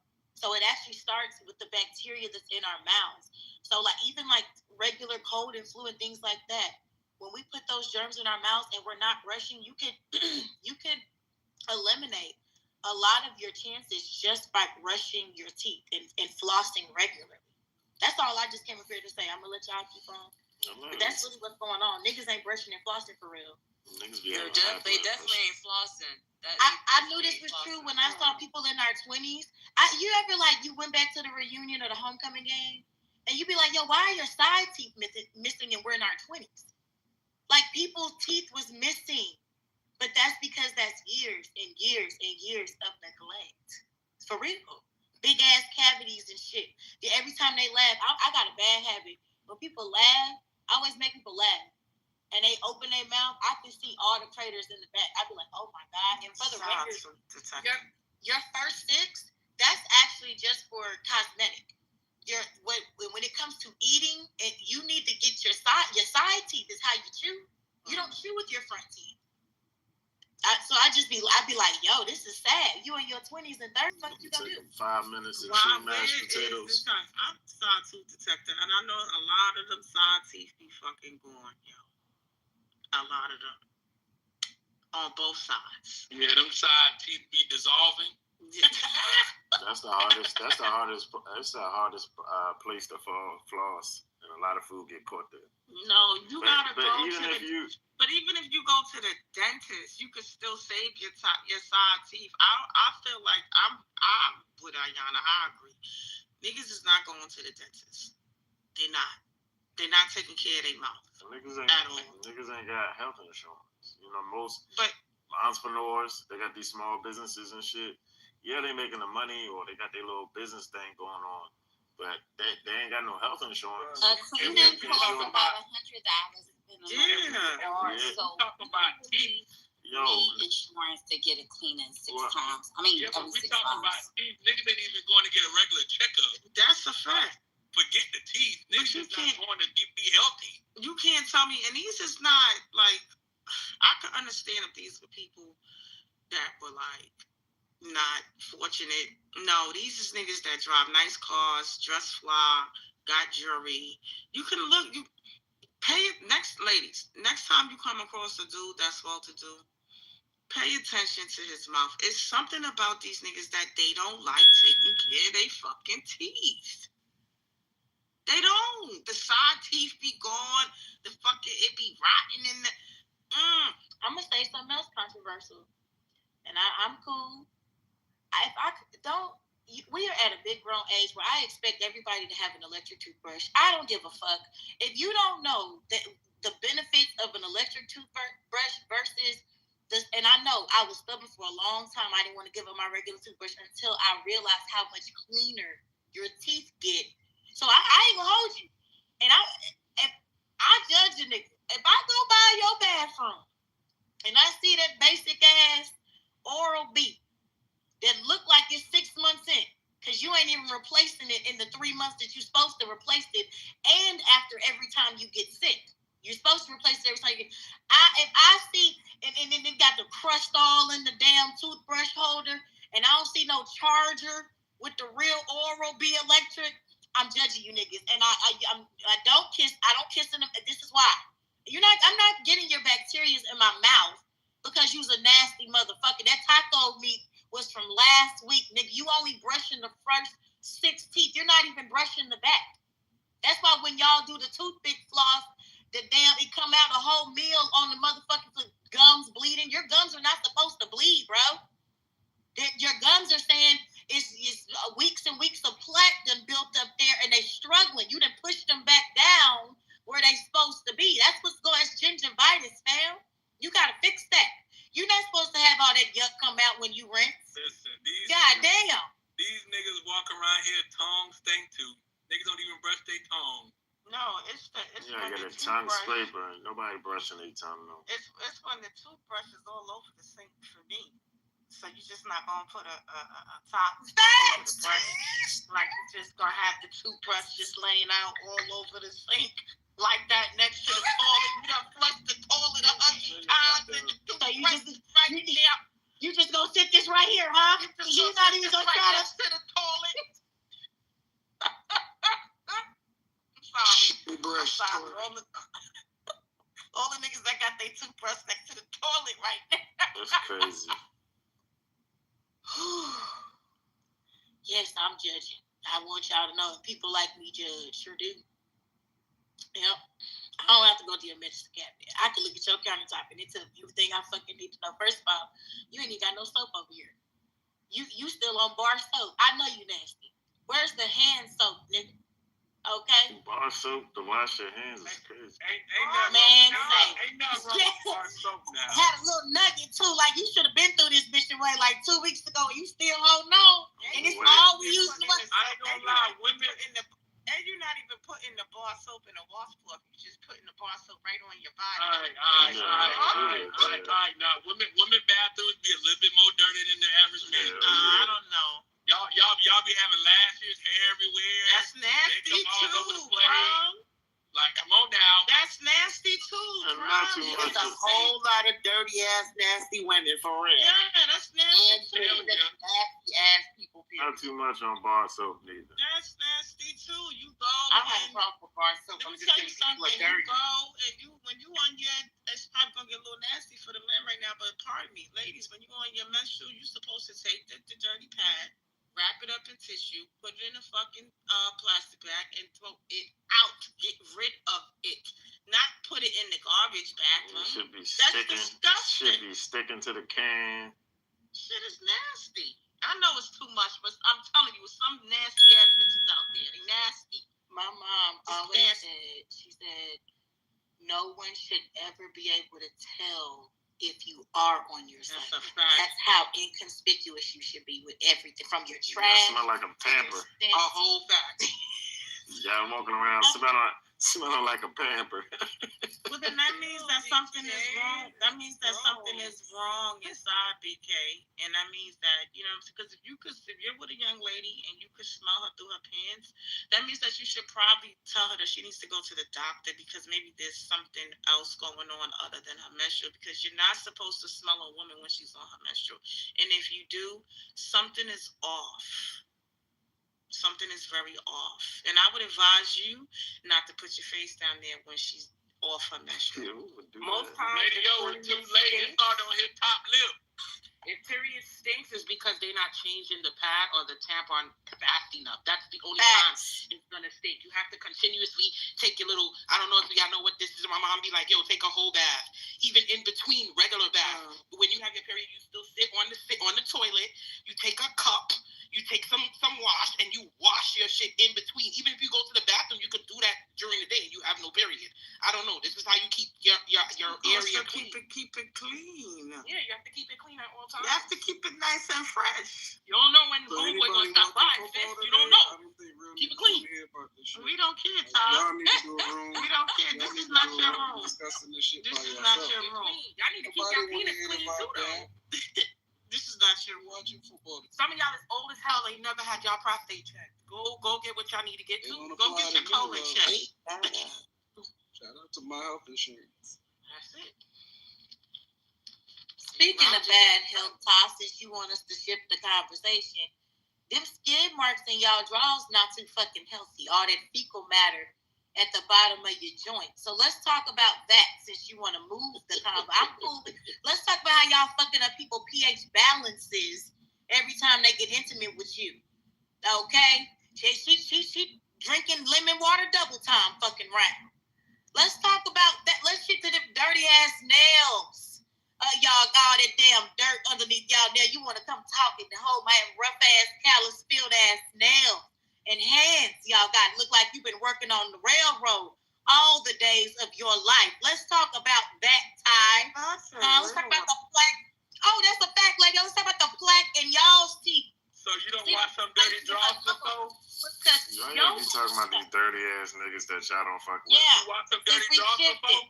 You know, let's shift it here. Y'all been talking about dirty niggas. I mean, it's not a shift. I mean, but a lot of niggas that look clean be dirty though. Respectfully, like let's not equate to getting fly to being clean. I know some fly dirty niggas. You understand what I'm saying? Like, you ever be in the club, you fly niggas, nigga walk by, unarmed, stink. Yeah, niggas don't drink enough water. Like, it be a lot going on. Let's not act like it's not fly bum niggas that be just running around here. Niggas with 401ks and pensions. Niggas be fucking dirty. Yeah, but got his shit together. You know, you got his shit together. Call them out, nigga. Call them niggas out. There's niggas. There be a lot of niggas, so. You know how many women out here from that be like, this nigga threw off my pH balance? Why this nigga keep throwing off my pH balance? Why this nigga keep throwing off your pH balance? Because he know that motherfucking Irish, what's the name of that soap? Irish Spring. Irish Spring. Irish Spring. Tell him to get some dog. Irish Spring, that's how you. If you washing your ass with, if you just washing your ass with Dove, you's a dirty motherfucker. That's these niggas, bitch. Dove is not a body soap. It is a moisturizer. It's a moisturizer. It is. What's the good body soap? You need to get an antibacterial soap. Dial is the best. Yes, Dial. Dial? I can't watch my additional Dial? No, yes. Yeah, listen. I'm about to tell you. Listen. You use an antibacterial soap.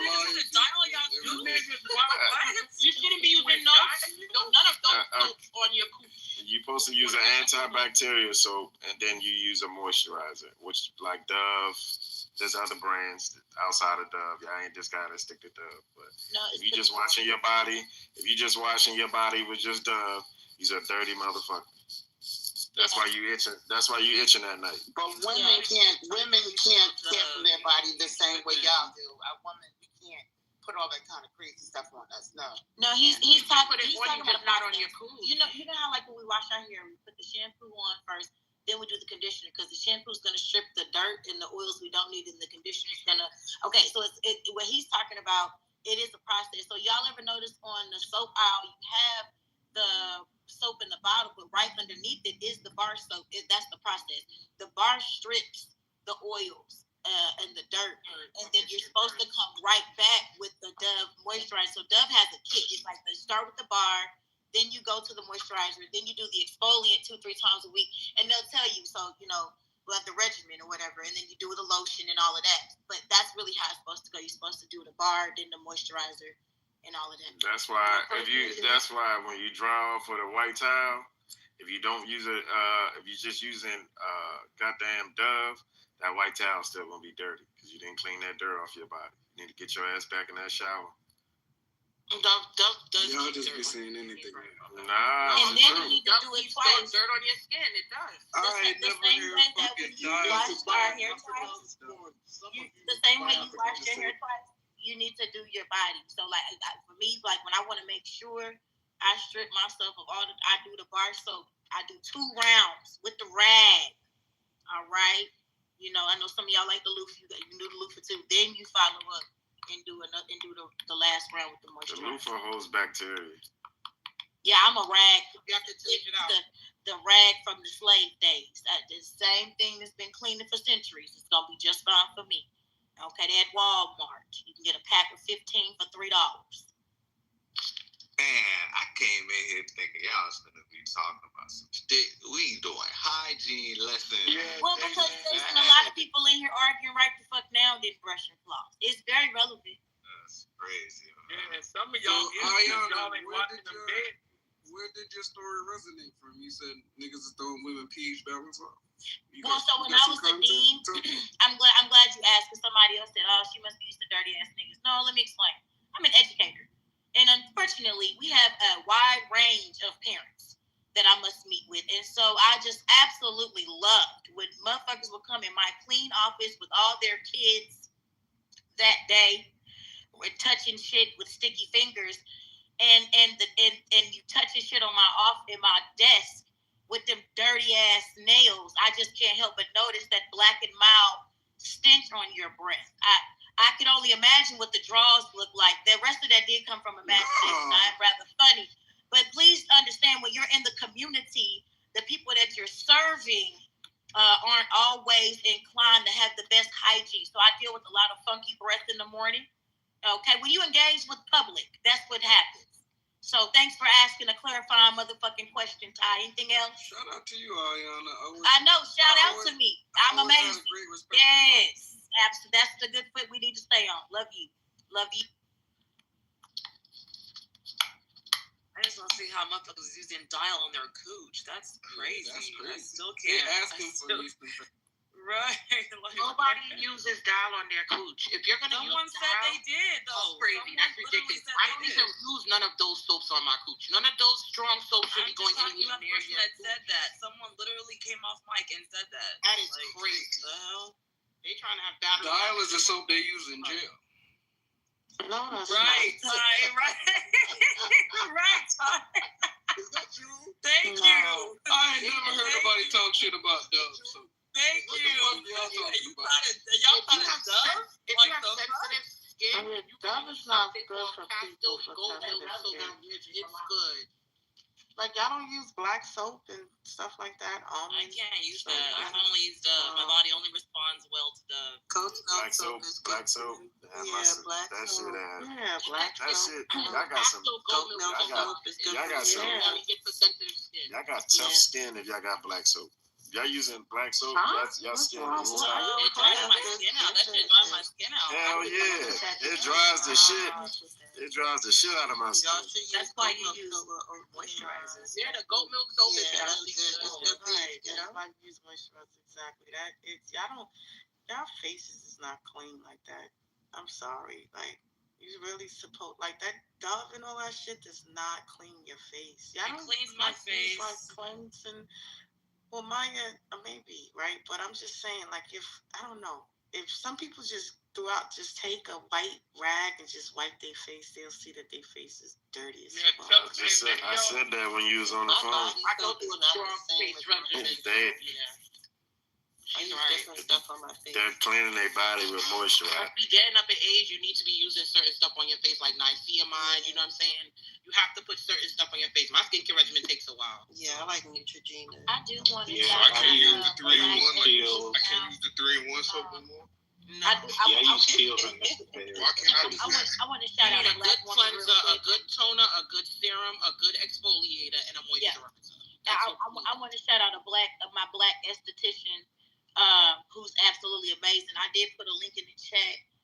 While she is in the Dallas area, you can get her products, and she educates people, like the fact that Black people think that we don't have to have sunscreen, like that weird shit. Like she dispels the misnomers. She's really big on educating you in the process. You need to have a cleanser, you need to have a toner, you need to have a serum, you need to have lock it in with a moisturizer, finish with you're supposed to be getting fucking facials. We are at a good grown age. I expect that to be included in your hygiene regimen, but that's just me. Let me not judge you niggas. But she's really good, and the link is in the chat. So support that Black woman. I'm not getting paid for this. She's just amazing, and that's why my skin look like it look like. Okay.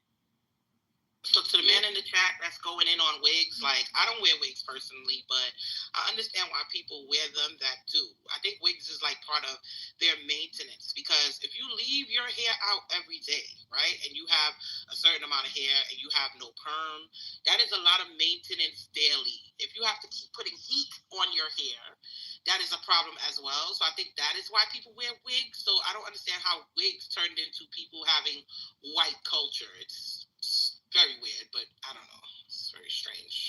Yeah, Ariel, after they've been wearing wigs in Africa and stuff. I don't know. It's weird. Maintenance. It's not because you're old here. Hold on, I have to come back to the phone. Why are y'all getting on these new modern day women for wearing wigs when your fucking mama had them beauty supply store wigs on? Huh? The motherfucking stiff wigs. Right. The 28-inch piece. What is the 28-piece? And Mama Shirley. Right. Mama Verlene got on her fucking. Stop acting like y'all mamas ain't have on fucking wigs. I think she was wearing that to sideways too. She didn't give a fuck. One thing we not gonna do, I like these wigs don't be crazy though. Some of these wigs you be looking wild. Not gonna lie. People gotta wash the wigs too. Like how often do people wash? Yeah, that's women throw their wigs in the washing machine. Yeah, them things be smelling like burritos. Them things when they don't wash them. My mama got wig with Apple earbuds. Apple earbuds is crazy. Them things be smelling like earwax. Wigs smell like Cool Ranch. Cool Ranch. That comes from when they wet and then they don't wash it often, or like when you go to the club. If you go to the club a lot, you're gonna have to get a new wig every time you come. If they smoking around you, that's a wrap. They be getting humid. They be getting moist. They be getting like. Have you ever been to church and seen a little spider come out of old lady wig? Is that real? I just wanted to swear to God. Before y'all got off topic on the hygiene thing. So I put in the chat, The Ordinary is an actual company. Their toner is really great. It has 7% glycolic acid, but I use it to clean my face after I wash it with a cleanser. But I also use it to replace my deodorant. My deodorant. I don't wear deodorant anymore. I put toner underneath my arms. What are you talking about? Ordinary? Yeah, The Ordinary. Ordinary is good. I have it here too. So I just FYI to women, I know for me, my grandmother had breast cancer, so I was very, iffy about deodorants, and I was very picky. But now I'm on no deodorant, and I just use a toner. So I just want to put that as a suggestion. So I'm not projecting. The toner is cheap, and it's also very good for like if you guys have rough heels, like when you don't get a pedicure as often, you can take a cotton Q-tip, put the toner on, then put some Vaseline, put some socks on, go to sleep like that, and when you get up, your hair will be back to normal. And it's on sale now on your website. Your hair's getting that goddamn hard. Yeah, some of these people are. Kicking rocks. I don't know if you tell y'all something that a lot of people don't know. Did y'all know that body odor comes from the way you eat? Hell yeah, we know that. Yeah, so all that extra cleaning shit, I don't need. I'm eating. I don't smell like. That ass still stinks. Nigga, I take a shower, nigga. I take a motherfucking shower, nigga. But all that extra using 8,000 fucking soap, I don't need that fucking shit. My Dove moisturizer is just fine. The fuck?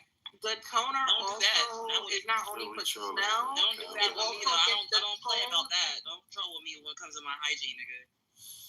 Okay, so the toner under your arm is not only for smell, it also blends in the tone of the skin. So sometimes people have like that dark spot under their arm. If you continue to use the toner, the dark spots will change. Yes, it does. And it tones and evens your skin under your arm.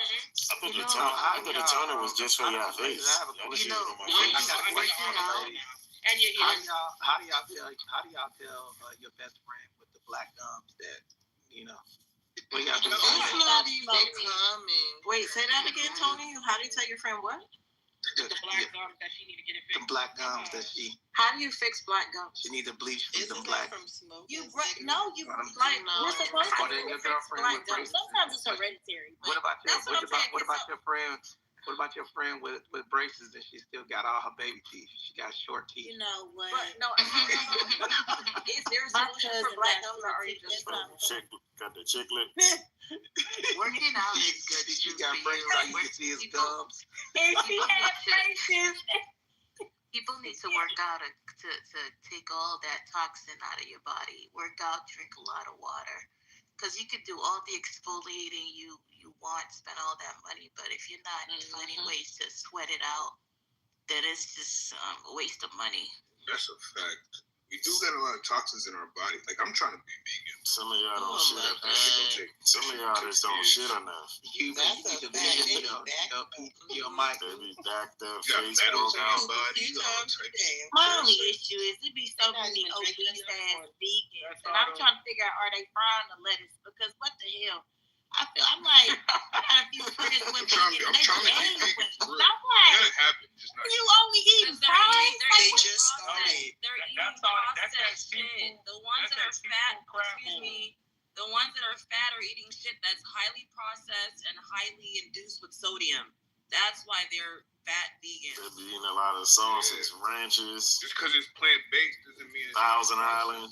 Yeah. No, really. Y'all don't be telling y'all fat friends the truth. They like being fed. I mean, if They're they not real vegans. They're eating soy. They're eating Impossible meat. They're eating Beyond Meat. They're eating frozen shit. Yeah. That's Beyond Meat. That is what most of them They're do. eating That fucking bullshit. Impossible Burger is A lot of chemically vegans, modified to hold bleed on, like hold on, hold on, regular hold on. A lot of vegans aren't doing their research. I've been doing this shit for 8.5 years. A lot of vegans don't do their research. They just go vegan and they eat all the processed weird shit. That's why. But you just woke up That's vegan why you one see day. fat. Hold on, I'm not finished.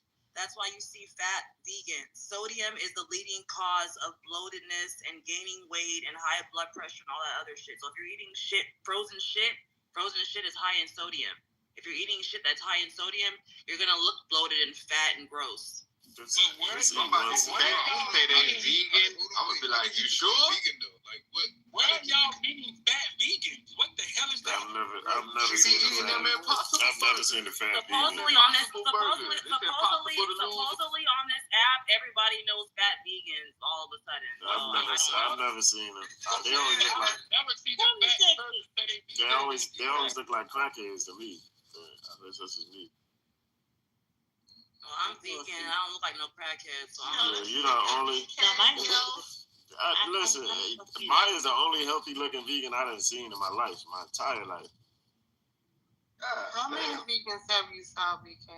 I work with like 2 of them. You know what I'm saying? There's not a lot. Well, I get to see. I'm still looking at them every day. Them niggas walking around eating nuts in their pants. They got fucking four I'm sure DC has a vegan wraps around their hips with their belt. You're welcome. What vegan? What? DC got a lot of vegans. Exactly.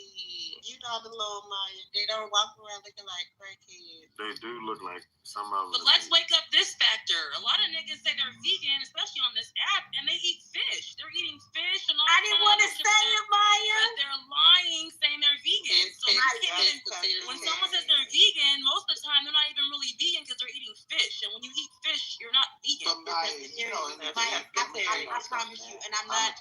Look, man. Men will say anything on this app for y'all. No, okay. I'm real, Tony, and it's terrible. This is true story. I'm out here in the Dallas-Fort Worth area, and there's an owner or a co-owner of a very popular, vegan restaurant, right? And so it's a friend of a friend. We were all kicking it, and we were ordering from this soul food restaurant. And so the co-owner of the restaurant was like, "What kind of food they had?" We're like, "Oh, soul food." Why did they order a smothered pork chop plate? And you're the fucking co-owner of one of the. I'm not making. I said what? I know. I don't even eat pork, y'all. I do not. Are you talking about the woman who owns the vegan? I'm not saying nothing. I'm gonna mute the fuck up. I said because I'm picking up the food, right?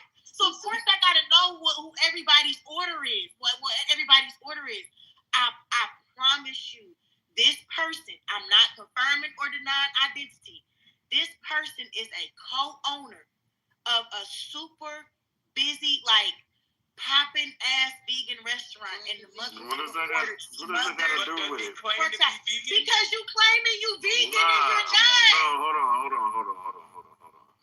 I can't own a porn channel even though I don't watch porn. Okay, I know so BK, here you go. Here you go. I'm just saying, like, don't just claim, because so I was responding to what Maya said. I said I didn't want to say anything because, you know, it ain't my fight.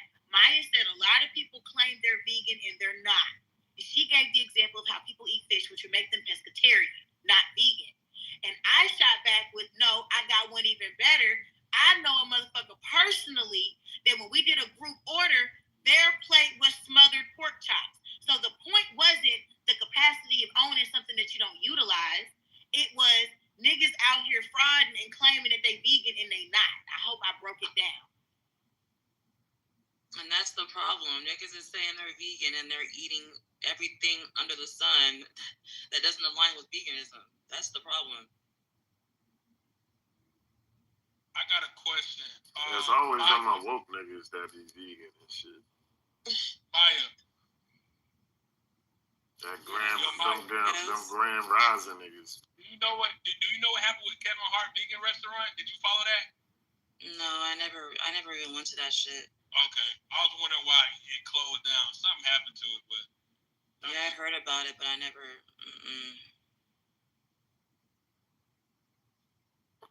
Every morning we get on this vegan conversation. Some way, some shape, form, it comes back to teach one. Well, I think it's BK. I think because we were talking about hygiene and health, and really the best way to eat is probably vegan. I mean, we know that. It's just we've been conditioned to eat all this other stuff. You know what I mean? But vegan, if we all could be vegan, we would have a better, healthier, better hygiene, better health, better lifespan. I think that's why we started talking about it. Yeah, I just don't feel strong eating rice and lettuce. You know what I'm saying? I gotta have. There's a lot of people who have issues with being vegan too. Oh, that's a fact.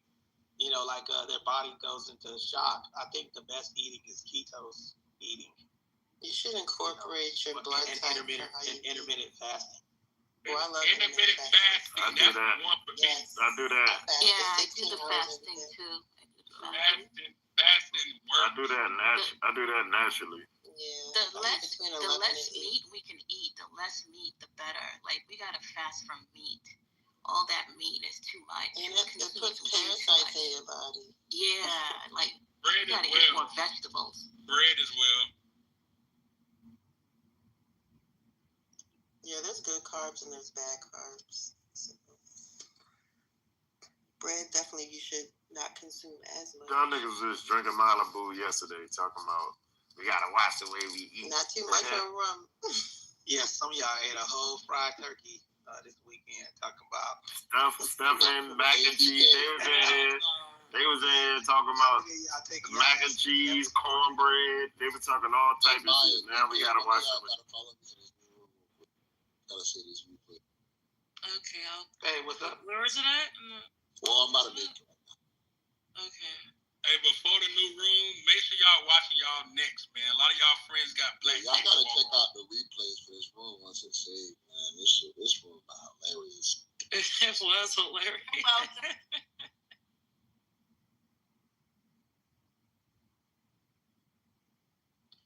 I do got something to tell y'all though. I know for a fact that certain people don't wash their feet or use wash rags. Did you say white people? White people just said what you said. White people use their hands, filthy animals. Listen, let me tell you how I found out. Let me tell you how I found out though. Okay, so I was at MCRD San Diego as a drill instructor, and it was real men that did not know how to wash their body, like straight up. But we had to teach them, like, lather up the rag, wash your left leg, wash your right leg, wash in between your feet. People didn't even actually wash their ass crack, man. Like grown boys never heard of a wash rag. So this is, I couldn't believe it, man. I was in shock. Yeah, I never washed my feet before, sir. I'm like, what the hell? Sir? Why you saying sir? That needs to be taught by a parent, though. This nigga It has to be taught. The room. If I leave this room, it's gonna turn the replays off. If I personally leave this room. So Tony, would you agree? You put the link in the chat. That has to be taught by a parent. Alright. Yeah, it is about parenting. Yeah, I had to get on my daughter about that. This nigga made it all the way to the military without knowing how to wash his feet. No, but a lot of boys, That's crazy. a lot of boys be rushing in the shower. They rush in the shower. You got to watch those boys when they're little. I had a problem with my daughter. I'm not gonna sit here and tell y'all. I had to make her. She would go in there and then run to the bathroom, run the shower. They all do that shit. And I would be like, get your butt back in there. And, watch by the numbers. That's how you have to teach them. Left foot, right foot, lower leg, left leg, lower leg, right leg, lower leg. Left upper leg, right upper leg. Right arm, left arm, upper arm. Slingshot the rag. So, wash your back. I can teach them. So the link to the new room is at the top, yo. Sounds like a drill. It is a drill. Right arm. I know it does sound like a drill. Like arm up. Yeah, he said the guy said, "Sir, I don't know how to wash my ass, sir." Like, what? Yeah. Link at the top, y'all. Link in the chat. I'm closing this room down in 5, 4, 3. Link at the top, y'all. It says join this live room right above me. 2 and 1. Link at the top, y'all. Check the replays if you missed it. It's been a great room. So yeah, definitely check it out.